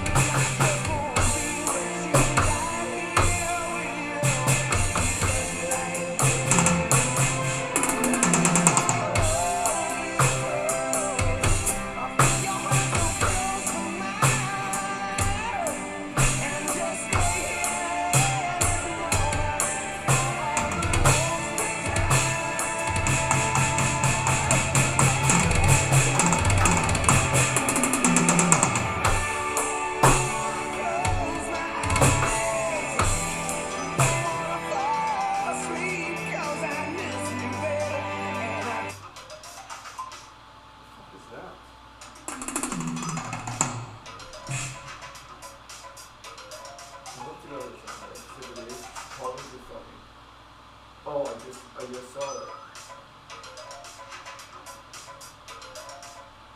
I was gonna say, I thought they would have came off.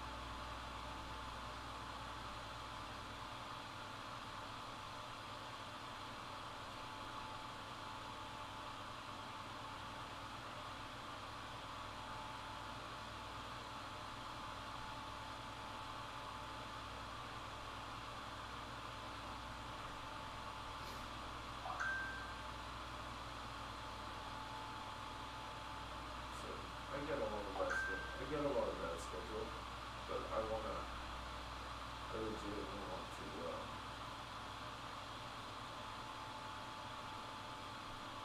I used to think I wanted to live in the city, like in the city, actually in the city, like somewhere in the middle of the city or whatever. But the reality, I want to live so secluded.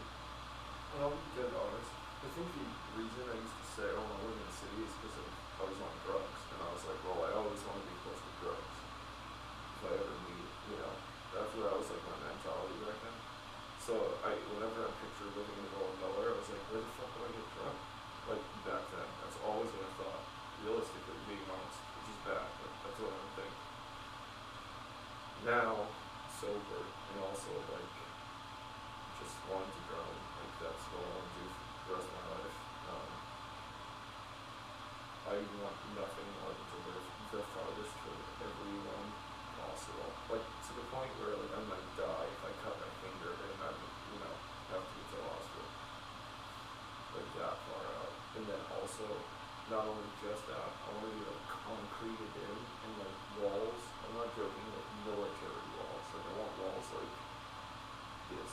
But then also, like, massive padding, soundproof foam that's, like, this thick. Plus, like, a wall of concrete like that all around. I don't want the ceiling to be like really close to the floors. I want it to basically be a mental institution room with like walls, fucking padded floors. Like, you know that video, the viral video that's on social media? It's like the most quietest room in the world. People go insane in here. I want that room to play drums in. Especially with the electronic, because then that can't really kill the sound as much. If I had, well, it would kill the PAs. But a few levels down from that room, but that room basically, where it's completely fucking, or close to, where no one can hear it. No one can hear it. If by accident I got the door locked and there's carbon monoxide pooling in, and I was like, oh, I want no video or anything. Like, I want to just die if that's the case.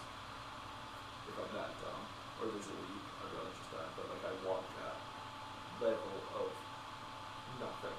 Literally nothing and no one.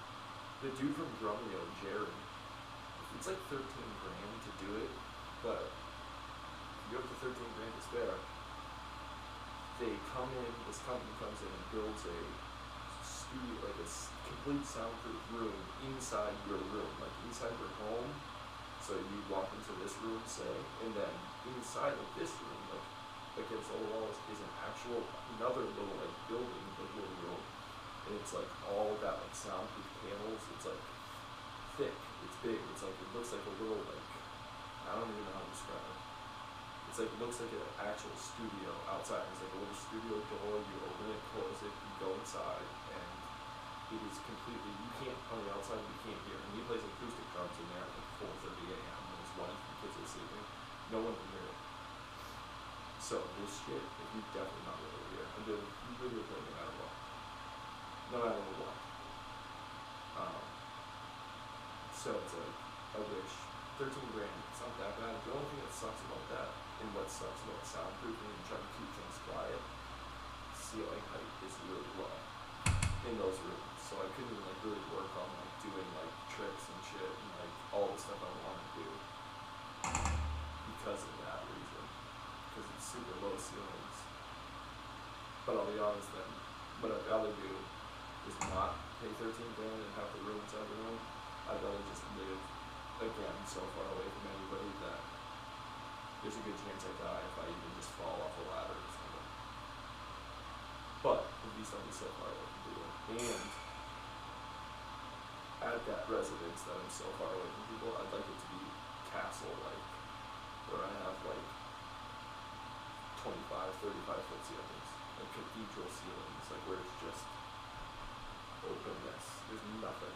I can just be like, like I'm in a fucking arena, and I can work on my arena skills, and I can just fucking, pow up to the ceiling, and just record the dopest fucking shit, and play all day, and the reverb, and just fucking, even if I was gonna play acoustic instead of electronics, if I was at a place like that, which I would obviously,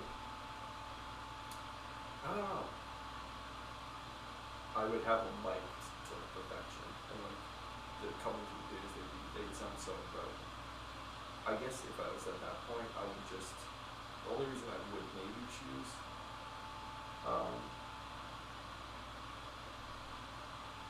the electronics is because the variation that I can do. When I'm sitting here playing hundreds and hundreds of songs, what I love about the electronics is like that. I can play Purple Rain and have that deep cannon snare that, and then I can play Slipknot and have that super high snare and just like a switch over kit. Number 99 is Slipknot for the year their self-titled album came out. So I programmed that to that album, and then I have my hair metal basically like kit, which is like anything 80s, like with a deep snare and like a lot of hair metal sounds like that. But 91 is called November Rain, but that's like early 90s, 80s, anything with a really deep snare but a different tone. The hair metal one is more like rounded, and the November Rain 91 is more like a cracky, like a little bit brighter and sharper attack on the snare, but it's still very deep, and the kick is still a very much like power ballad kick. Maybe I should switch it to power ballad, that kick. But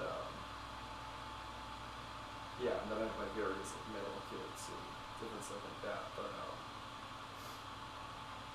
those are like that's what I would miss if I had to just play acoustics. I guess if I was like buying a castle somewhere in the middle of nowhere to do that and have those many songs, I guess I'd have the money to just have several like snares on the side.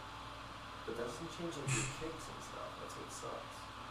I'd have to have like, I could have a minimum of 2 kits that I can get away with, because my metal like kit, my main kit with the kit the way I want it to sound all the time, like standard kit, would be able to play like pop hits. You'd be able to play pretty much anything. But when it comes to like those 80s songs and like power ballads and like hair metal, I'd have to have like another kit with like deeper tones, big old like 24-inch or 26-inch kit, and like deep ass snare, and just then they'd be perfect. Then I'd be able to do that and not feel bad about the electronics, but they're just so fucking convenient to have. Like you can switch on a cowbell if you need it for a song. They put little effects. It's so fucking convenient for so many reasons. I can't even sit here and complain. Like it's fucking perfect for that.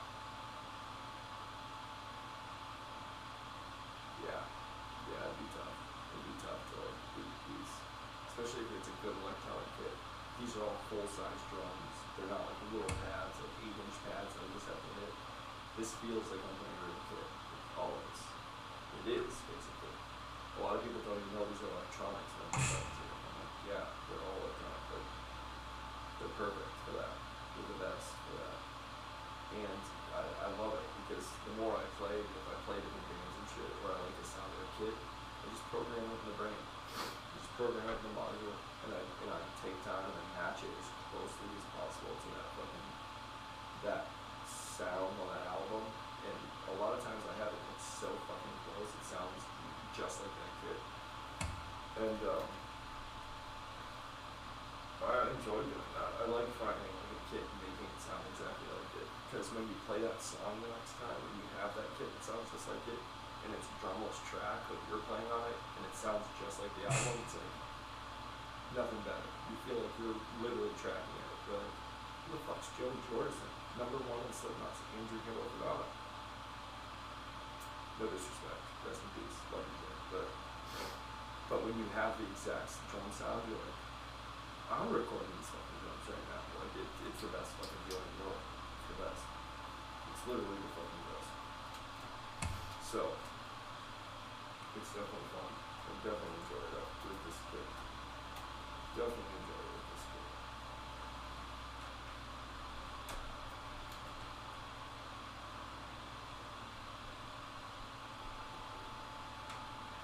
It's a great kit for that. I would recommend these to anybody. This is the first electronic kit that I would ever actually consider playing out with, like live, if I had to. Like I would take these on a tour if I had to. If they were like, because they look like real drums, no one doesn't know from the crowd. The only thing that always sucks on electronic drums is the cymbals, no matter what. You can never get away from it. You'll never be able to get away from it. I guess, I mean, it looks fine, like as far as power, but the thing about it is that power. Like that power, I guess if it was a really loud venue, you could get away with it and it'd be fine, but there's a certain like power to digital cymbals to being like, that just is unmatched and it looks so cool. There's a certain thing about it. And when you're hitting these, it's just like, it just doesn't have the thing to it, doesn't have that thing. And if for 1 second that crowd hears, like, instead of like, it's fucking, it sounds so cheesy, it's the worst. So, yeah, I don't like it. I don't like that. That's the only thing that electronic drums just don't have, and they'll never be able to have. Unless it's a cymbal. Like, it's not. It'll never be a cymbal, so no matter what, when it doesn't make noise, when it's this noise, and not like a cymbal, then, yeah. I thought about if I had to tour this kit, I would take it and I would use my white Pisces, my white Pisces from my live kit. I would just put the white Pisces on. I would just put my cymbals from my regular acoustic kit, and I would just play these with those live. It's not my preference, but say I had to, or if like it was easier that way, or whatever the case, and I had to, I definitely would. I wouldn't mind playing these at all live. I'd probably actually be super comfortable on them. But it's so much easier, to fuck with things, like not fuck with things, and like have everything already in position, and it's only like 2 stands, like 3 stands. It's my hi-hat, the ride, and that ride and that. And then all of this stuff, everything that's not the kick here is on 2 stands. D1 and 2, and it's all covered.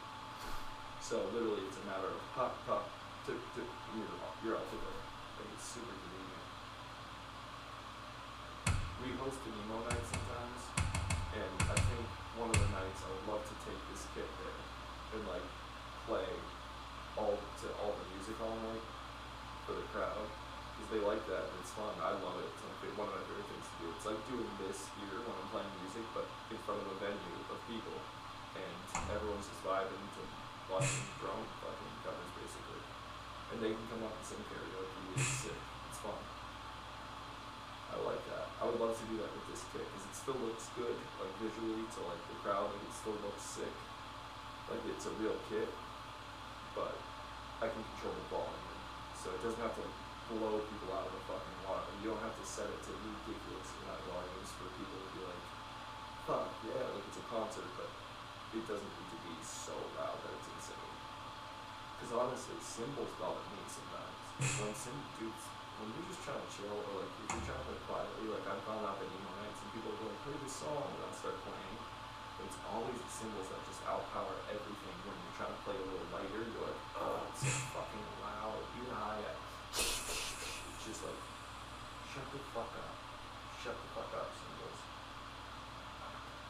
I think as much as I love cymbals like visually, especially my white Pisces, I love them so much. I love like unique shit, but like I think cymbals are my most hated part of the drum set.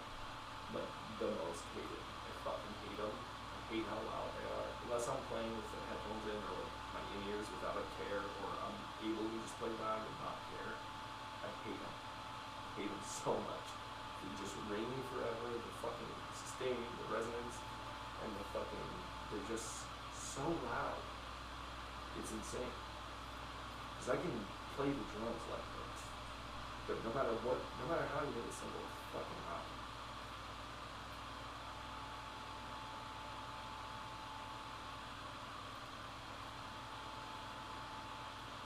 It straight up bothers me. It does.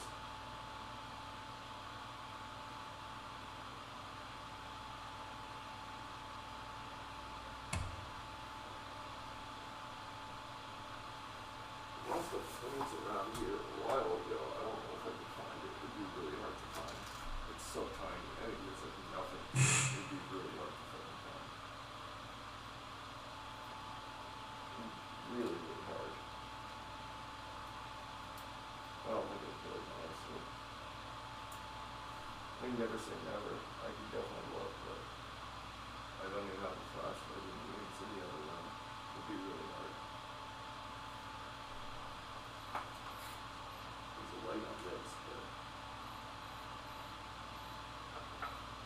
it's just so hard because there's so much stuff around with little things, and everything could look like a fucking phone. It'd be so hard to decipher what's a phone.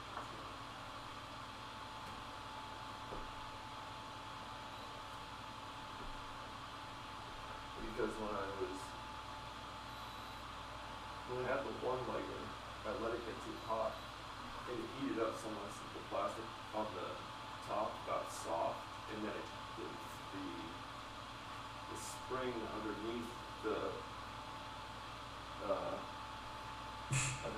roller here, like the little wheel, fucking shot it to the moon, and fucking the flint flew out. So I don't know where it is. I think it's behind me, but I don't know where. So that sucks. Because I need flints, and I know I have a pack with at least one in it. That could be in the other room, or it might be in the bathroom cabinet where I put it. I don't remember though where I kept it for sure. That sucks. So I gotta put the front back in this. I don't know. We'll see.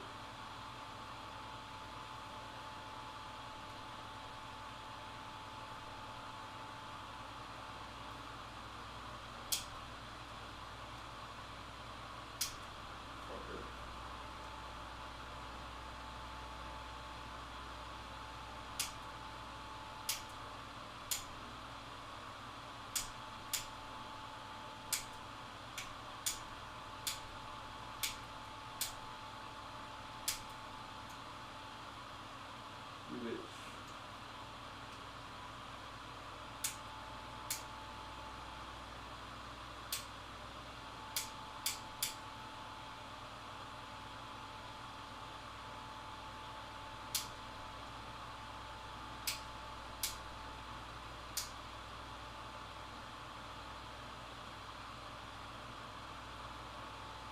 wants to pick up all that metal. That's the thing. It wants to pick up on all the metal around it, and that's annoying.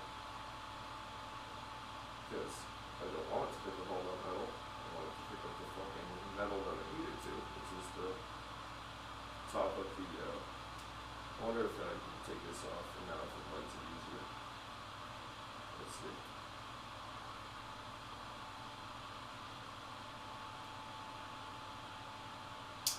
Oh, no, it just went through my finger. That's it. Let's see. Too far away. Let's see. Of course it did that. You fucker. Fucking kid.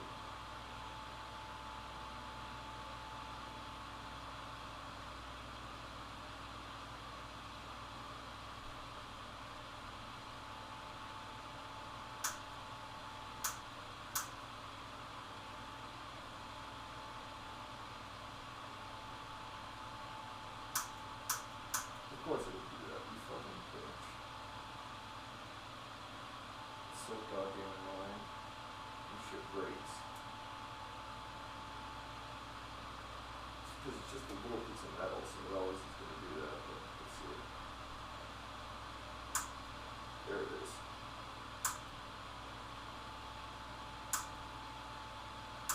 There we go. Yeah, yes. Very weird, but it does. Let's see something here. Wants to go from the finger. Get the fuck out of here, electricity. Fucker. Luckily I can't feel that on fucking my finger. Because my shit's so catalyst.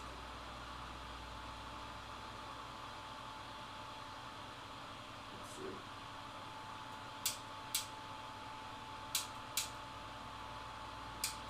How is it not going to that now? It's weird.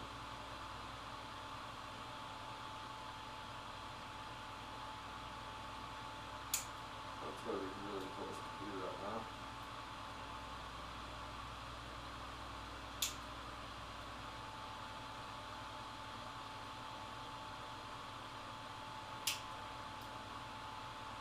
Does it want to go up into that thing? Like that fucking far it wants to go? Instead of right to that, which is metal, that's insane. Or my finger rather. That's where it wants to go. What the fuck? Why? You don't get it. Like, I really don't get that. It's fucking insane. It has the thing right there to go to. Like, just go there. Why are you, like, not doing that, dumbass? Instead, it wants to go so much further than the other metal. Like, it doesn't have to do that. Where is it? I think I have another one. It would be somewhere too, so. There's a. In here, maybe?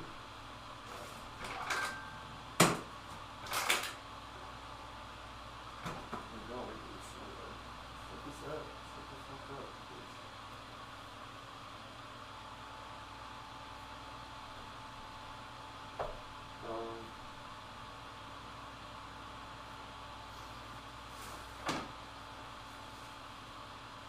I definitely saved these.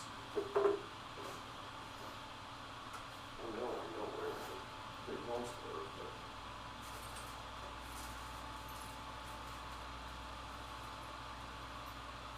It's not that bad.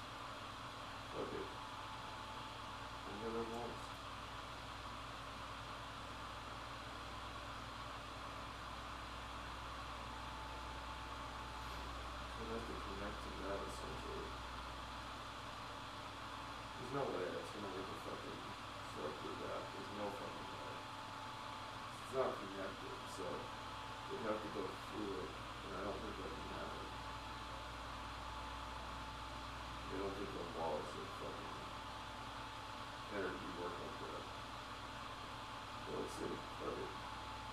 Why not? No, I don't really want to touch it.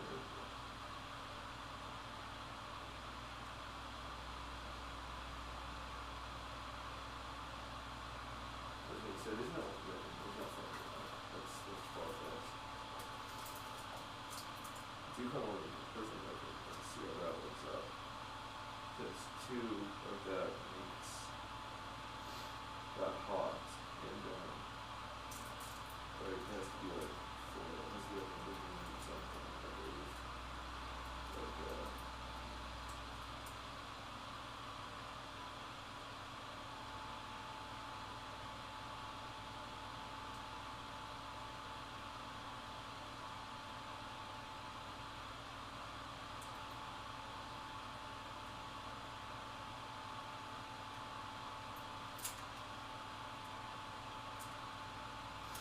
right? It's way up from the boys though. I don't think so. Let's see. It's fine. So now that we have shit. That's oh, that's me a razor blade. I do have a razor blade.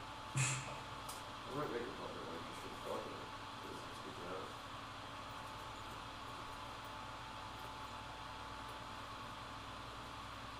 You make it basically out of cigarette kind of fit in there, but it doesn't.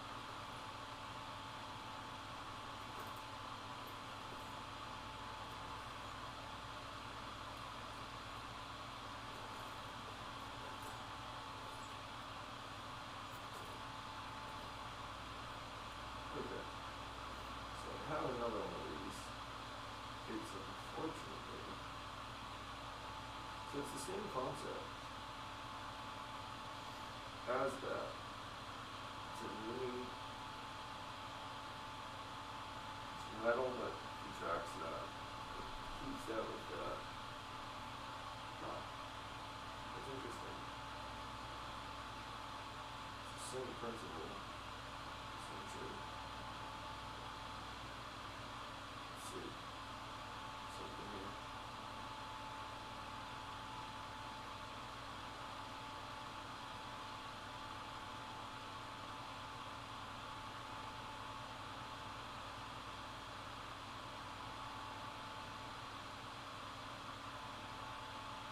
I'm gonna keep that rubber coating on. But you can't have it on because the fucking cocksucker. Is there metal in that? No. Okay, good. See, if I just broke one out and I'm pissed. I didn't.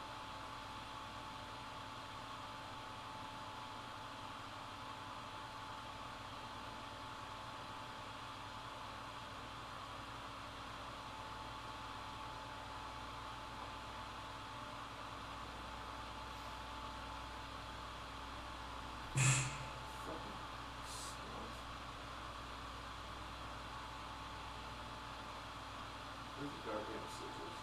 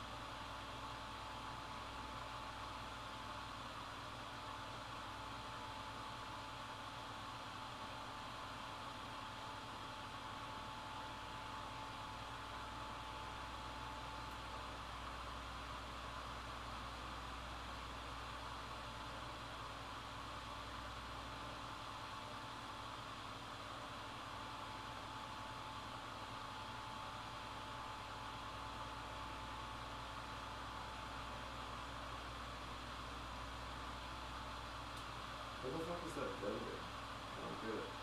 What is not, what it is or isn't in there. Like,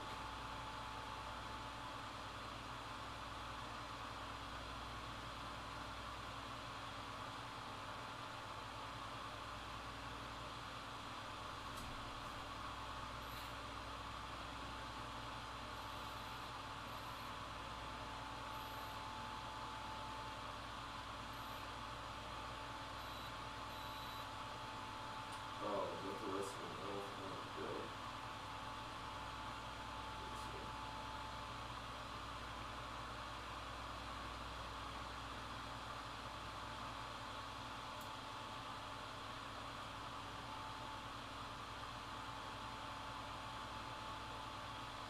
It's gotta be released.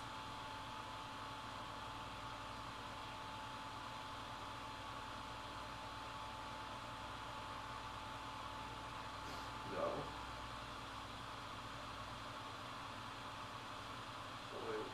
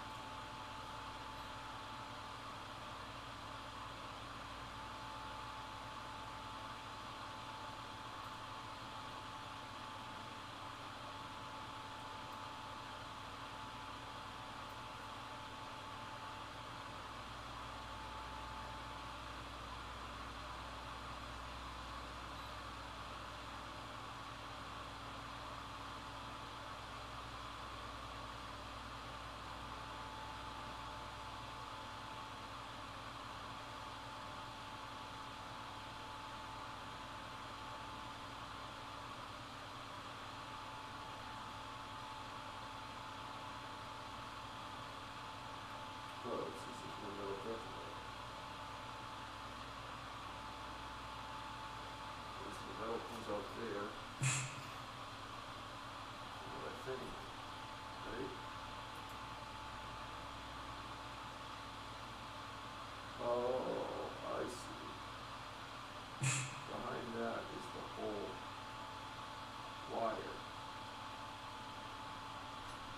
Okay. And that's connected to that base. So that now makes sense. I see.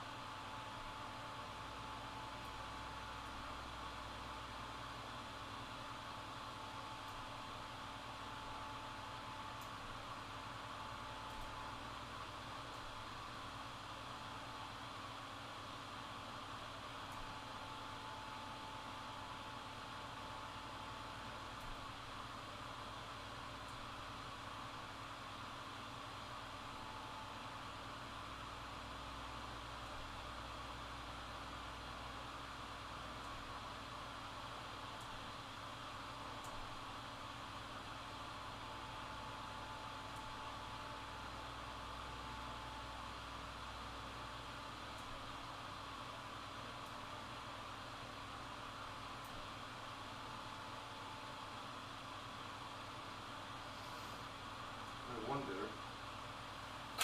if I took this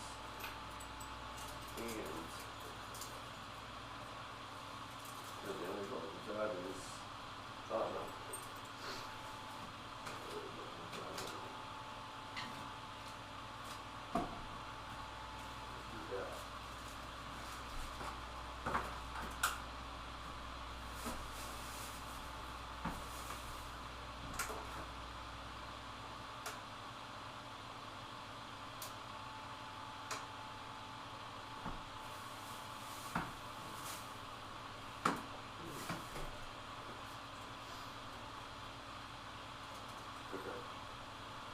see if this works on this. That should conduct. It should conduct electricity. I believe.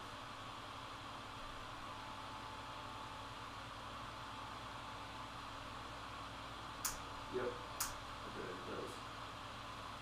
So that means then let's try this.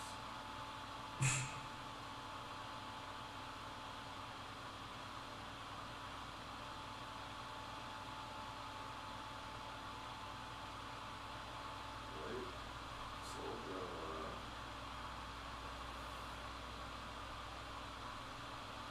little fucking bitch.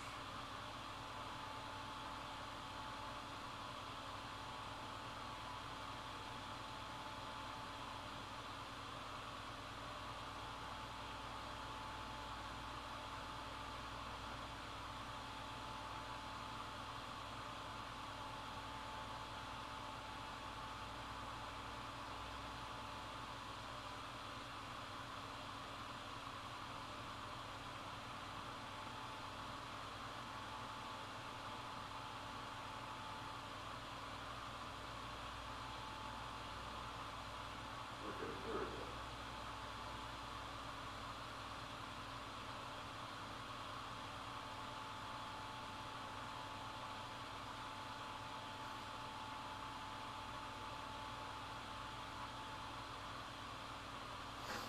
Okay. So we need to get this into here to like that. So there we go.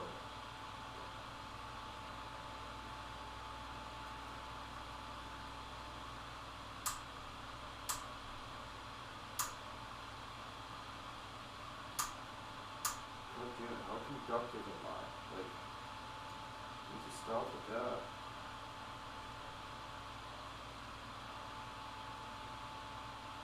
Stop getting the fucking shits up my things. God damn, it's annoying. The thing is to block that.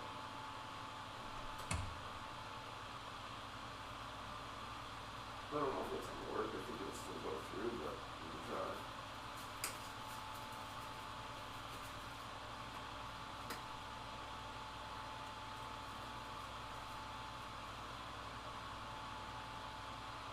Okay.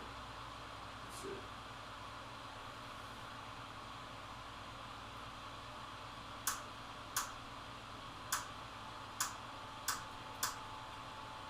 Still wants to go right there. That's so fucking wants to go up now.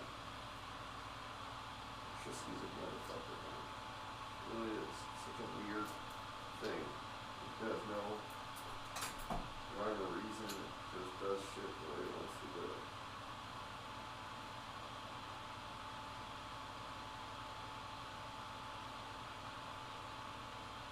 Right now we're eating the cocksucker. It's blocked. And you can't go for it. It ain't there for you to go.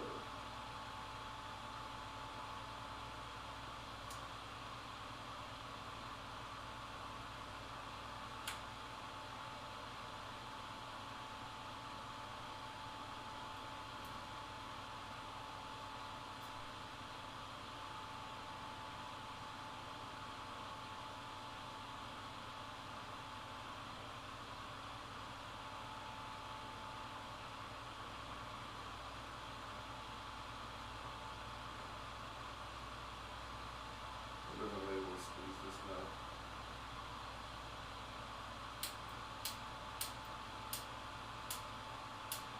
Wow, it's still jumping through that. It's fucking insane. That is so crazy.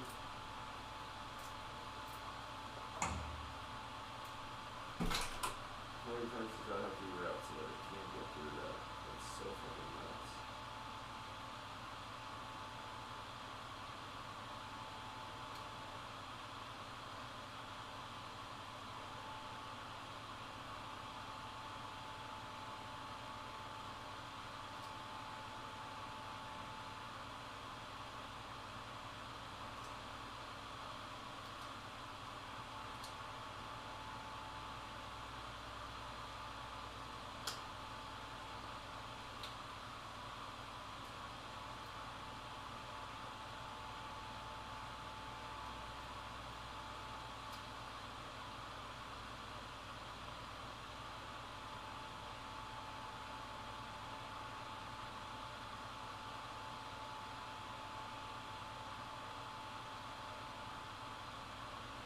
should be no way to get through that. And even if it can, it shouldn't be. It shouldn't want to. It shouldn't want to take that path. It takes the path wherever it can get right into it, right? The closest thing it can do to it, that conducts it. It shouldn't want to take that path.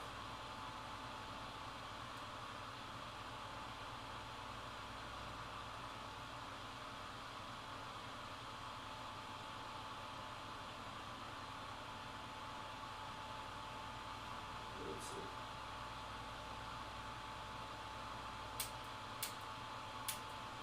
Now it's going on the bottom because that's the simplest. That's fucking crazy. It's so nuts.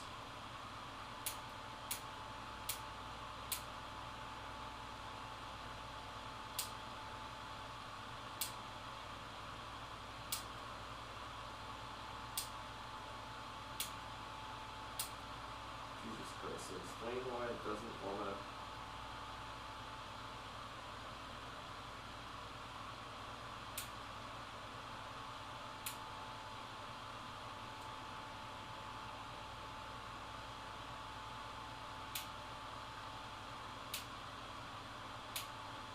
Fucker, that's so hard to push. It's like, it's not that like strong.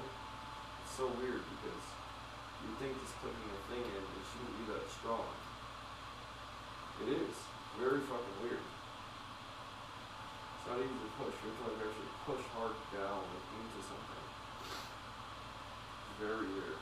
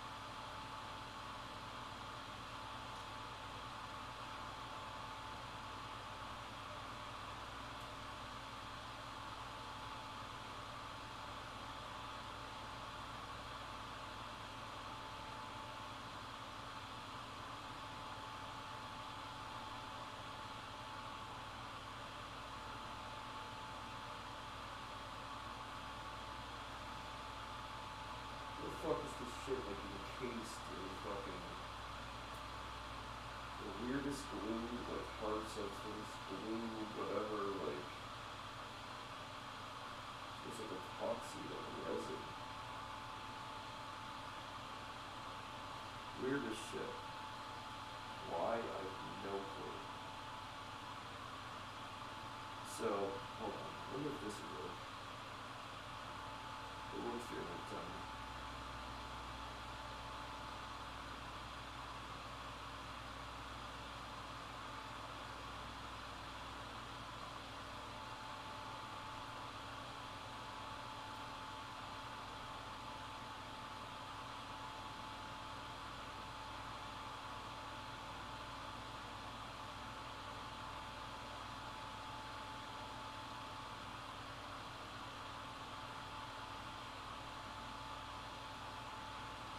It's fucking stupid.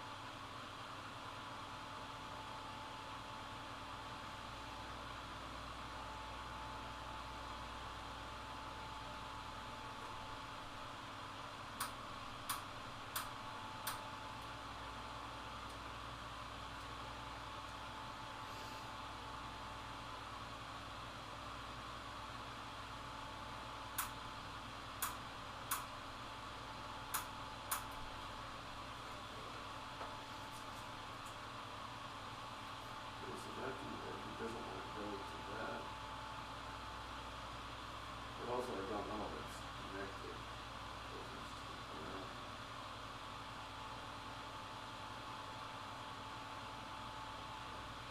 yeah, I'm not sure how it's connected to that. That's the thing. It could be too much to go through too, honestly. 20 minutes doesn't could just be way too long.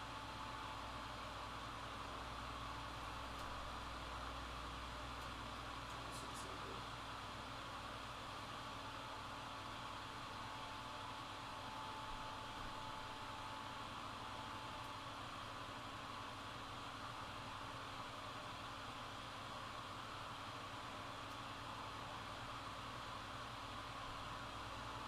Maybe fucking dumb cool. Fucking centered. Oh my god.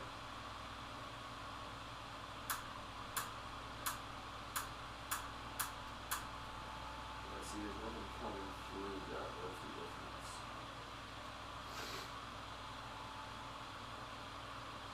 Very weird.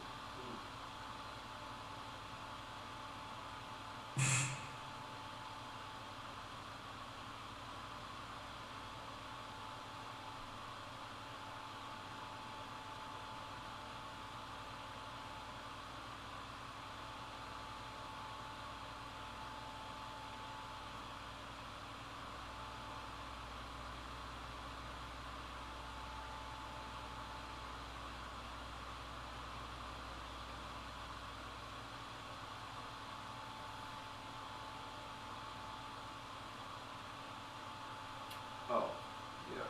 It's in there. Idiot.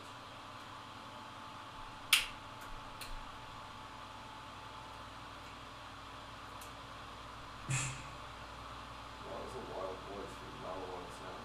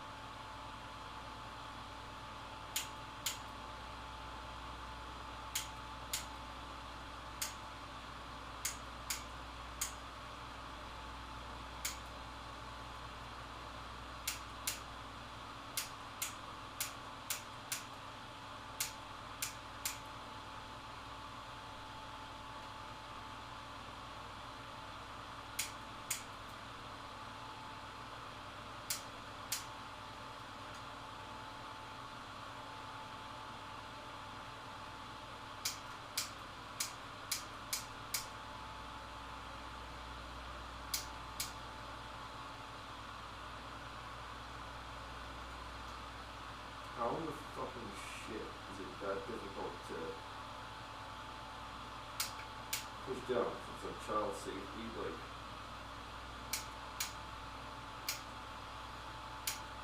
what a kid fucking light a lighter, what do you think he's gonna do? Worst case of smoke. I doubt a kid that you're worried about lighting a lighter is gonna fucking pick up a cigarette to smoke.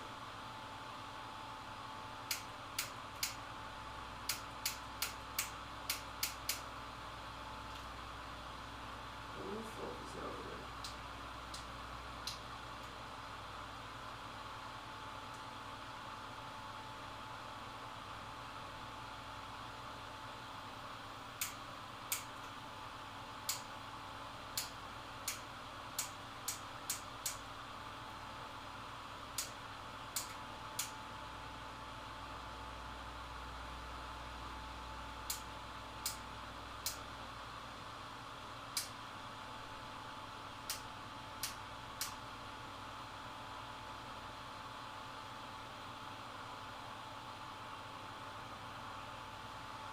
What is happening now? Why is that not working all of a sudden?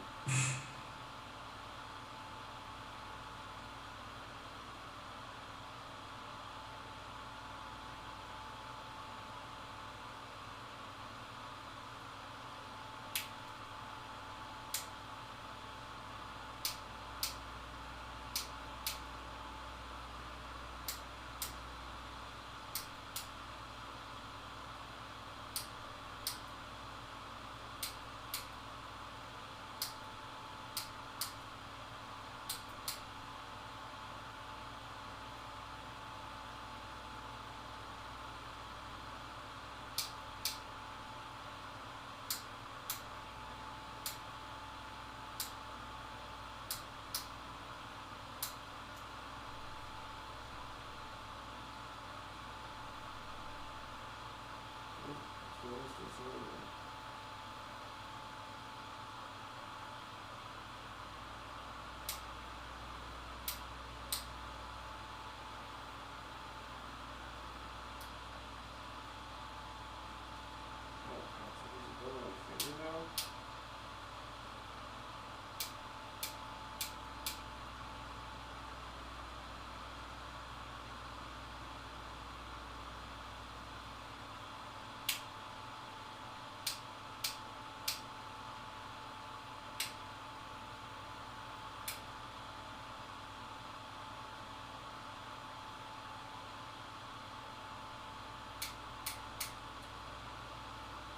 Definitely was just doing that. What the fuck?